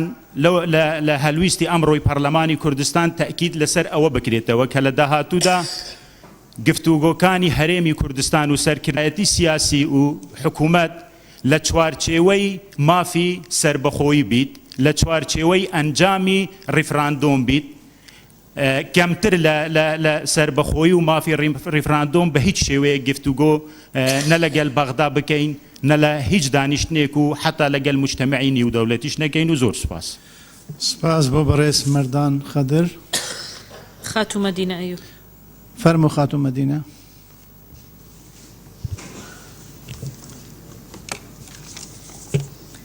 بەلێ سەرۆکی پەرلەمانی ئەس مەدینە ئەیوب پیرۆزبوویە گەرم ئاڕاستایی گەلێ کورد دەکەم کو یەکەم جارەت مێژووە گەلێ کووردە گەلێ مەب ئازادایی دەنگی خودایی دەستخۆشیە کۆمیسیۆنە بالا و سەربەخۆ هەڵبژاردن و ڕاپرسیال هەرێما کوردستانی جی دکەم مزبێت بەحسل پەیامنامە نێودەوڵەتی جی بکەم لە خولا شەشێ لجنە مافێ مرۆڤ لە ساڵە 1905 گرنگی هەنگی هاتەدان بە مافێ چارەنووسێ گەلان هەر دیسان بڕیارە ژمارە 2200 لە 16/12/1966 لەلایەنێ دەستای گشتی نەتەوەی یەکگرتو دەرچوو بەحسل هەندێک کرد هەر نەتەوەیەک مافێ هەندێ هەی چارەنووسێ خۆ دیار بکێت ئەو مافە ئێکش مافێن ڕاستانی هەر نەتەوەیەکە کە یاسا نێودەوڵەتی پارێزگاریە لێ بکێت هاوڵاتی لە ڕێگا ڕاپرسی ئازادە چارەنووسێ خۆ دیار بکێت دیسان لە ساڵە 1970 وڵاتی عێراقێ ئەو پەیامنامەیە ئیمزاکری و کار پێت هێتەکردنی گەلێ مەژی لە 25 لە دیفوێ بریارە ئەوە نەتەوەی یەکگرت و ئیمزاکری گەلێمە ئازادانە دەنگی خۆدایە و چارەنووسێ خۆ دیار کریە ملوێت بەحسل هەندێک بریارێت حکوومەتە عێراقی بکەم ئەو بریارێت حکوومەتە عێراقی داین تایبەت براوەستانە نەهێلانە فڕینە فڕۆکان پێچەوانی مادە 44 ji دستوری عێراقی بەحسل هەندێت کتن هاوڵاتی عێراقی ئازادە چوون و هاتنا خودا چ داخلی عێراقی بێت یان خارجی عێراقی بێت بۆیە ئەف بریارە باتڵە چونکو هەر بریار و یاساک پێچەوانی دستوری بتن دیا باطل بتن لديف ماده 16 دستوري عراقي هكذا مسحكين برلمان عراقي ل 2003 حتى 2017 هيك ياساك البرلمان العراقي نهاتیا دری خستن در جواندیا گل کردا ولی مخابنی و ما بین شب و روز که ده چندین بریار در کرن دیجی گل کرد هکر ام سحکینه سیاغ یاسایی یا دیار بشیوه که نه عقلانه و نه یاسایی اف بریاره در کرینه سرارای هندیجی پیشیلکاری که مازن یا یاسایی دستوری هاتیا کرنه البحث الهندي كم أو نوتين دروا إدارة هرم كردستانه برأي من هر شوينك بيشمركي بخونا خو بارس تبتو هاتبتا إك لايكرن هيج بيويستي گفتگو ناقد گل سر بهتا كرن گفتگو بلاد سروان نوچا بهنا كرن أود نوكا لجير كنترولا داعش دا بلدي سانا بالدولة زلهس أبي شر دبلوماسي وياساي وسياسي بشجوه وبابجن چه نینن ایرادا گلان راگرن سپاس سپاس بو برئیس مدینه ایوب برئیس کاک علی هالو فرمو کاک علی هالو برئیس تروک پارلمانتارین هجا مدویدل دستپیکی از سوپاسیاکی گرم آراسته خلک کردستانی بکم نبتنه کردستان باشور بلکه هر سه پارچندی باکو روشالات و روشاوای کردستان و هر وسا کردن دیاسپورای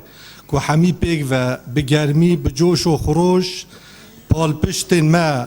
ین معنوی بون بو سر خستنا ریفراندومه هر وسا پیچوانه حوالندی از سوپاسیا پارلمانتارین کرد ین بغدا همی فراکسیونات کم که دوی پرسا نتوی و نشتیمانی دا یک هلویست و یک دنگ بون نقشل ما هیویدارم امجد دانشتنت بید دا بوی شوازی یک دنگ و یک هلویست بین گلک برادر بحث الریفراندومی که پیویز بو پیش وقت هنده کارندی هاتبان کرن بگو من اگر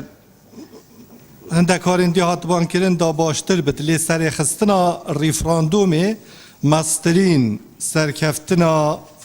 گل کرد میجوی دا چونکی به شوازه که دیموکراسی و مدنی و آشتیانه خلک کردستان بریال سر جاره نویسا خدا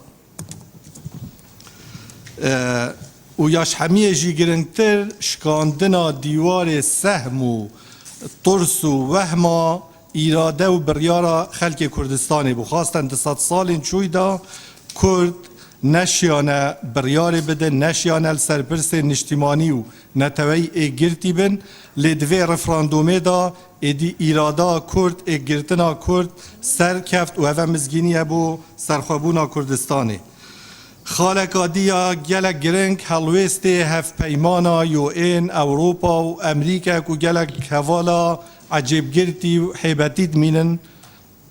مدرت الویر از بیجم سیاستا نیف دولتی الگور پرنسیب انسانی و ماف مروف و ديمقراسی بریو ناچد بلکو محور برجواندیه و الهمبریوه دوید امجی برجواندین خواه به مؤسسات پیشکفتی به آواکرنا مؤسساتا بشین مل به ملیوان و پرسه پیش و ببین و داگیرکر کردستان عراق و ولات دی اسوسات بینم هشتا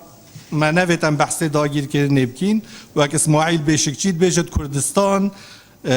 ولاتا که داگیرکری انترناشناله جلای وان چار ولاتا و اواتن کوهاریکار الگلوان نعف ولات تدبن ولات دیموکرات و آشتیت بینن حتی پرسا کرد جاره سر نبد نجی کرد دبن خدان ماف و تیم پاراستن حتی نبن خدان دولت و سر بخو نبن سپاس دو خالین گرنگ اگه اجازه بده من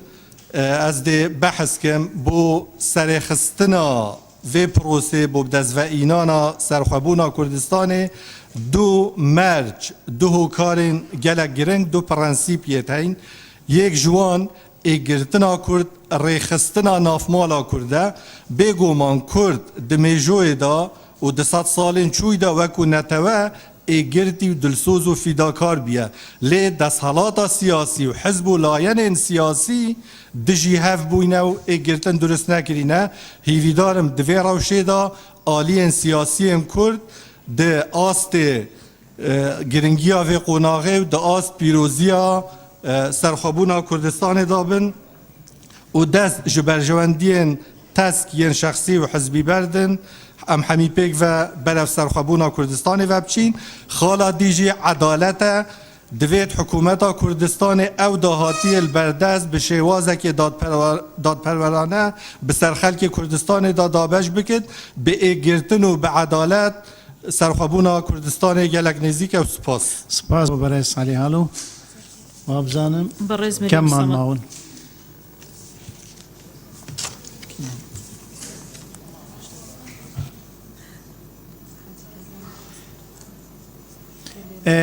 تکایە ئەوێ میکرۆفۆنێکە فەرمۆ بەڕێز مریەم سەمەد بەڕێز سەرۆکی پەرلەمان بەڕێز ئەندامانی پەرلەمان مریەم سەمەد وەک لای هەمووان ڕوونا دەسەڵاتی ڕاپەڕاندن لە عێراق سوڵتەیەکی فدرالی نییە تەنها لە دەستوردا فدراڵیەت بوونی هەیە دیارە بڕیارەکانی حکوومەت و پەرلەمانی عێراق ڕەتکردنەوەی پێکەوە ژیان و گەلانی کۆمەڵگەی عێراقا ئەو بڕیارانە بۆنی شەڕیان لێدە بەداخەوە و ئەگەر سەیری دەستوری هەمیشەی عێراق بکەین دەبینین حکوومەت و پەرلەمان تەنها تەجاوزی دەستوریان کردووە بەداخەوە دەسەڵاتداران لە ڕۆژهەڵاتی ناوەڕاست ئەو کاتە پەنا بۆ دەستور دەبن دەستور و قانون دەبن کە لە خزمەت بەرژەوەندی خۆیان دابێت بەڕێزان دیارە کۆبوونەوەی ئەوڕۆ ئەوەی ئێمە بۆ وەڵامدانەوەی ئەو بڕیارانەیە بۆیە بە پێویستی دەزانم خاڵانەتان بۆ بخەمە ڕوو یەک بەوردی وەڵامدانەوەی بڕیارەکان دیراسە بکەین ئەوەی پێویستی بە وەڵامدانەوە هەیە وەک دووەم وەک میلەتی ئاشتی خواز وستەم لێکرا و تەکید لە دایالۆگ بکەینەوە وەک زۆربەی هەواڵان کە ئاماژەیان پێکرد و باسییان کرد و بڕیارەکەی حکوومەت و ئەنجومەن نوێنەرانی عێراق و پشتبەستن بە کۆمەڵێک مادەی دەستوری لە ئێستادا تەفسیرکردنی ئەو مادانەی جێگەی ناکۆکیە لە نێوان بەغداد و هەرێدا وەک چۆن لە پێشودا سەبارەت بە پرسی نەوت جێگەی ناکۆکی بووە بۆیە یەکلاکردنەوەی ئەم پرسە دەبێت لە ڕێگای دادگای فدرالیەوە بێت و ئێمەش بە یاسایی تانە لە بڕیارەکانی بدەن بۆ زانینی دەسەڵاتەکان و جیاکردنەوەیان سەبارەت بۆ پرسانە و داوا لە کۆمەڵگەی نەودەوڵەتی بکەین بە تایبەت هاوپەیمانان بەرەی دژە تیرۆر بە فعلی بێنە سەر خەدوەوەی وەگەوەی کە هەواڵی بەڕێزم کاقادر ئاماژەی پێدا و پشگیری دەکەم لەوەی بە هەرچی زووە کۆدەنگی نیشتیمانی دەسەبەر بکرێت بە ئاراستەی پتەوکردنی ڕیزەکانی میلەتەکەمان و لەسەر ئاستی ناوخۆش گومان تێدا نیە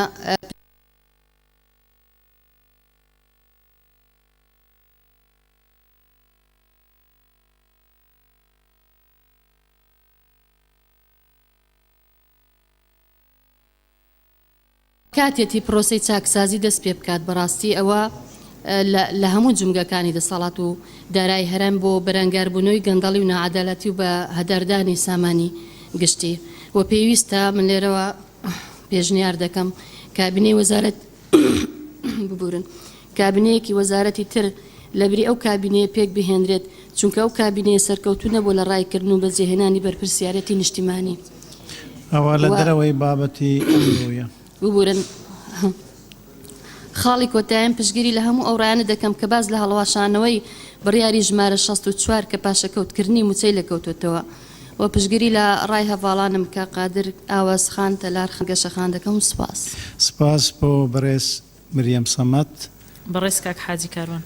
فەرموو کاک حاجی کاروان بەڵێ سپاستانەکەم من پێم خۆشە بە قسەی خاوەنی تەفسیری دڵاو دەست پێ بکەم قسەکەی زۆر جوانە ئەڵێ هەر میلەتێک ئامادە نەبێت یەک جار باجی سەربەرزی بدات ئەبێت هەتا ئەمرێت چەندین جار باجی زەلیلی و ژێردەستەی بدات بۆیە بەڕاستی حیفە ئێمە لەبەر بەعضێ چاوسورکردنەوە و لەبەر بەعضێ تەهدیداتی مادی معنەوی عسکەری خۆشمان بترسێنین یا میلەتشمان بترسێنین بەعکسەوە وەک کاکە بوبەکر هەڵەدنی وتی هیچ میلەتمان دووەم بە قەزێ ڕەواکەمان بۆی بەڕاستی سەنگەری ئێمە پەرلەمانە ڕۆژی ئەوە نییە وەتەنیەت بەسەر یەکا بفرۆشین من شانازیەکەم بەخۆمەوە سوپاسی ئەو هاوڕێیانە مەکەم کە دەنگیان بەوەدا دەست لە کارکێشانەکەم قبول نەبێ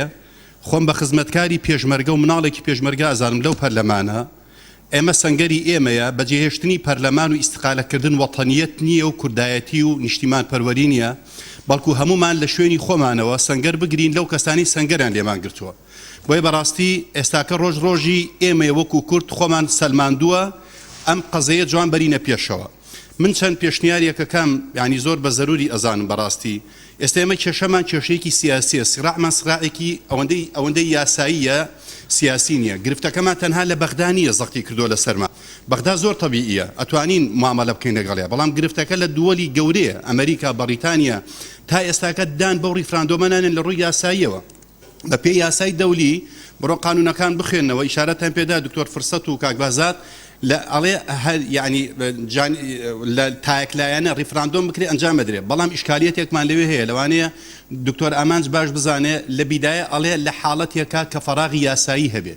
بۆیە ئەمە لەواچێت ئێمە وەکو پەرلەمانتار ئەتوانین لێ ڕێی خۆمان بدەین بەڵام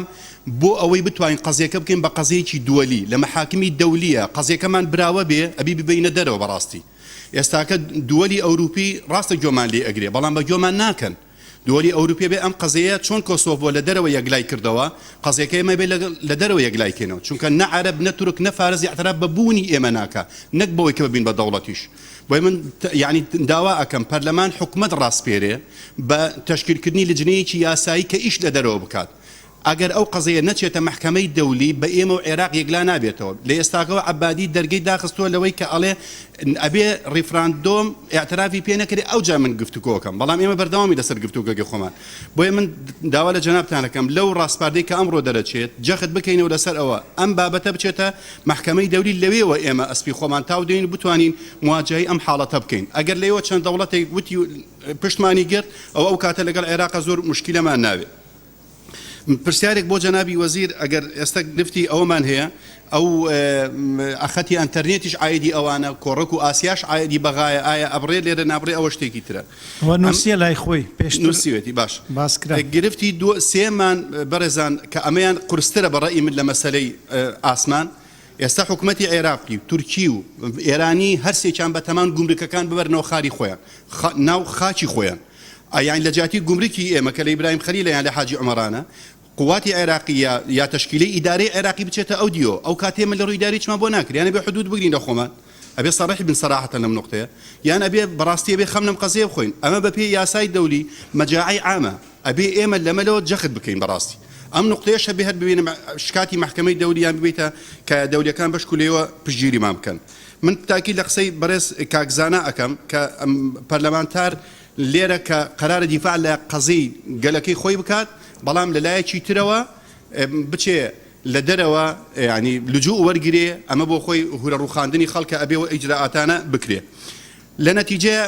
نقطەیەکی داواکەم لە جەنابتان ئەو قونسوڵیانەی کە لێرن لە ڕێی قونسوڵەکانەوە ئەم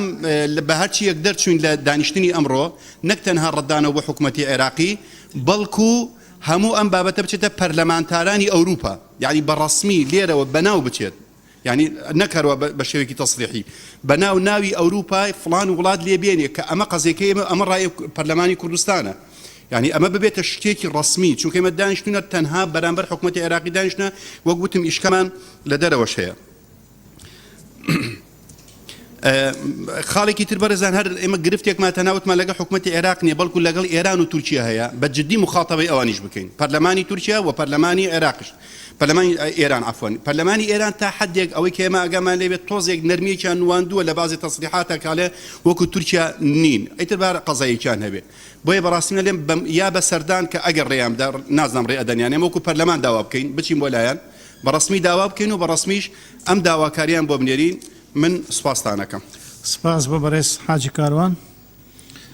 بەڕێز کاک نازم کەبیر فەرموو کاک نازم بەڕێز سەرۆکی پەرلەمان بەڕێزان ئەندامانی پەرلەمان وەزیرە بەڕێزەکان بەڕێزان پێشەوەی بچمە بەسەر بابەتەکە من تێبینیەک و نقطە نیزامەیەکم هەیە داوای لێبوردن دەکەم تێبینیەکەم ئەوەیە بۆ بەڕێز سکرتێری پەرلەمان یعنی بەڕاستی بوویتە عرفێک لە ناو ئێمە لە هەموو کۆبوونەوەکان لە کاتی ڕێزبەندی ناوەکان بۆ گفتوگۆ لە ناو هۆلی پەرلەمان لە ڕێزی پێشەوە دەست پێ دەکا یعنی تا ڕێزی دواوە ینی من ڕێزم هەیە داوا دەکەم کە لە ڕێزبەندی کۆبوونەوەکانی داهاتوو هەم لە ڕێزەکانی دواوە لەگەڵ ڕێزەکانی پێشەوە تێکەلێک بکرێت بۆ ئەوەی کە وەکو بلەی عەدالەتێک دروست بێ لە ناو قسەکانی برانی ئەندام پەرلەمان بەڕێز یەک ئەوە بەڕێزان ئەندامانی ئەوە پەرلەمان ڕوونکردنەوەک لەسەرەوە دەدات بۆ دڵناوایی بەشێک لە بەڕێزانی ئەندامانی پەرلەمان لە دوێنێەوە ناوی خۆیان تۆمار کردبووە بۆ ئەوەی ئێمە یعنی عەدالەتێک لە نێوان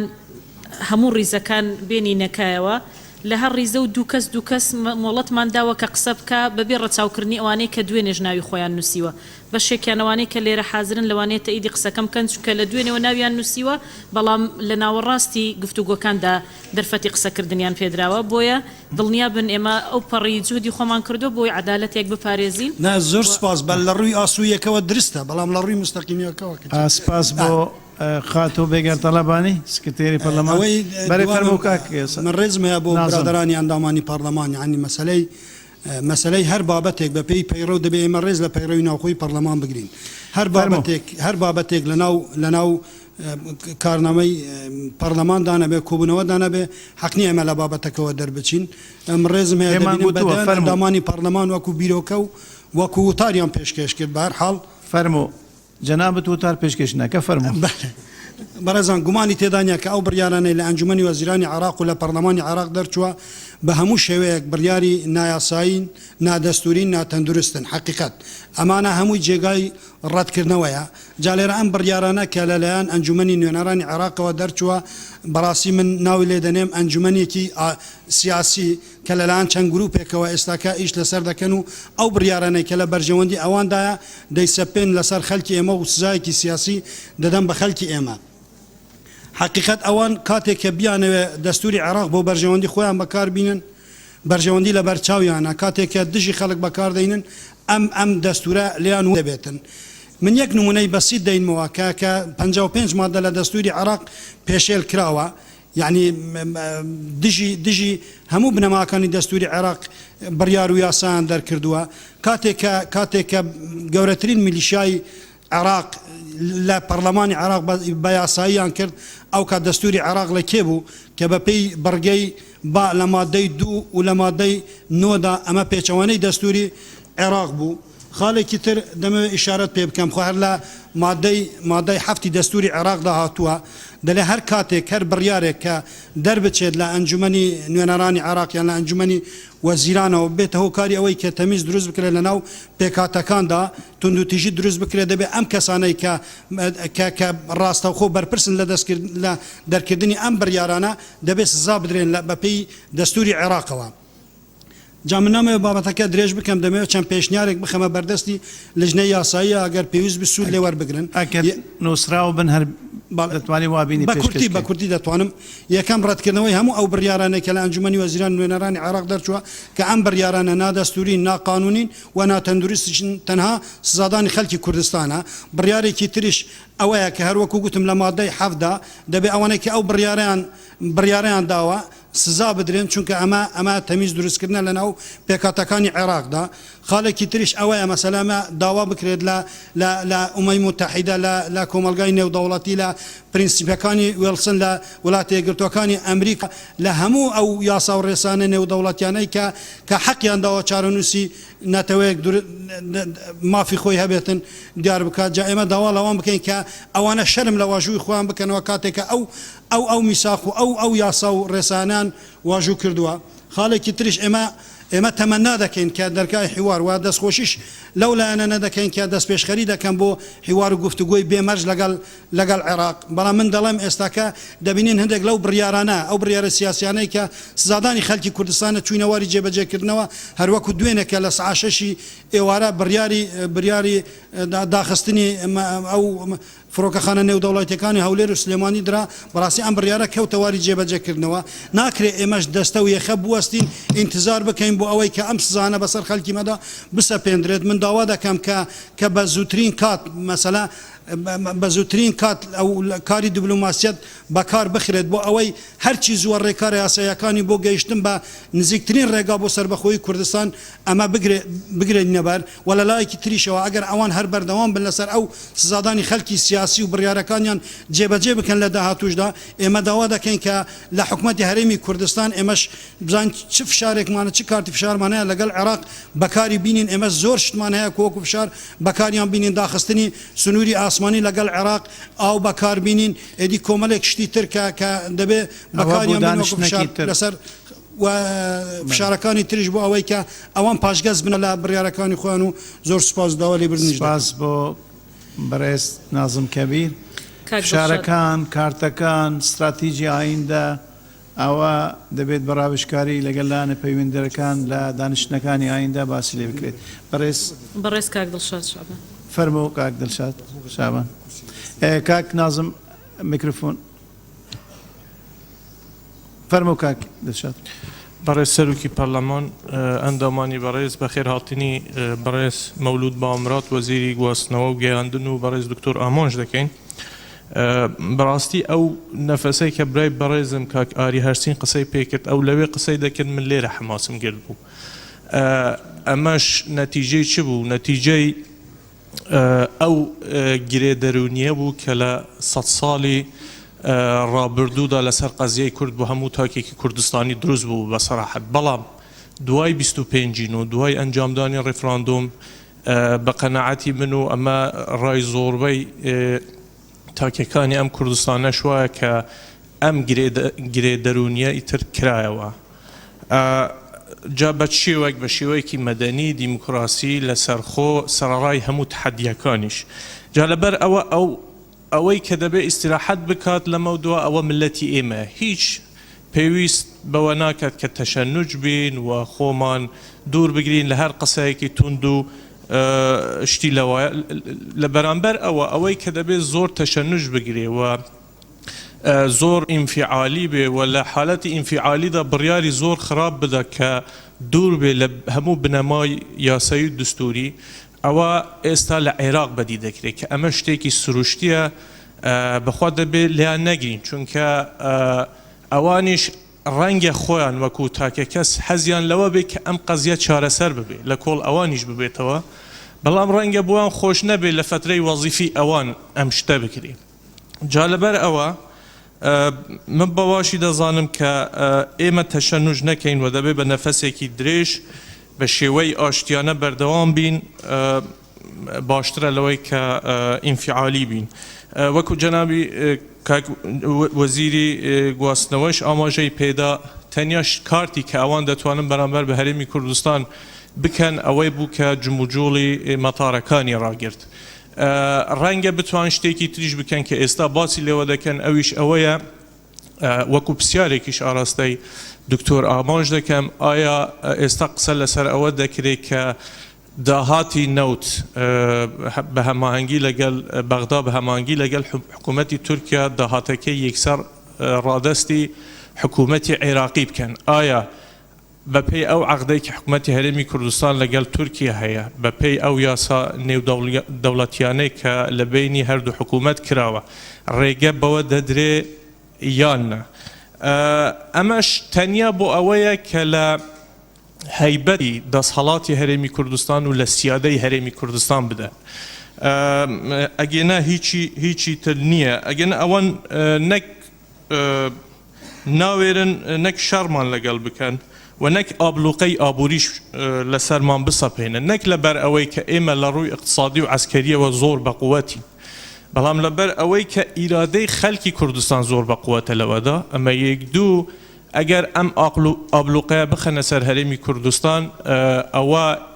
هەرێمی کوردستان لە ئامانجە استراتیژیەکەمان نزیکتر دەکاتەوە ئەوانە باش دەزان تورکیاش ئەوە دەزانێ ئیرانیش ئەوە دەزانێ بەغداش ئەوە دەزانێ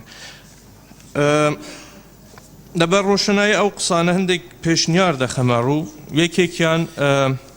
کە هەندێک نووسراو بن وەڵڵاهی نووسیمە بەڵام بەخۆی بێژگە لە من کەس تێنادا ئەوەندە خراپم نووسی ئەگەری شتێ دەگەن بۆتان دێن پێشم وایە لەسەر من هین نییە بەبێ تەشەنوج و گوێدان بە قسە و تەهدیدات لە بەغدا و لێرە و لەوێ گوێ نەگرین و لە دانیشتنێکی نێزیک و تایبەتی پەرلەماندا ئەنجامەکانی ڕیفراندومەکەی خۆمان بە پرۆژە یاسایەکی مشتەرەک لەلایەن هەموو لانە سیاسیەکان و نەتەوەکانی هەرێمی کوردستاندا دەژین پرۆژە یاسا ئامادە بکەین و ئەو پرۆژە یاسا ببێتە بنەما بۆ گفتوگۆکردن لەگەڵ هەموو لایەک نەک تەنیا لەگەڵ بەغدا لەگەڵ کۆمەلگای نێودەوڵەتیش و تەخویلی چ لایانی سیاسی بکەین یا هەندێک کەس بکەین بە پێی ئەو یاسایە کە لە ئایندەدا دانوستاندن بکەن. دەبێت کار لەسەر ڕاگررتنی هەلوێست و ئیرادەی بەرز و گەرم و گوڕەکەی خەڵکی کوردستان بکەین لە حەمرین تاوەکو زاخ و چونکە ئێستا حەماسێکی زۆر گەورەیان گرتووە و دەبێت بۆ ئەم حەماسە بۆ بەرزڕاگررتنی ئەم حەماسە دەبێت بە حکوومەت و پەرلەمان و لایەنە سیاسیەکانەوە بەسەراحەت دەبێت بەرنامەمان هەبێ. بە باشی دەزانم کۆبوونەوەیەکی تایبەت لەگەڵ حکوومەت و لایەنە سیاسیەکان بکەین لەم هۆڵەی پەرلەمان بە شێوەیەکی داخراویش بێ ئەگەر بکرێ چونکە پێشنیاری باشمان هەیە بۆ گفتوگۆکردن پێکەوە بۆ بەدائلی ئابووری و بەڕزڕاگررتنی هەیبەت و سیادەی هەرێمی کوردستان بۆ ئەو بابەتەش پرۆژە یاسایەکم حاضر کردووە ئەگەر پێتان باش بێت دواتر دەتان دەمێ یەکێک لەو خاڵانە ئەو نقطەیە کە بەڕێز ناوەکان لە بیر کاک سالار باسی کرد کە لەو پرۆژەیەدا جێگەی هەیە. نقطەی چوارەم ئامادەکاری بۆ دوو دانیشتن بکرێ. یەکەمیان بۆ دواییم پێشهاتەکانی شەڕی دژی تیرۆر و داعش بە ئامادەبوونی وەزیری پێشمەرگە و نوێنەری قونسڵەکان و بۆ ئەمە بەستەش حەز دەکەم لیژنەی پێشمەرگە و لیژنە تایبەتەکان ڕابسپێرم بۆ ئەوەی ئەم دانیشتنە حاضر بکەن. دانیشتنی دووەم دانیشتنێکی تایبەت بۆ ئاگاداربوون لەسەر ڕەوشی ئەو نازح و ئاوارانەی کە لە هەرێمی کوردستاندا دەژین بە ئامادەبوونی فەرمانگەی کوچ و کوچبەران و نوێنەری هەموو قونسڵخانەکان و ڕاگەاندنی ناوخۆ بیانی پێشنیار دەکەم لیژنە تایبەتەکانی پەرلەمان بۆ ئەم دانیشتنەش حازریەک بکەن. پشتگیری هەموو ئەو پەرلەمانتارانە دەکەم کە داوای ئەو ڕەتکردنەوەی بڕیارەکانی پەرلەمانی عێراقیان کردووە بە پێی مادەی دستوری 44 و 110 و 114 و 115 و 121 و ئاخر نقطەش ئەوەش پێشنیارە پرۆژەکیشم حاضر کردووە پرۆژە بڕیارێک بۆ ئەمە ئەگەر پێتان باش بێ زۆربەی هەرە زۆری خەڵکی عێراق و خەڵکی کوردستان ئەوانەی کە ڕۆژ و مانگی لە داگبوونیان نازانن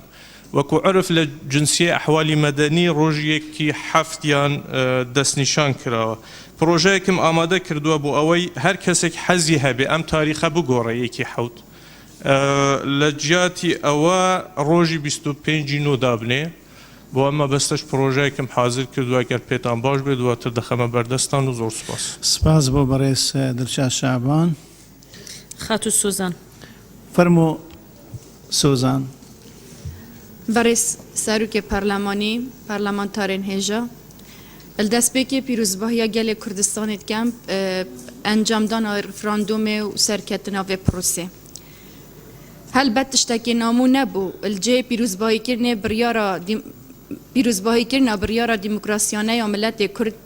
Iraq û perlemanê xwe kumeka sizaya ser miletê Kurd derêxistin kirasekê yasayî da û li bin quba perlemanî. لەوما وان بڕیارە ڕەتکەین ئەوێن دەستهڵاتێن هەر سێ دەستهڵاتێن عێراقی دەرکەتین و پراسپاردا سەرۆکی حکوومەتی هاتینە دەرکردن چونکە ئەو بڕیار پێچەوانەی مادین دستوریە ئەو دستورێ ئەو دکەنە مەرجع چونکی بڕیارên وان چارچوڤەکێ سیاسیدا زڤرن ji bo razîkirina cadda Iraqê û ji bo parastina pêgehê xutnav xelkî da. Eger serincdanek bihête kirin serwan madên yasa û distûrî ewên berşewenda giştiya miletê Kurd ewên nehatîne cêbecêkirîn bideyên dibine eger û palder ji bo encamdana referandumê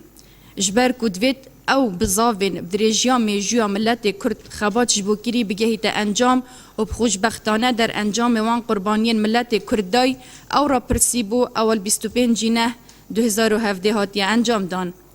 ku ev jî mafekirewayê miletê Kurd e el dîf hemî prensîpên nêvdewletî.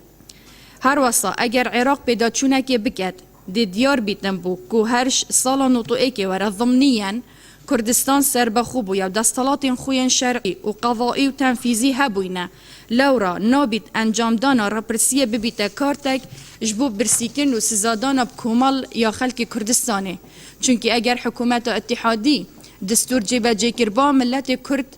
و دا صلاة کردی اف بریاره ندا پشتی 2003 و پشتگداری کرنا دا صلاة سیاسی کردید آزاد کرنا عراق دا و بشداری کرن ریفبرنا عراق نیدا و دستور بویا حاکم دنافبرا حرم و عراق دا بله پیشیل کاری کرنا یا دستوری الدست پیکش دفوان دست پیکر او جینا جیبه جیکرنا زوربه یا مادین دستوری شوان جی ماده 140 تاکو گهشت یا برینا بود جه هر بویا اف بریارن درکتنی جی بردوام بویا آن بردوامی بویا بو وان پیشیل کاریم بردوام السر ملت کرد و همی پیکاتن کردستانی چونکه ماده 109 تا 115 دستور عراقی گریدای اختصاصات السلطه اتحادیه کو خالصه و خال الجلدا هفدجي ماده 114 کو د صلات مشترک نوبر عراق و حکومت اتحادی دا دیارت کتن کواتا اف بریارن هاتینا درکرین بریارن تاکلایا نبوینه به حاضر بونا نینارن کرد البرلمان عراقی و اوجی دجی و اکرزیا عراقی او دعوا پابندبون پیت کتن و پاراستنا اکرزیا عراقی و ایک پارچه یاوید کتن اوت ماده ایکی داش دستوری هاتی لو ما پیدویه حکومت عراقی ریزل بریارا گلو ملت کرد بگریتن و اعادت نظر همی وان کارو کلان خدا بکتن بلکو او رفراندومه ببیتا کلیلک و پالدارک بو چاره سرکرنا وان کشند نافبرا هر دولایان دا و ببیتا دیسا پالدارک بو نهیلان وان پیشیل کارین دستوری و یاسایی و مروایتی هم بر مافی ملت کرد و زنگکا یا هشیاریه بیتن بود دا صلاة دارن دا صلاة عراقی او دا صلاة دستی دا برانبر ملت کرد کو آگه دار بن الدوماهیه پالپشتی آوان خالات کم اوین دکتور شرینه و دکتور فرست آماجه پیکرین دیسان آماجه کا گلکا گرنگ مدویت الویر دا بیشم اگر سروکی حکومت عراقی خوب سروکی همین عراق دانیتن البری چنده که مهمی آگه الهنده هبو کو پیشمرگه کا کردستانه پیشمرگه کا خلق دورا بهدینان شلای نتوین اگرتی و هاتا گازی کرن و هاتا تکریم کرن الدیف گوتنا یا ملازم کوچاره کل دم او دا پیام خو پیشکش کتن اکثر سروک حکومت عراق هولا یا کمبون درکت اوش دجی و اکرزیه او بیجیتن چونکی الدیف ماده 121 5 و ماده 9 الف پیشمرگه وکو هزک تیتا هجمارتنه و تفیا با وی ریزل الپیشمرگه و جلین وی گرت با او قربانی دانا پیشمرگه بو پاراستنا و قرطال کرنا خاک کردستان و عراق اشتیرورستین داعش کریم سپاس ببرز سوزان برز نجات محمد فرمو نجاتان برز سروکی پارلمانم پشت 100 سال ملتکی جر ظلم و ستم و برگیری کردن وان همه ابلوقدان سربازی و آبوری و سیاسی برانبر هات انجام دان سروی همیان پیشیل کردن دستور عراق اجلای حکمت مرکزی به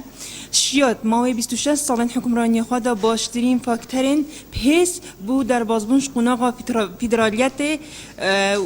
و بنگاب هاوتن بو سربخوایی کو خوشبختانه 7-6 سرکرداتی سیاسی ظلم حکیمانه بریار دا کو ملت ما ترکیز سر والامی بده والامی کو سرکرداتی سیاسی بریار دا کو ملت ما برای دموکراسی ترین میکانیزم بریار چرانی ویسه خواب داتن کو اوجی دمک دا هم بجداریا کارا و برچا با حوالاتیان کرنا والن جمعاری و همجی بجداریا کارا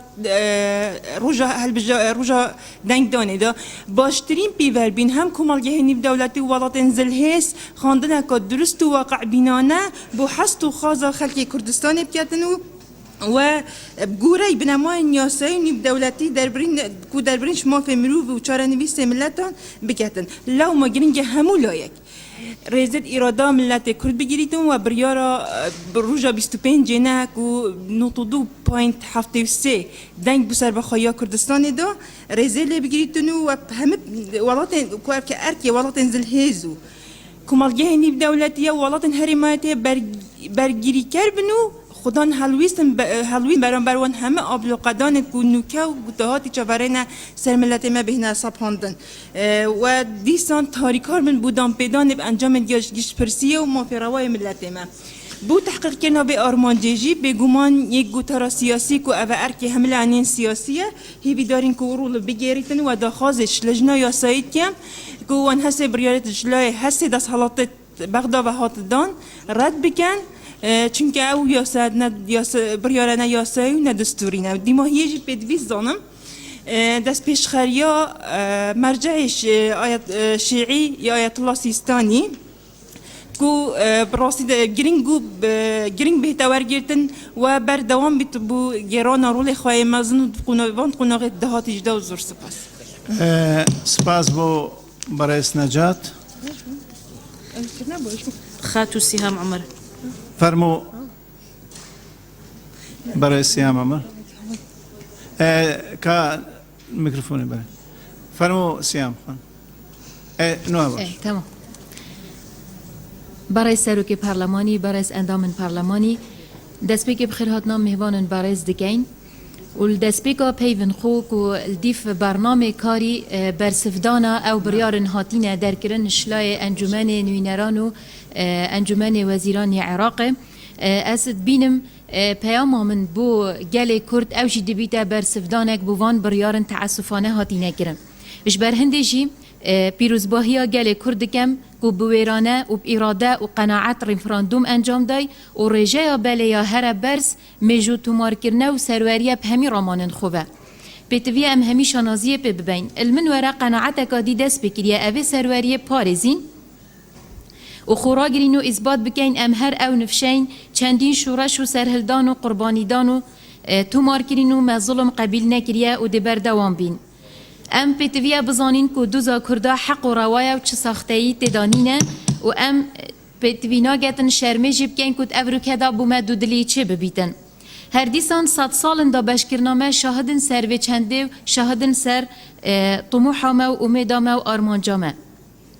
اجبر هندجی پشتی رفراندوم و انجام دانوه از بجم او دمته پاری کو ام سر و چنده باغوین بلکو بجم خلکی ما شرف و بویر به ایک دست و ایک هلویست و به ایک هست اتخوراگر بین چنکی رون و آشکرای و مهمیات زانی انجام دانا گشت پرسیه دجایتی ده هبیتن بله امید و خواستا گل مزور مازنتره و دیروکا مانو نمان سر هلدایه و جینامه هر بوه آرمانجه ده بر دوام بیتن دیسان ده بجم کرامت و دولت بون دوزامه و یا پیتویه گواشتن و سزا کارتگرن المنگن بلکو پتر روش بین الویره فرد بینم چندین پیشنیارا آراسته بکم هر چندیه او پیشنیارن من دبخون ویسین هفکارت من آماجه بکرینه تنه اوید کو از گرنگ بینم ده آراسته سروکاتیا پارلمانی کم او جی بک اینانا لجنه جدا جدا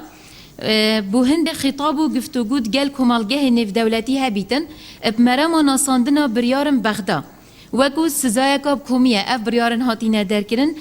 بین هجمارتن کو سزای کاب کومیه اوجی دجی همو وان ریکفتن نف دولتیه کو چندین ولاتان امضا سر کریه و عراق اکشوان ولاتای کو امضا سر اوان اتفاقا کری کو ریزل مافن روای هم گلکا به تکرن و ابخو ابروکا پیشل دکن اجبر هندجی پیشنیار کم چندین لجنه بهنه پک اینان آن لجنن پارلمانی بهنه راست پاردن کو لجنه که شوف وان لجانا بهته پک اینان و کو لجنه روشنبیری کمالگی مدنی لجنه پیوندین در و روندا کردستانی و اگر لجنه یاساییان سروگات یا پارلمانی هندک لجنه دین پیوندی دار به بزانیتن یا فربیتن اوه گرینگه بوچی از وی خالانه دم خویا گرن چنکی پیتویا پارلمان کردستان گل حکومت هرمه بهماهنگی کام و کم و بردوام سر خطیبن بو تپاراندن اوی قیناغا او مگوتی کو پشتی رفراندوم و انجام نوی اکید قیناغا قادی دست بکد کو فعلا گفتگویت مد بردوام بنو تکزل سر گفتگویا بکیند گل بغداد گل کمالگه نف دولتی قناعت بو جهانه و بو بجین بغداد چه بگین کو فعلا اف کار ما انجام دای ام دید بردوام بین سر و ام تکزه السرد کن دیسان من دویتن پیامکا دی بو گل عراقی بدم خویا کرن او جیب کو پشتراز بن کرد آشتیانه دید گل جیرانت خوشین و او اکید آماجت خیره و باشیه و آشتین بو هر دو طرفا انشاءالله دیسان من بسیار اکادیش برای وزیر گندن و گوسنوه هیا کو اگر بارودو خب ویرانگی بیتونو بردوامی به بهت دانان هر چنده او سزای اگر ام ناوی لبدانین سزا کو برینو که هر اشراف هبویا سرپرشتی هبویا بو فرق خانن نف دولتین حوله رو سلمانیه و تنسیقت نافبرا هرم و بغداد هبویا لی اواده هتاکرن اگر بردوام بیتن وزارت گوسنوه و گیاندن گل انجمن وزیران دی چه پینگاوندی هاون از حسکم برسواوی چنده هنه ابزانم دیسان من دخازیه گادجیا هی کاچاوا سرکردایتی سیاسی کردی سرکشیا انجامدان ریفراندوم کریه از دخواست کم کو بردوام بن سر سرکشی و سرکشیا اکرزیا نشتیمانیا سیاسی بکن دا کو پتر هلویست کردا یه پیز بیدن برانبر کمالگه نف دولتی و برانبر بغدا افروکه بغدا نپو هجت بیتمه بجن هشتاهین اکرزین بلکو چونا همی آلین سیاسی بو رفراندوم اف چنده هنه اکید آماجه که ده باش بیتن بله سرکردایت یا سیاسی ها کردی بیتویه تکهزل و چنده هنه بکتن اکرزیا نشتیمانی چارک زورا پیزه بو هنده کو ام بردوام بین سرخواست و امیدت خو زور سپاس كاك شيخ سپاس بو برای سهام عمر كاك شيخ سراج فرمو کاک شیخ سراج بناوی خی گەورە میرەبان بەڕێز سەرۆکی پەرلەمان ئەندامانی بەڕێز وێ ڕای پیرۆزبایی سەرکەوتنی ڕیفراندۆم لە تاوی خەڵکی کوردستان و سەرجەم پێکهاتەکان لای جەنابتان معلومە ئەو بڕیارانەی کە لە پەرلەمان و حکوومەتی عێراق دەرچووە ئەو پێچەوانان تەواو پێچەوانەی چەندین مادەی دەستوری و بڕیار و پەیمان نامەکانی نێودەوڵەتین کە باس لە مافەکانی مرۆڤ و مافی نەتەوەکان ئەکا بەشێک لە ئەندامانی بەڕێز لە خوشکان و برایان بە تێر و تەسەلی باسییان کرد من تەواو پشتیوانە دەکەم بەڵام ئەوەی من بەگرنگی ئەزانم چەند پێشنیارێکە بۆ سەرۆکایەتی پەرلەمان زۆر بە کورتی باسیم کەم خاڵەکان یەک داوا دەکەم تەواوی بڕیارەکانی حکوومەتی عێراق بە پشتبەستن بە بڕگە و مادە یاسایی و دەستوریەکان یەکە بە یەکە ڕەت بکرێنەوە چونکە گوتراوە وەبزەم ئیمامی عەلی باسی عاشوڕا و محەڕەم دەکرێ باسەکی ئیمامی عەلی بکەم ئیمامی عەلی دەڵێ حینە سەکەتە ئەهل الحەق عن الباطل توهم أهل الباطل أنهم على حق زابويا دوای ڕەتکردنەوەی بڕیارەکانی پەرلەمان و حکوومەتی بەغدا پێشنیار دەکەم بۆ پەرلەمانی کوردستان داوایەک بە فەرمی ئاراستە UN و کۆمەلگای نێودەوڵەتی بکە کە هەواڵان باسییان کرد کە هەڵوێستی جددیتر وەربگرن بۆ ئەو پرسانە بەرامبەر حکوومەتی عێراق و بڕیارەکانی پەرلەمان دوام نابێ ئەوان تەنها تەماشەکار من بەرامبەر ئارنووسی خەڵکی کوردستان بەڵکو دەبێت ڕۆڵی جدیان هەبێت لە کاتێک کە خەڵکی کوردستان هەستاوە بە ئەنجامدانی ڕیفراندۆم و گشتپرسی کە پرۆسەیەکی تەواو مەدەنی دیموکراسیە ئەوان بێن هەڕەشە و تهدید لە خەڵکی هەرێمی کوردستان بکەن چونکە گومان لەوەدانە گەر عێراق بەم عەقڵیەتە متحەجیرە بڕوات و حکم بکە بڕیارەکانی بەسەر خەڵکی هەرێمی کوردستان بسەپێنێ بە هەمومان دڵنیابین کەوا عێراق بەرەو دیکتاتۆری دەگەڕێتەوە کە کارەساتی گەورەتری بەدوادادێ ئەم وڵاتە وەک تا ئێستا دروست کراوە لەسەر بنەمای شەراکەت بەڵام بەو شێوازە بێتن بەڕاستی کەسمان تەمەنا ناکەین عێراقێکی دیکتاتۆر دووبارە دروست بێتەوە و هەروەها لە پەرلەمان داوا لە پەرلەمان دەکەم شاندێک ڕێک بخە سەردانی وڵاتانی عەرەبی وڵاتانی ئیسلامی بیانی بکاتن جموجۆڵێکی دیبلۆماسی دروست بکەن بۆ پرسی ڕیفراندۆم و هەروەها ئەو بڕیارە مەترسیدارانەی کە لە بەغدا دژی خەڵکی هەرێمی کوردستان دەرئەچیتن نابێ ئێمە تەنها لە پەرلەمان بڕیار دەربکەین بەڵکو ئەبێ جموجۆڵی سیاسیش دەست پێ بکەین و ئاخر شتم ئەوەیە داوا لە حکوومەتی هەرێم دەکەم کە جەنابی وەزیریش لێرانەیە داوا دەکەم ئەوانیش بەدائیلی باشتر بدۆزنەوە بۆ ئەو بابەتێک کە ئێستامە لە بۆی دانیشتینە ناکری خەڵکی کوردستان ئەسیری چیتر ئەسیری دەستی بەغدا بێتن زۆر سپاس سپاس بۆ بەڕێز دکتۆر سیراج كاك فرحان جوهر فەرموو کاک فەرحان بەڵێ بەڕێز سەرۆکی پەرلەمانی کوردستان منیش پیرۆزبایی لە گەلی کوردستانەکەم ببوونەی ئەنجامدانی ڕێفراندۆم وەتەبەتی خەڵکی دەرەوەی ئیدارەی هەرێمی کوردستان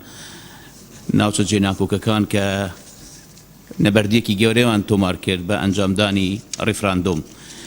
بۆیە ئێمە بە ئەنجامدانی ڕێفراندۆم گەلی کوردستان ئێستا گەیشتە خاڵی نەگەڕانەوە.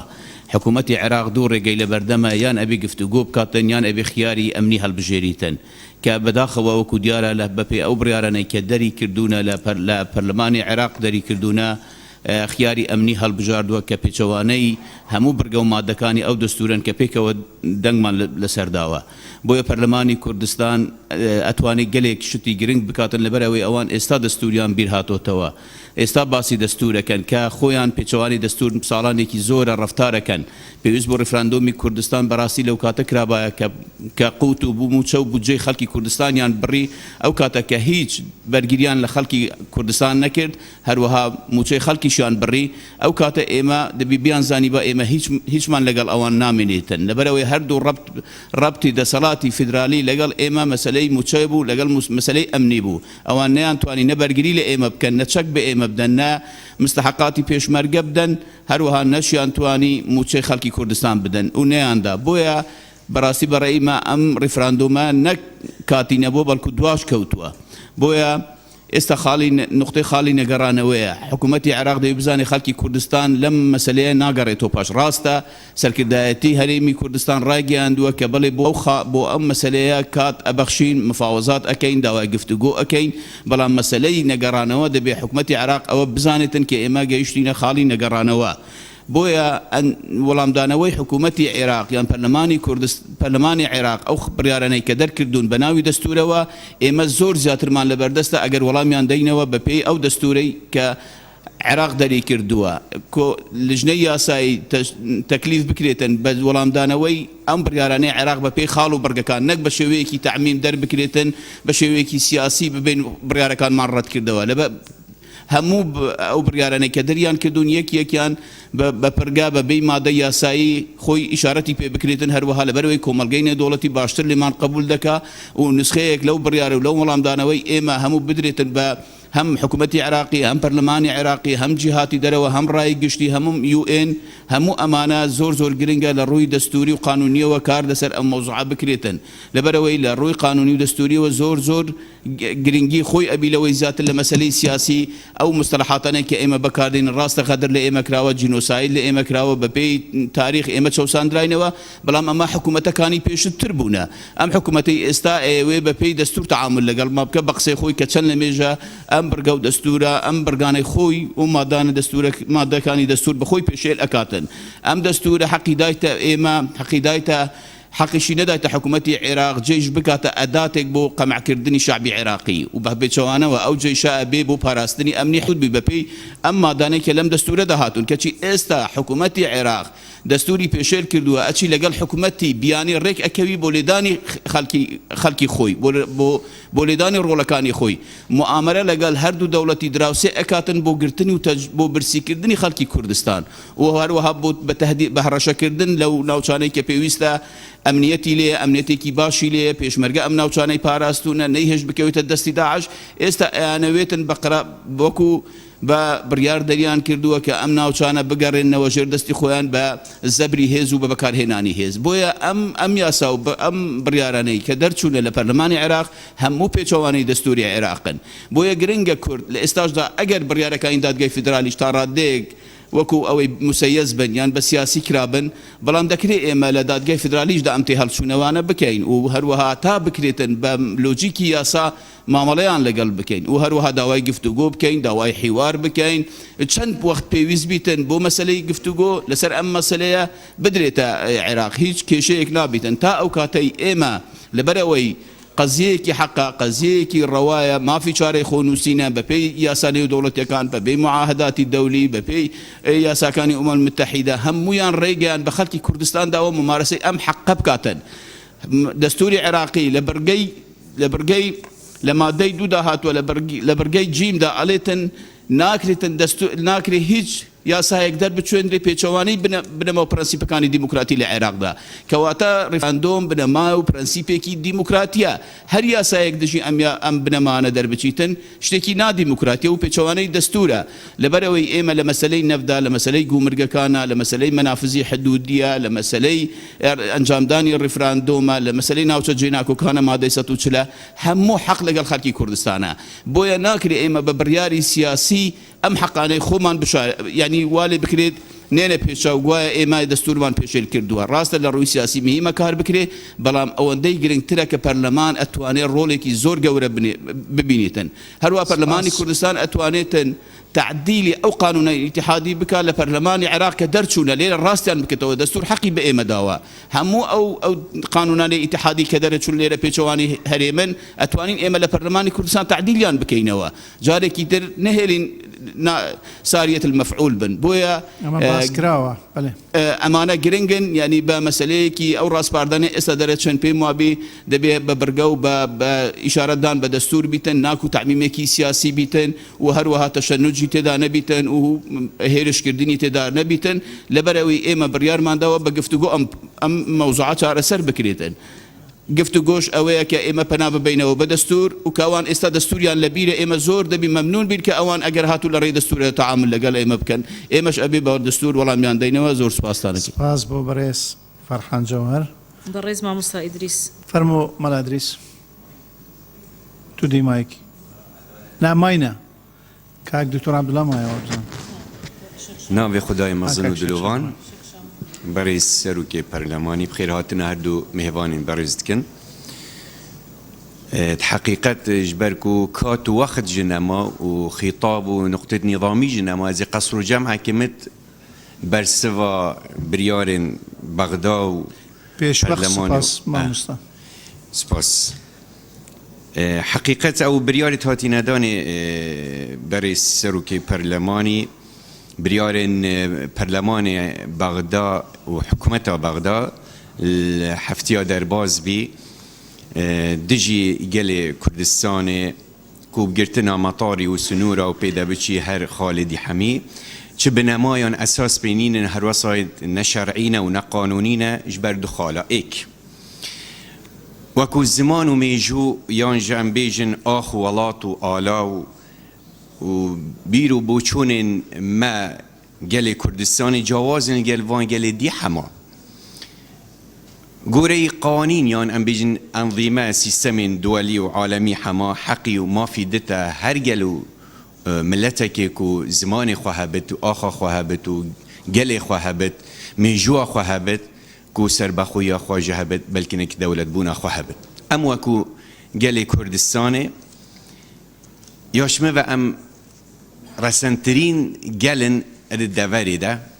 الگل دو گلن دي ناويتوان نابيجن داچ مدح بوان چه نبن جبر كو چونكو جيان يعني بشريتا دوه دست بيكر هرش كردستانه كوش زمان نوحي عليه السلام اوجه ديارت بتبو كفناتي يانج ميجوا كا ديرو دريش بو جلي كردستانه كو آياتا صريح جا قرآنيا به دم امرت كت رب العالمين واستوت على الجودي جاي جودي جه ديارة و آشكرايا يل كردستانيا و يندي تجبلا بتزاخو ام ديني شاد دو وكو مادة دوه الدستور العراقي كنت بيجت خلائق الإسلام مصدر أساس للتشريع دستور العراقي مادة دوه سروكاتيا برلماني نزال قال من هون شون تماما بله راوشكاريكي كرت معنا بله الدستور العراقي مادة دوه خلائق بيجت الإسلام مصدر أساس للتشريع باشد بيجد لا يجوز سن قانون يتعارض مع ثوابت أحكام الإسلام باشد ديفدد بيجد لا يجوز سن قانون يتعارض مع مبادئ الديمقراطية آشكرايا بيقومان كو بريار برلمان وحكومة بغداد يا بيستو حفتينه واجية صد القلبي مادي چونكو نكت بيجد أساس تشريعي يا ما إسلامه إيكش مصدر التشريعي جي الدين إسلامي بخاجه كو قرآن بيروزه قرآن جا أمرت كت وجعلناكم شعوبا وقبائل لتعارفوا بيقومان قالي كرد ني عربية وني فارسية وني رومية وني تركيا فيري برلمان يانج حكومتا بغداد دمج بكتان بكتاد نافك دوان قال حما أفا واجيال قال نصا قرآن بيروس كو مصدر تشريعية بو إسلامي وكو برلمان عراقي بيجت إسلام مصدر تشريعية يانجي چنا السكادي هاي وكو أود بيجن أم إسلام مصدر تشريعية چنا السكا هيئة إسلامي ده كو بيستو چند دولة عربية هبن يانجي 59 دولة إسلامية هبن يانجي زيادترش 250 دولة عالمية هبن ل 5 مليون كرد يد بدولة بن يشمه و ظلمك آشکراش لای حکومت و پرلمان بغداد و پشتوان و هاریکارینوان سپاس بوا. سپاس بو برئیس ملادریس برئیس کاک شیخ شامو جارك هذه برئيس سروكي برلمان برلمانتارين هجا جناب وزير وجناب دكتور ميفاند عزيز تكستك ازدياديت بجات تاكو چاوان نكيا زل زمان خو نكي شل دل خو تجي نكي كل برانبري خداي خو نابي كسانكي مراس حاصل لو ما خلق كردستاني ريفراندوم كره درگه دربازبونش در دسریا دیرو کی برب قناخه دولت بونه كمدني ديمقراطي اكيد اف عراق مخاطبه ما كري ايرو ام وكو برلمان كردستان مخاطبه وان تكون محاولات كن بياما كشهرستاني برسوا و بياما وانا يا بله يا نا يا جوان و بياما وان بدن اف عراق نممكن چونك البن بردا برلماني عراقي في عراقي برس ابا ما شانديا بس عراقي كميليشياتايا يا مذهبيه دوله مدني لينينا نممكن اف عراق انه جدابونا كردستاني سرسينيه كزيري بشكيشي خلق كردستاني بك يا جابري كريبو عراق بشوازي شاش وشبرزا وان بريارا دريخه چونك عيني او عقلي شوفينيا او نانو موچو بوجي خلق كردستاني بري عيني او عقليا يه سركرداتيا سياسية كردستاني ناچار كري قصد بقنا رابرسيا كجماوري خوش بوصعي خلاص كن شونا إرادة خلق كردستاني قبول بكن ابي بياما تجي قف خلق كردستاني راريت كن بريارة ددوي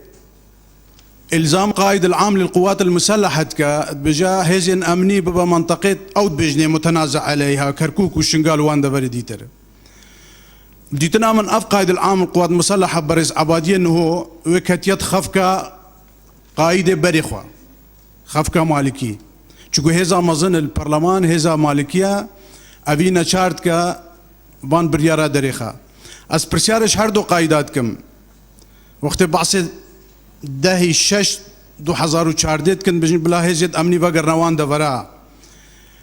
اسبرسيار جواند كم كي موصل ومكونات كردستاني تسليمي داعش كر مانا مالكي بو مانا تشك مالكي او هيرشه هوانا هذا سر دورد مو او جينوسايدا ايرو وجدان جهانا اشتخواز هجان ديال شنغالي او جينوسايد بسر معانين جاري اوي عراقي چش مراكر چند آواره ما خدان کرن چند اخسیر مجلس داعش قرتال کرن چند دورد ما اجداگیر کرا پاقش کرن دورد ما ابخونا پیشمرگه هادنا پاقش کرن هادنا آزاد کرن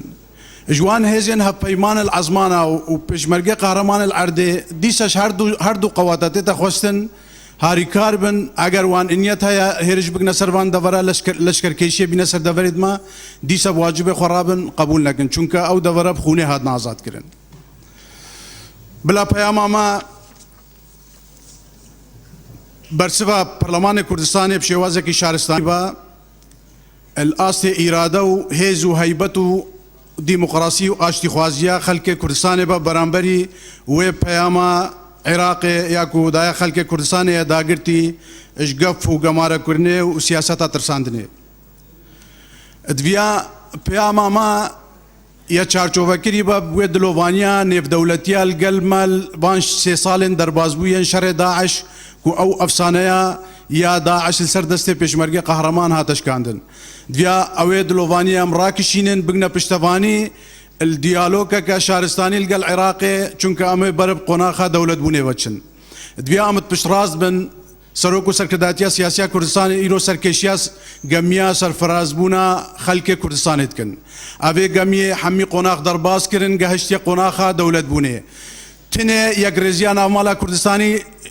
تیتا خواستن اجماع و از پشتوانی رأی که حاجی کروان کم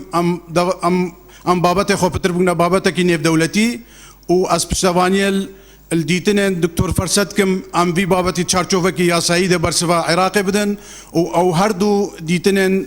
كاك دلشاجي اس پشتوانيت كم درون شيب بن في برلماني سر اواراو وان ايشو جان شر داعشون خوفه هلاي وقالك سباس سپاس بو برس شیخ شامو که دعاین کسبو اندامانی برز پرلمان که پشداری بکر لگفتگوی ام دانش نده استا دوالا برز مولود با مراد دکم وزیر گواسنه و گیاندن با وکالت اگر فرمود ولامی بسیاری اندامانی برز پرلمان بکت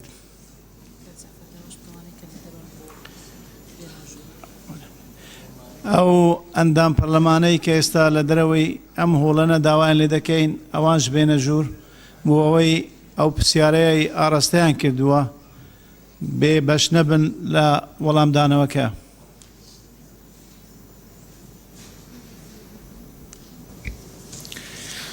برس سرکاتی پارلمان خوشگوبرانی برزی پارلمانتار و کاتن باش لراسیا پرسیارەکان هەمویان لە یەک چوارچێوان کە ئەڵێن ئەرێ ئێوە چیەکەن ئێمە لە ڕاستیا من ئەمەوێ ئەوەتان عەرزکەم کە ڕیفراندۆم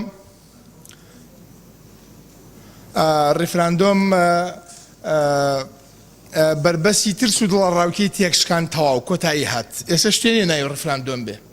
ئێستا ئێمە لە قۆناخی دوو هەمان پێوتێ قۆناخی گفتوگۆ بۆ ماڵجیایی سیاسی ماڵجیایی ئابووری ماڵجیایی جوگرافی ماڵجیایی دیمۆگرافی هەموو ماڵجیاییەکان لەبەرەوە ئێستا ستراتیژی گرنگ لە ڕێگای سربەخۆیە تەواو ڕیفراندۆم ڕۆی ئێمە حاجزی ترس و دڵڕاوکێمان شکان نۆرەی گفتوگۆیە لەبەرەوە من هەر بۆ لە سعاتی یەکەمە و بەندە و وەزارەت و بەسەرپەرشتی بەردەوامی سەرۆکی حکومەت بیر بە بەردەوامی لەوە ئەکەینەوە ڕێگاکانی گفتوگۆ چییە چونکە لە ئاخری خاڵا لە سیانزەهەما ببینن نووسراوە ئێمە گفتوگۆ ناکەین تاوەکو ئەو هەڵنەوەشێنەوە مانایواتانێ گفتوگۆ ستراتیژیەتێکی حەقیقی ئەو قۆناغەیە نا گفتوگۆ بۆ نەرمی نواندن و قەیناکە نانە هەر ستراتیژی قۆناغەکەیە ئەوان ئەیانەوێ ئێمە بەرنۆ پێش ڕیفراندۆم ئێمەش ئەمانەوێ بە ئەوان بەرینە دوای ڕیفراندۆم ئەمە قۆڵبادانی یەکتر نییە و شەڕی ئیرادە نییە ئەمە شەڕی ئەو قۆناغەیە ئێمە ئەمانەی بیگەینە لەبەرەوە ئەساسەن ئێمە هەر ئەو ڕێگایانە ئەگرینە بەرکە ڕێگای گفتوگۆیان پێ ئەوترێ خوشک و برایانی بەڕێز هەر یەکە لە ئێمە ئەتوانێت تیارەیە با بە عەرزە بەڵام گرنگی فڕۆکەوان ئەوەیە تیارە ئەنیشێنێتەوە عراق بە هەموو هێزی ئەوێ تیارەکە ئێمە با بە عەرزە ئێمەش بە هەموو هێزمان ئەمانەوێ بینیشێنینەوە لەبەرەوە بە هەموو هەوڵەکانمان هەوڵی ئەوە ئەین کە چۆن ئێمە فڕۆکەی ئازادی و سربەخۆیی گەلەکەمان بنیشێنەوە بچێتە شوێنێکی ئەمان وە دیارە بەرامبەرەکانیشمان هەوڵی ئەوە دەن بە عەرزیا بن ئێمە هەوڵەکانمان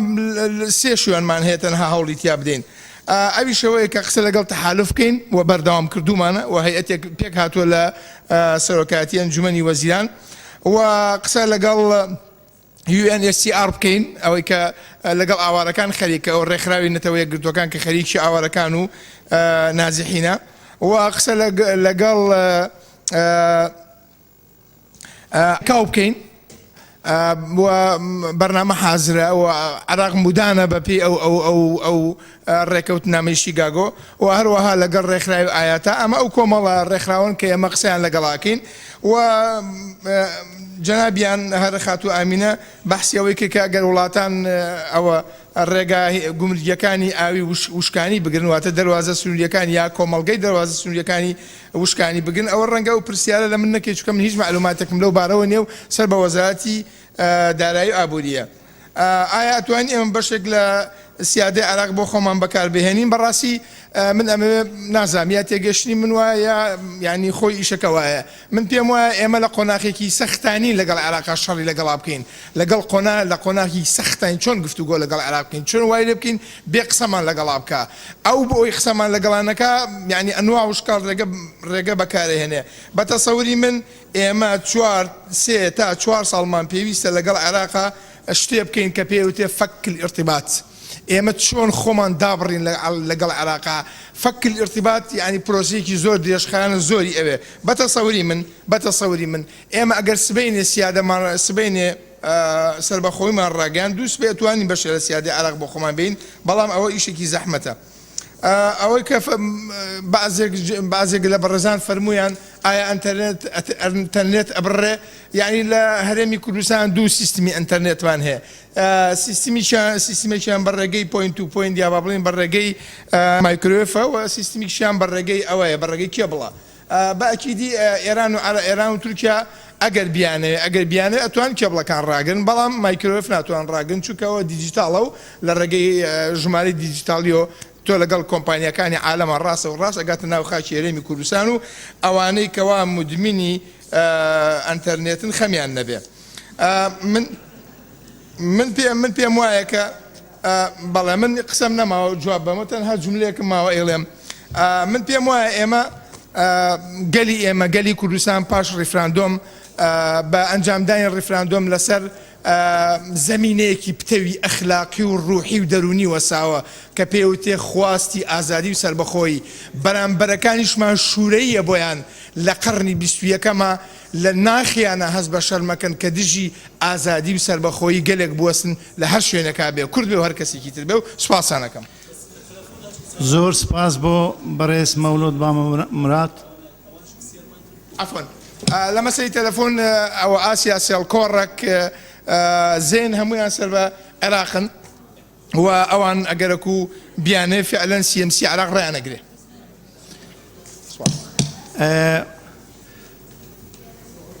جارێکی تر زۆر سپاس بۆ بەڕێز مەولود بامەمرات وەزیری گواستنەوە و گەیاندن بە وەکالەت تکایە لە شوێنی خۆتان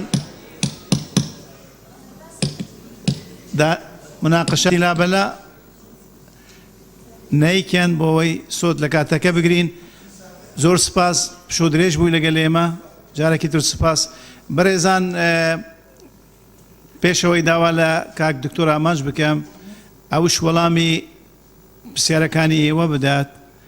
شاراوە نییە کە لەوەدا خلافێکی پەیڕەوی هەیە ئایا ئەو وەزیرەی سوێندی بەرامبەر پەرلەمانی نەخواندووە دەتوانیت قسە بکەت لە ناو دانیشتنی پەرلەمان یان نا. بەڕێزان لەبەرەوە لەبەر ئەو هۆی دوای ڕاوێژکاری لە نێوان دەستەی سەرۆکاتی لەگەل لجنەی یاسایی ئێمە بە پێویست دەزانین و لەبەرەوە خودی ئەندامانی پەرلەمان پرسیارتان ئاڕاستە کردووە داواتان کردووە و چاوەڕوانی وەڵام دەکەن لەبەرەوە داوا دەکەین لە دکتۆر ئامانج سکرتێری ئەنجومەنی وەزیران بە پلەی وەزیر فەرمووت هاوکارمان بیت وەڵامی پرسیاری ئەندامانی پەرلەمان بیدات. دەتوانی لێرش دەتوانی لەوێش دەتوانی لەوێ کاک بەم تو نێزیک بوو سپاس کاک بەمان بەلێ فەرموو کاک دکتۆر ئامانج مایکەکە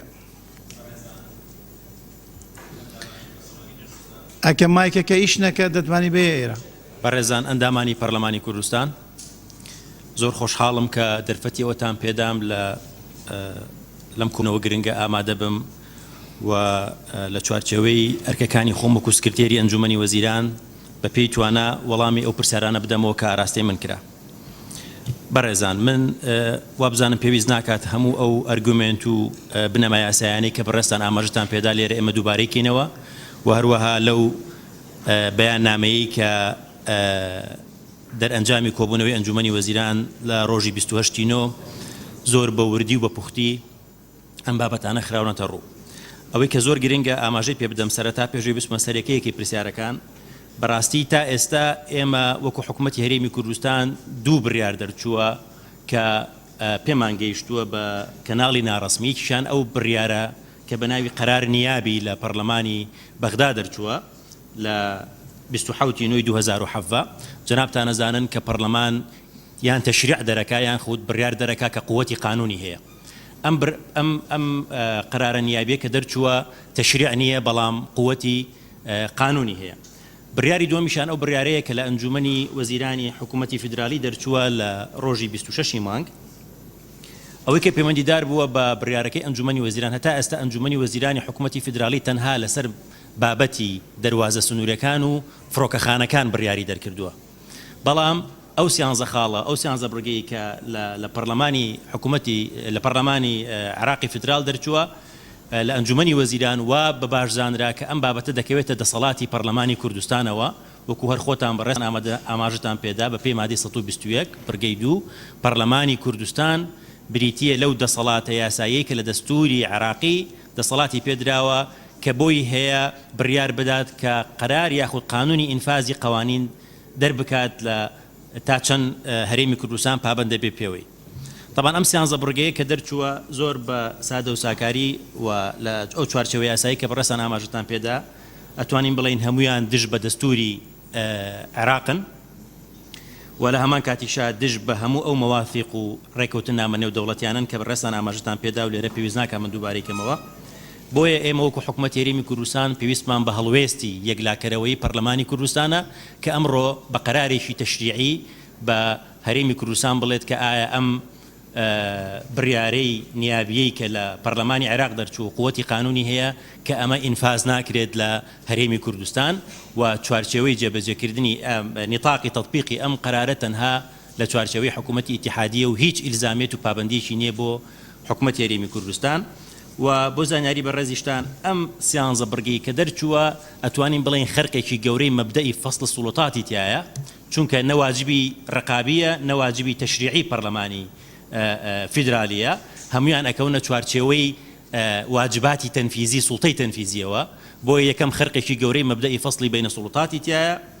خەرقی دووەم بەڕاستی لە مادەی 110 دەستوری عێراق باس لە داڕشتنی سیاسەتەکە داڕشتنی سیاست جایە لە ئیدارە کە تۆ باس لەوە ئەەکەی کە حکوومەتی فیدرالی یاخود پەرلەمانی فیدرالی مافی ئەوەی هەیە کە سیاست دابڕێژێ بۆ ڕێخستنی گومرگ یاخود بۆ ڕێخستنی مەسائلی متعلق بە سیاسی تیجاری یاخود بە سیاسی اقتصادی ئەمە مانای ئەوە نییە کە بابەتی ئیدارەدانی ئەم بابەتە ئەکەوێتە چوارچێوەی دەسەڵاتەکانی حکوومەتی فیدرالیەوە بۆ نمونە ئەوەی کە پەیوەندیدارە بە دەواازە سنوورەکان بەڕێستان زۆر ئاماژتان پێدا من دەمەوێت نقطەیەکی قانونی زۆر گرنگ و بیرجەنابتان بهێنمەوە ئێمە خۆمان لە هەرێمی کوردستان طبعاً ئەوان پشتیان بەستووە لە دیباجەی قەرارەکەی مەجلیسی وزەرا ئەگەر سەیری بکەی پشتیان بەستووە بە یاسای تەیارانی مەدەنی ژمارە 184 ساڵی 1974 لەم یاسایە سوڵوتاتی تەیارانی مەدەنی پێناسە کراوە لە مادەی یەک سوڵوتاتی تەیارانی مەدەنی لە عێراق بریتیە لە وەزارەتی نەقڵ و بریتیە لە المەشە العامە للطیران المەدەنی ئێمە هەردوو مؤسسەکەمان هەیە لە هەرێمی کوردستان بە یاسای ژمارە 19 ساڵی 2011 یاسای وەزارەتی گواستنەوە گەیاندنمان هەیە و یاسای ژمارە 18 ساڵی 2008 لەم پەرلەمانە یاسای دەستگای فڕۆکەخانەکانی شارستانی هەرێمی کوردستانی عێراق دەرچووە بەپێی ئەم یاسایە ئیدارەدانی مەتارات ئەکەوێتە چوارچێوەی دەسەڵاتەکانی حکوومەتی هەرێمی کوردستانەوە و ئیدارەدانی مەتارات لە زمنی مادەی 110 نەهاتووە بۆیە بەپێی مادەی 114 هەر بابەتێک کە لە دەرەوەی مادەی 110 لە کاتی هەبوونی خلاف و ناکۆچی لە بینی قوانینی ئیقلیمی و قوانینی فیدرالی ئەوە ئەولەوێت و پێشڕەوی بۆ یاساکانی هەرێمی کوردستانە ڕاستە ئێمە تا ئێستا نەمانتوانی ئەم دەستگایە دروستکەین و هەردوو مەتارەکەی ئێمە لەژێر ڕکێف و سەرپەرشتی و چاودێری دەسەڵاتی تەیارانی مەدەنی عێراقی بووە بەڵام دەستور باس لە تەنفیز ناکە باس لە نەسی قانونی ئەکە ئەڵەگەر نەسێکی قانونی لە هەرێمی کوردستان هەبوو ناکۆک بوو لەگەڵ نەسێکی قانونی کە لە حکوومەتی فیدرالی هەیە ئەوە ئەولەوێت بۆ نەسەکەی هەرێمی کوردستانە بۆیە و چەند خاڵێکی تر کە بەڕاستی ئەتوانین باسی لێ بکەین مەسەلەی مەنافیزی حدودی بە هەمان شێوە ڕاستە هەیەی مەنافیزی حدودی من لێرەوە دەمەوێت بەڕاستی ڕۆڵی ئەندامانی پەرلەمانی خۆمان لە بەغدا بەرز بنرخێنم چونکە لەگەڵ ئێمە لە تەنسیق بوون کە زۆر هەوڵماندا ئەم قانونە دەرنەچێ هەموو ئەندام پەرلەمانەکانی ئێمە دەنگیان نەدا بەم قانونە هەر هەمویان پێکەوە یەک دەنگ زدی ئەم قانونە ڕاوەستان بەڵام خۆتان ئەزانن بە زۆرینە لە پەرلەمانی عێراق زۆربەی زۆری ئەم یاسایانە دەرچووە ئەم یاسایی کە دەرچوو هەیئەت المەنافذ الحدودیە کە ژمارەکەی سیەی ساڵی 2016 بۆ زانیاری بەڕێستان 22 ئەندامی هەیە لەم 22 ئەندامەی هەیئەکە تەنها 4 ئەندامی هەرێمی کوردستانە کەواتە ئەمە بە هیچ شێوەیەک ڕەچاوی مەبدەئی فیدرالیەتی مشارەکەی هەرێمی کوردستان لە داهات و لە دەسەڵات لەناو ئەم قانونە نەکراوە لەگەڵ ئەوەشدا ئێمە لە هەرێمی کوردستان قانونی وەزارەتی دارایی و ئابووریمان هەیە کە ژمارەکەی 5 ساڵی 2010 بەپێی ئەم قانونە دەواازە سنوورەکان دەکەونە ژێر چاودێری و ژێر سەرپەرشتی و ئیدارەدانی وەزارەتی دارایی و ئابووری حکوومەت هەرێمی کوردستان لە چوارچەوەی بەڕێوەبەراتی گشتی گومرگەکان و ئیدارەی گەمارەگیش کە زۆر ڕەبتی هەیە بە مەنافیزی حدودیەوە بەپێی ئەم قانون وەزارەتی دارایی و ئابووری لەژێر دەسەڵاتی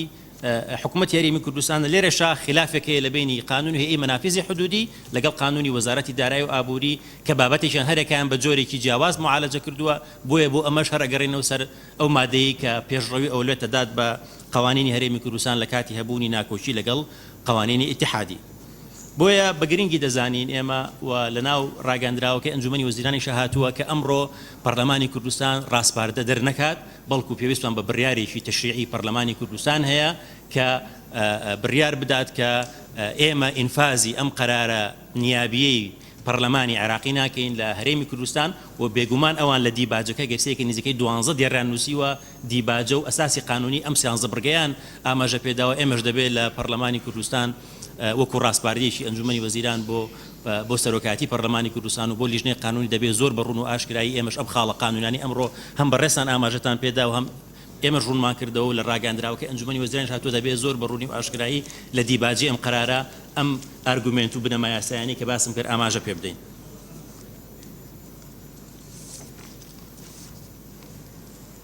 برای بەڕێزم کاک بەکر هەڵەدنی و چەند برایکی بەڕێزی چەند خوشک و برایکی تری ئەندام پەرلەمان چەند پرسیارێکیان ئاراستەی من کرد بە تایبەتی لەسەر ئەوەی کە گوایە بڕی 15 ملیار دۆلاری ئەمریکی کە داهاتی هەرێمی کوردستانە ملیار دۆلار 15 ملیار دۆلار لە بانقەکانی تورکایە بەڕاستی من پێم خۆشە بەڕێزیان ئەگەر سەرچاوی ئەم زانیاری و هەر دۆکومنتێکی لەبەردەستە کە وەکو بەڵگە دەستی کەوتووە لە ڕێگەی لیژنە پەیوەندیدارەکانی پەرلەمان و سەرۆکایەتی پەرلەمان و بە زووترین کات بۆمان بنێرێ بۆ ئەنجومەنی وەزیران تاوەکو لە ئەنجومەنی هەرێمی بۆ کاروباری نەوت و گاز ئەم بابەتە بە هەند وەربژیرێ و بە دواداچوون بکرێ و بەپێی پێڕەوی ناوخۆی پەرلەمانی کوردستانیش بە زووترین کات وەڵام و ڕوونکردنەوە لەسەر ئەم بابەتە بدرێت.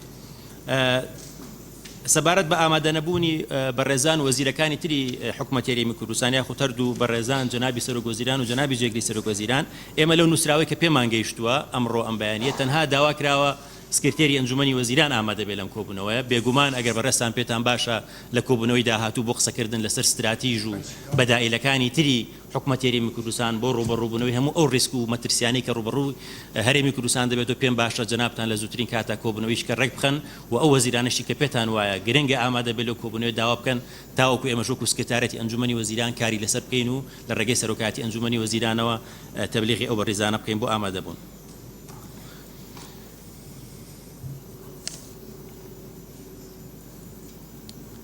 هەر لە ڕۆژی پێنجشەمە لە کۆبوونەوەی ئەنجومەنی وەزیران زۆر لە بەڕێزان ئەندامانی پەرلەمان ئاماژەیان بەوەدا ئێوە چ ئیجراعاتێک دەکەن لە بەرامبەر ئەم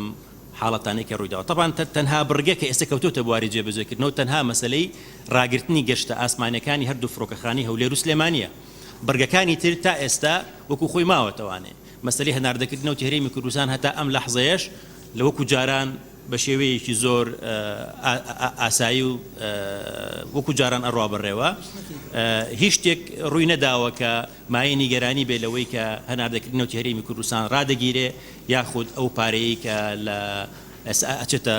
هەڵک بانکەوە دەستی بەسەرا ئەگیرێ و هیچ شتێک تا ئەم لەحظەیە ڕووی نەداوە. بەڵام بۆ زانیاری بەڕێستان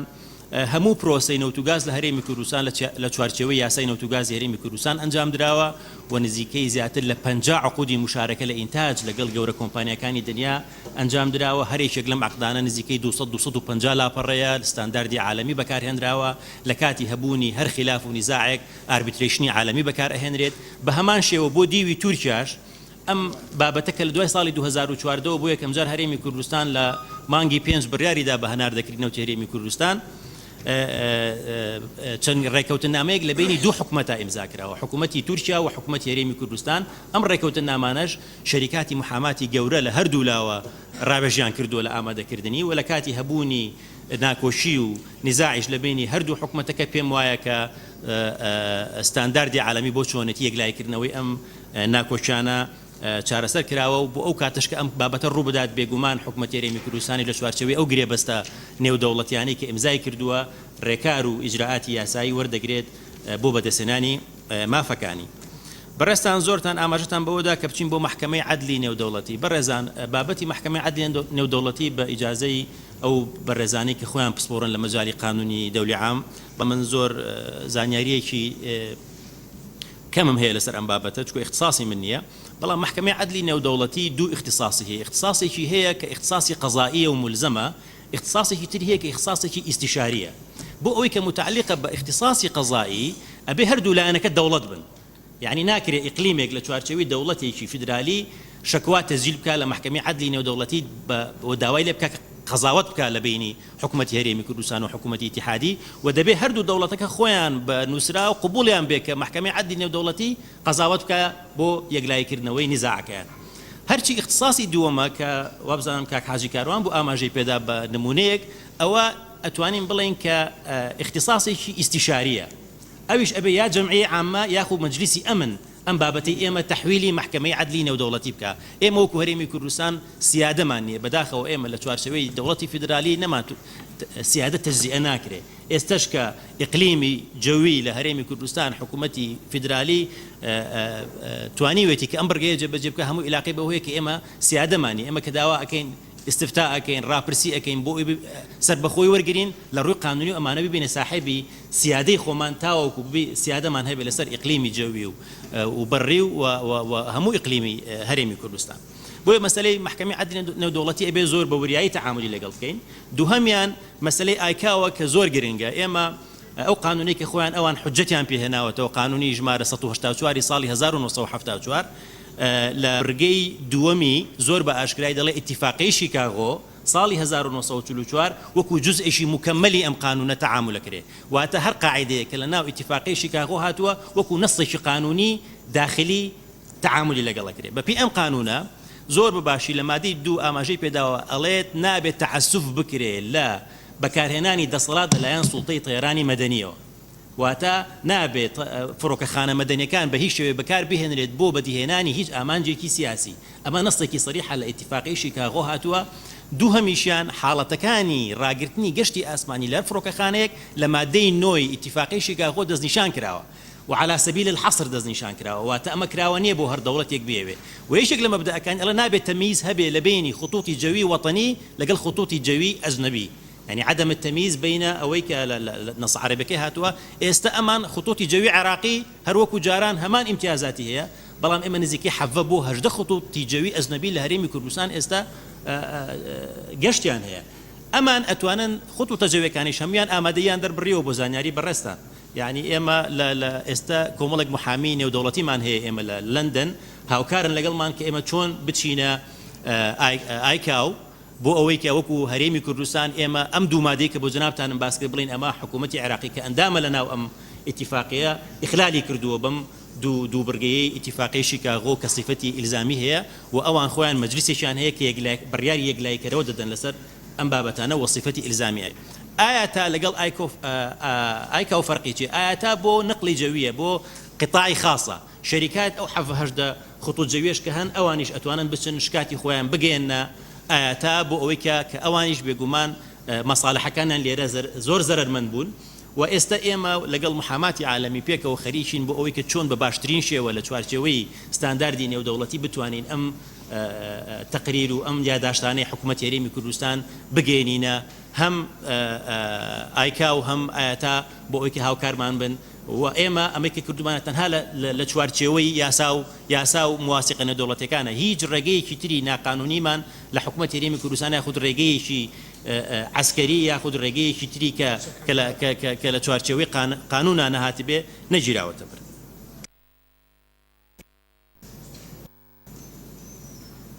ئەوەی کە پەیوەستە بە مەسلەی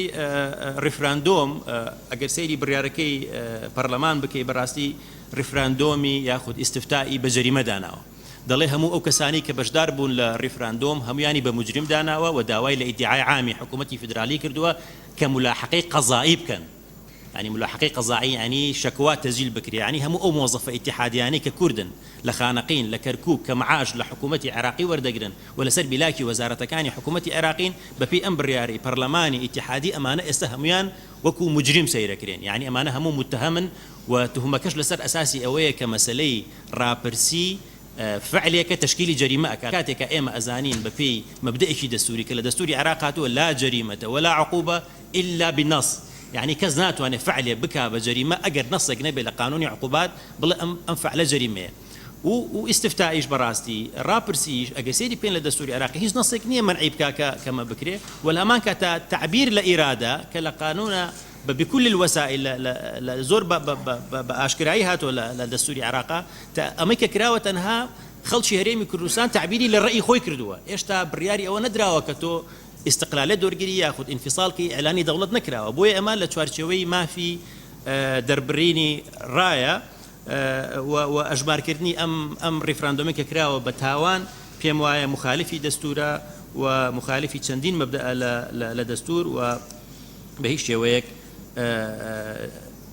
ئەمە ناچێتە چوارچێوەی دەستورەوە.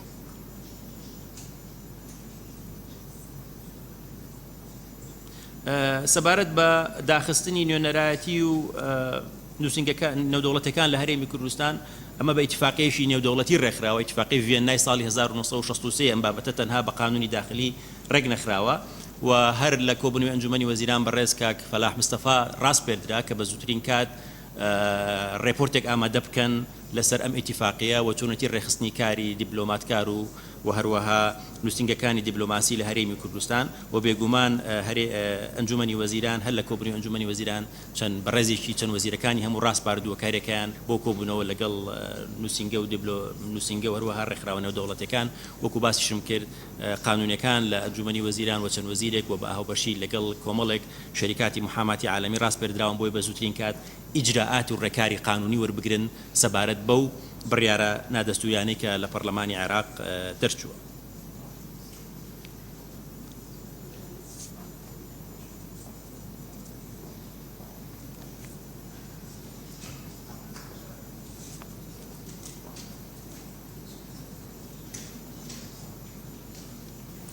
برزان أو مثلا قانون الهيئة العامة لضمان الحقوق الإقليم والمحافظات الغير المنتظمة في الإقليم أم قانون جمارة 26 صالي 2016 ما إيش كلو هي آني كإما أبي هاناي بوبرين بو أويك بلين إما وكوريمي كردستان ما فكان من لا شوارشوي عراقي فدرالي خراوة بلان بو زانياري برستان أم هي مجلسي كي هي سيودو أندامي هي هريمي كردستان لنا أم سيودو أندامة شوار أندامي هي بدرجة مدير عام لنا أم هي أي كما قانون كيدر شو استنافذ وهي كواخري كتشكيل بكن يعني تو بشوار اندام لكوي سيودو اندام شلون اتواني زماني حقي اقليم بكي لشوار شوي عراقي فيدرالي بويا من هاورام لقل برزقة شخان كأبي برياركي أمرو برلماني كردستان نابي راس بارده بي چونك اگر راس بارده بي بشك يعني بو أما بو اشتا أم شكوكو مانا أمينيته ولا لايد صلاتي تنفيذي كأم برياري برلماني عراق نفاذي هي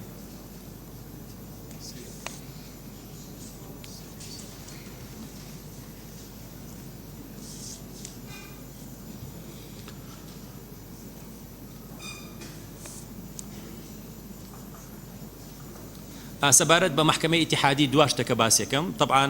دادگای باڵای فیدرالی کە بە دەستور دروست بووە بۆ زانیاری بەڕێستان بەڕێز سەرۆکوەزیرانی عراقی فدرال دکتۆر حەیدەر عیبادی هەر لە تاریخی هەژدەی نۆ هەر لە مانگی نۆ لە محکمەی ئیتیحادی داوایەکی تەسجیل کردووە وەکو ئەنجومەنی وەزیران لەسەر فەرمانی هەرێمی ژمارە 106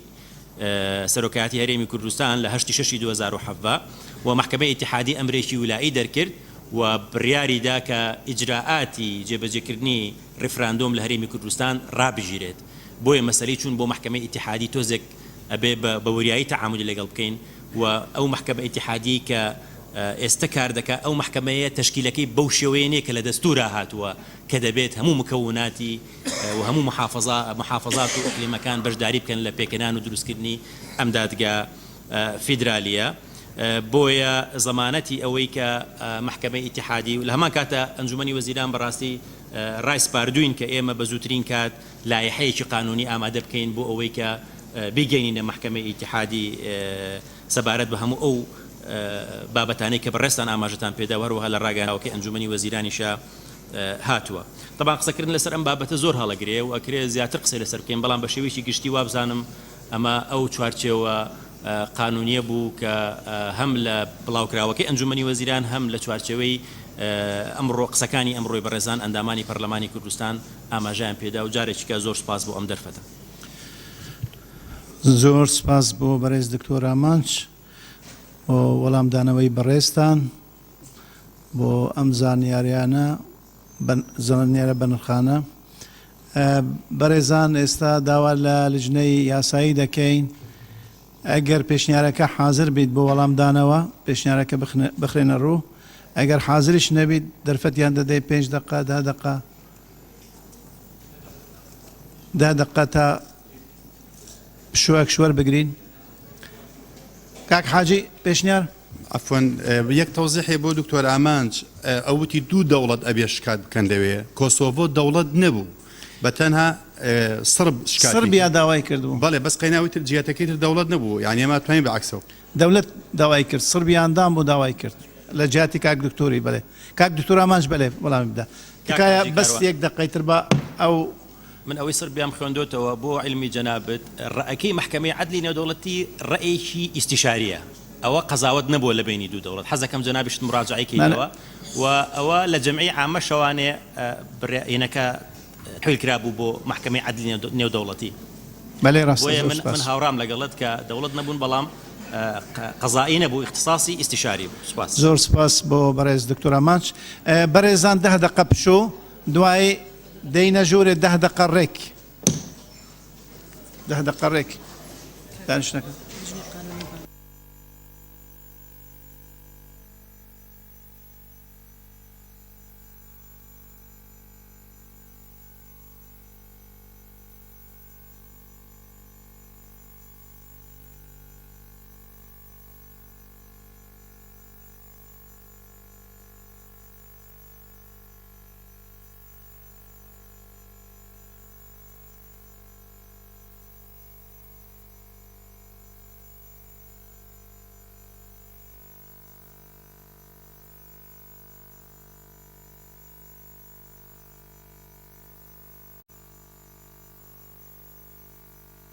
یان ڕاستاندنی بۆ کردوون و پاڵپشت بە بنەماکانی دەستوری هەمیشەیی عێراق بە تایبەتی مادەکانی 1 2 4 5 8 9 47 110 115 117 یەکەم و 121 و دوای ئەوەی ئەنجومەنی نوێنەرانی عێراق و ئەنجومەنی وەزیرانی عێراق چەند بڕیارێکی نادەستوری و نایاساییان دەرکرد وەک کاردانەوەیەک بۆ پرۆسەی ڕیفرەندۆمی گەلی کوردستانی عێراق دوای گفتوگۆکردنی ئەندامانی پەرلەمانی کوردستان لەسەر ئەو پێشهات و کاردانەوانە ئەم خاڵانەی خوارەوە بۆ دەنگدان دەخەینە ڕوو. یەکەم پەرلەمانی کوردستان دەستخۆشی و پیرۆزبایی سەرکەوتنی ڕیفراندۆمی سربەخۆیی لەگەلی کوردستان دەکات کە لە پرۆسەیەکی دیموکراسی و مەدەنیدا خواستی خۆی بە جیهان نیشاندا بە پشتبەستن بە بنەما و ڕێسا و یاسای نێودەوڵەتی و دەستوری عێراق هاوکات دەسەڵاتە فەرمیەکانی هەرێمی کوردستان ڕادەسپێرێت بۆ جێبەجێکردنی ئەنجامەکانی ڕیفراندۆم کە لە 25 نۆی 2017 ئەنجام دراوە. دووەم پەرلەمانی کوردستان پەسند و پشگیری دەقی ڕاگەیەندراوی ئەنجومەنی وەزیرانی هەرێمی کوردستان دەکا کە لە کۆبوونەوەی ژمارە 31 لە ڕێکەوتی 28 نۆی 2017 وەک بەشێک لە وەڵامی پەرلەمانی کوردستان بۆ بڕیارەکانی ئەنجومەنی نوێنەران و ئەنجومەنی وەزیرانی عێراقی فیدرال وەجەخت دەکاتەوە کە دەبێت حکومەت کار بە یاسا و بڕیارە بەرکارەکانی هەرێمی کوردستان بکات. سێەم داوا لە کۆمەلگای نێودەوڵەتی وڵاتانی دراوسێ و ناوچەکە دەکەین کە ڕێز لە بڕیاری گەلی کوردستان بگرن سەبارەت بە پیادەکردنی مافی چارەی خۆنووسین پەرلەمانی کوردستان وڵاتانی دراوسێ و ناوچەکە دڵنیا دەکاتەوە کە ڕیفراندۆمی کوردستانی عێراق بە هیچ شێوەیەک ڕەشەنیە بۆ سەر ئاسایشی نەتەوەی هیچ وڵاتێک و هەرێم فاکتەری ئارامی و سەقامگیری ناوچەکە بووە و دەبێت. چوارەم یاسا و بڕیارەکانی ئەنجومەنی نوێنەرانی عێراق بە پێی بڕگەی دووەم لە مادەی 121 لە دەستوری عێراق و بڕیاری ژمارە 11 ساڵی 1992 پەرلەمانی کوردستان بە هیچ شێوەیە قابلی جێبەجێکردن نین لە هەرێمی کوردستان تاکو لەلایەن پەرلەمانی کوردستان بڕیاری جێبەجێکردنیان پێدەردەچێت. پێنجەم پەرلەمانی کوردستان بڕیاری ئەنجومەنی نوێنەرانی عێراقی فیدرال لە کۆبوونەوەی ژمارە 23 ڕۆژی 27 نۆی 2017 کە تایبەت بوو بەکاردانەوە لەسەر ئەنجامدانی ڕیفراندۆم لە ناو هەرێم و ناوچە کوردستانیەکانی دەرەوەی ئیدارەی هەرێم ڕەت دەکاتەوە و دووپاتیشی دەکاتەوە کە بڕیارەکە نادەستوری و نایاساییە بە پشتبەستن بەم خاڵانەی خوارەوە. یەک لە بڕگەی یەکی بڕیاری ئەنجومەنی نوێنەراندا هاتووە بە تەواوی پێچەوانەی سیستەمی فیدرالی و بنەمای دیموکراسیە کە لە مادەی یەکی دەستوردا چەسپێنراوە و پێچەوانەی مادەی هەشتی دەستورە کە تێیدا هاتووە عێراق ڕێز لە پابەندیە نێودەوڵەتیەکانی دەگرێت. بڕیاری گەلی کوردستان لە ڕیفراندۆمی 25 نۆی 2017 پاڵپشت بووە بە دەستوری عێراق و میساقی نەتەوەیە گرتووەکان و هەردوو پەیماننامەی نێودەوڵەتی ساڵی 1966 کە عێراق پەسەندی کردوون بە یاسای ژمارە 193 ساڵی 1970. دوو بڕیاری ئەنجامدانی ڕیفراندۆم لە کوردستانی عێراق لە 25 نۆی 2017 پاڵپشت بووە بە ڕێسای مافی چارەی خۆنووسین کە ڕێسایەکی بەرفەرمانە واتە ئامیرەیە لەسەر ئاستی یاسای نێودەوڵەتی بە شێوەیە کە هیچ دەوڵەتێک بۆی نییە دژی ئەو ڕێسایە بوەستێتەوە. چ جای ئەوەی ئەنجومەنی نوێنەرانی عێراق مافی چارەی خۆنووسین لەلایەن هاوڵاتیانی کوردستان بە تاوان لە قەڵم بدات و داوای بەدواداچوونی قەزایی بکاتن بۆ ئەوانەی لە پرۆسەکەدا بەشدار بوون. سێ سەبارەت بە پابندکردنی فەرماندەی گشتی هێزە چەکدارەکان بۆ بڵاو پێکردنی هێزە فیدرالیەکان لە ناوچە کوردستانیەکانی دەرەوەی ئیدارەی هەرێم پێچەوانەی بڕگەی یەکە لە مادەی نۆی دەستور کە ناکرێت هێزە چەکدارەکانی عێراق و هێزەکانی ئاسایش بەکار بهێنرێن دژی پێکهاتەکانی گەلی عێراق بۆ یەکلاییکردنەوەی ناکۆکیە سیاسیەکان. ئەما جگالەوەی کە مادەی 140 لە دەستوری هەمیشەی عێراق مافی یەکلاکردنەوەی ناوچە کوردستانیەکانی دەرەوەی ئیدارەی هەرێمی داوە بە دانیشتوانی ئەو ناوچانە لە ڕێگای ڕاپرسیەوە نەک فەرمانکردن بە بەکارهێنانی هێز بۆ دەست بە سەرداگرتنی ئەو ناوچانە و فەرماندەی گشتی هێزە چەکدارەکانی هەرێمی کوردستان سەرپشک دەکەین بۆ گرتنەبەری هەر ڕێکارێکی پێویست بۆ پاراستن و پارێزگاریکردن لەو ناوچانە و بەرقەراربوونی ئارامی تیایەندا. چوار بڕیارەکانی ئەنجومەنی ویزاری ئەنجومەنی ئاسایشی عێراقی فیدرال کە لە بڕگەی سێی بڕیارەکەی ئەنجومەنی نوێنەران ئاماژەی پێدراوە هیچ پابەندیەکیان نییە لەسەر کوردستانی عێراق و لە دەرەوەی دەسەڵاتە تایبەتیەکانی حکومەتی فیدراڵە. لە هەمان کاتیشدا هەرێمی کوردستان بە پێی یاسای ژمارە 4 ساڵی 2011 خاوەنی ئەنجومەنی ئاسایشی خۆیەتی. 5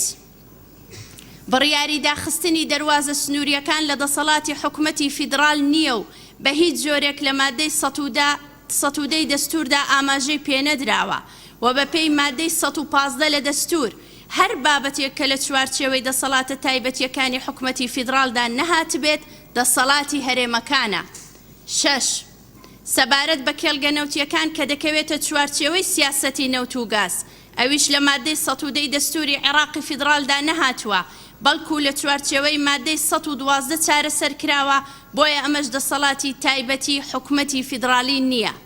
7 سەبارەت بە داخستنی نوێنەرایەتی و نووسینگە نێودەوڵەتیەکان لە هەرێمی کوردستان ئەو مافە مافێکی دەستوری و یاسایی بەدەست هاتووە بۆ هەرێمی کوردستان و هەڵوەشاندنەوەی مۆڵەتیکردنەوەی ئەو نوێنەرایەتی و نووسینگە نێودەوڵەتیانە بەبێ ئەوەی هەرێمی کوردستان کەم و کوڕی هەبوو بێت لە پێوەر و ڕێنماییەکانی کارکردنی ئەم نوێنەرایەتی و نووسینگانە بە ناڕەواییکردن لە بەکارهێنانی دەسەڵات داژمار دەکرێت سەرەڕای ئەوەی کە ئەم بابەتە دەکەوێتە چوارچێوەی یاسای گشتی نێودەوڵەتی و بە پێی ڕێککەوتن نامەی ڤێننا بۆ پەیوەندیە دیبلۆماسی و کونسولگەرەکانی ساڵی 1963 کاری کونسول و دیبلۆماتکاران ڕێک خراوە. شەشەم، پەرلەمانی کوردستان تێکڕای ئەو بڕیارانەی دەسەڵاتەکانی یاسادانان و ڕاپەڕاندن و دادوەری عێراقی فیدرال ڕەت دەکاتەوە کە وەک کاردانەوەیەک بەرامبەر ئەنجامدانی پرۆسەی ڕیفراندۆم دراون. لە کۆتاییدا پەرلەمانی کوردستان لە ڕوانگەی باوەڕبوونی بە پرەنسیپی ئاشتەوایی نێوان گەلان و دراوسێتی باش جەخت لە ڕێگە چارەسەری ئاشتیانە بۆ سەرجەم کێشەکان دەکاتەوە و لەو پێناوەشدا لایەنە پەیوەندیدارەکان سەرپشک دەکات بۆ دەستپێکردنی گفتوگۆی بنیادنەرانە. هاوکات پەرلەمانی کوردستان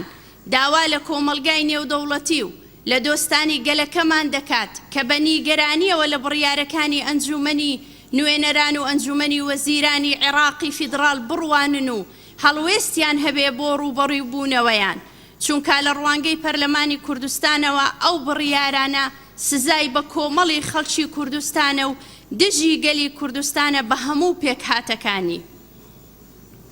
و هەروەها پەرلەمانی کوردستان دەست پێشخەریەکەی مەرجەعی باڵای شیعە بەڕێز ئایەتوڵڵای سیستانی بۆ دەستپێکردنی گفتوگۆ و چارەسەری ئاشتیانەی کێشەکان بەرز دەنرخێنێت و پێشوازی دەکات هەر هەوڵێکی نێودەوڵەتی یان کەسی بۆ دەستپێکردنی دانوستان و گفتوگۆ. بەڕێز سەرۆکی پەرلەمان داوا لە بەڕێستان دەکەم بخەنە سپاس بۆ بەڕێز دکتۆرە ڤالا فەرید بۆ پێشکەشکردنی وەڵامەکە. بەڕێزان وەڵامەکە وەکو یەک پاکێش دەخینە دەنگدانەوە ئەوەی لەگەلیە دەستی خۆ بەرزکەتەوە.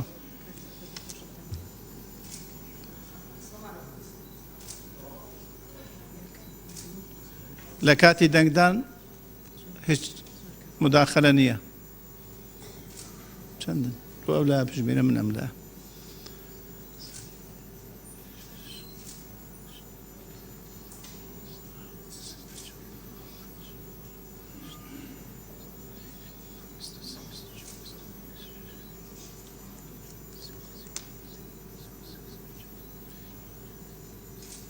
سیونو.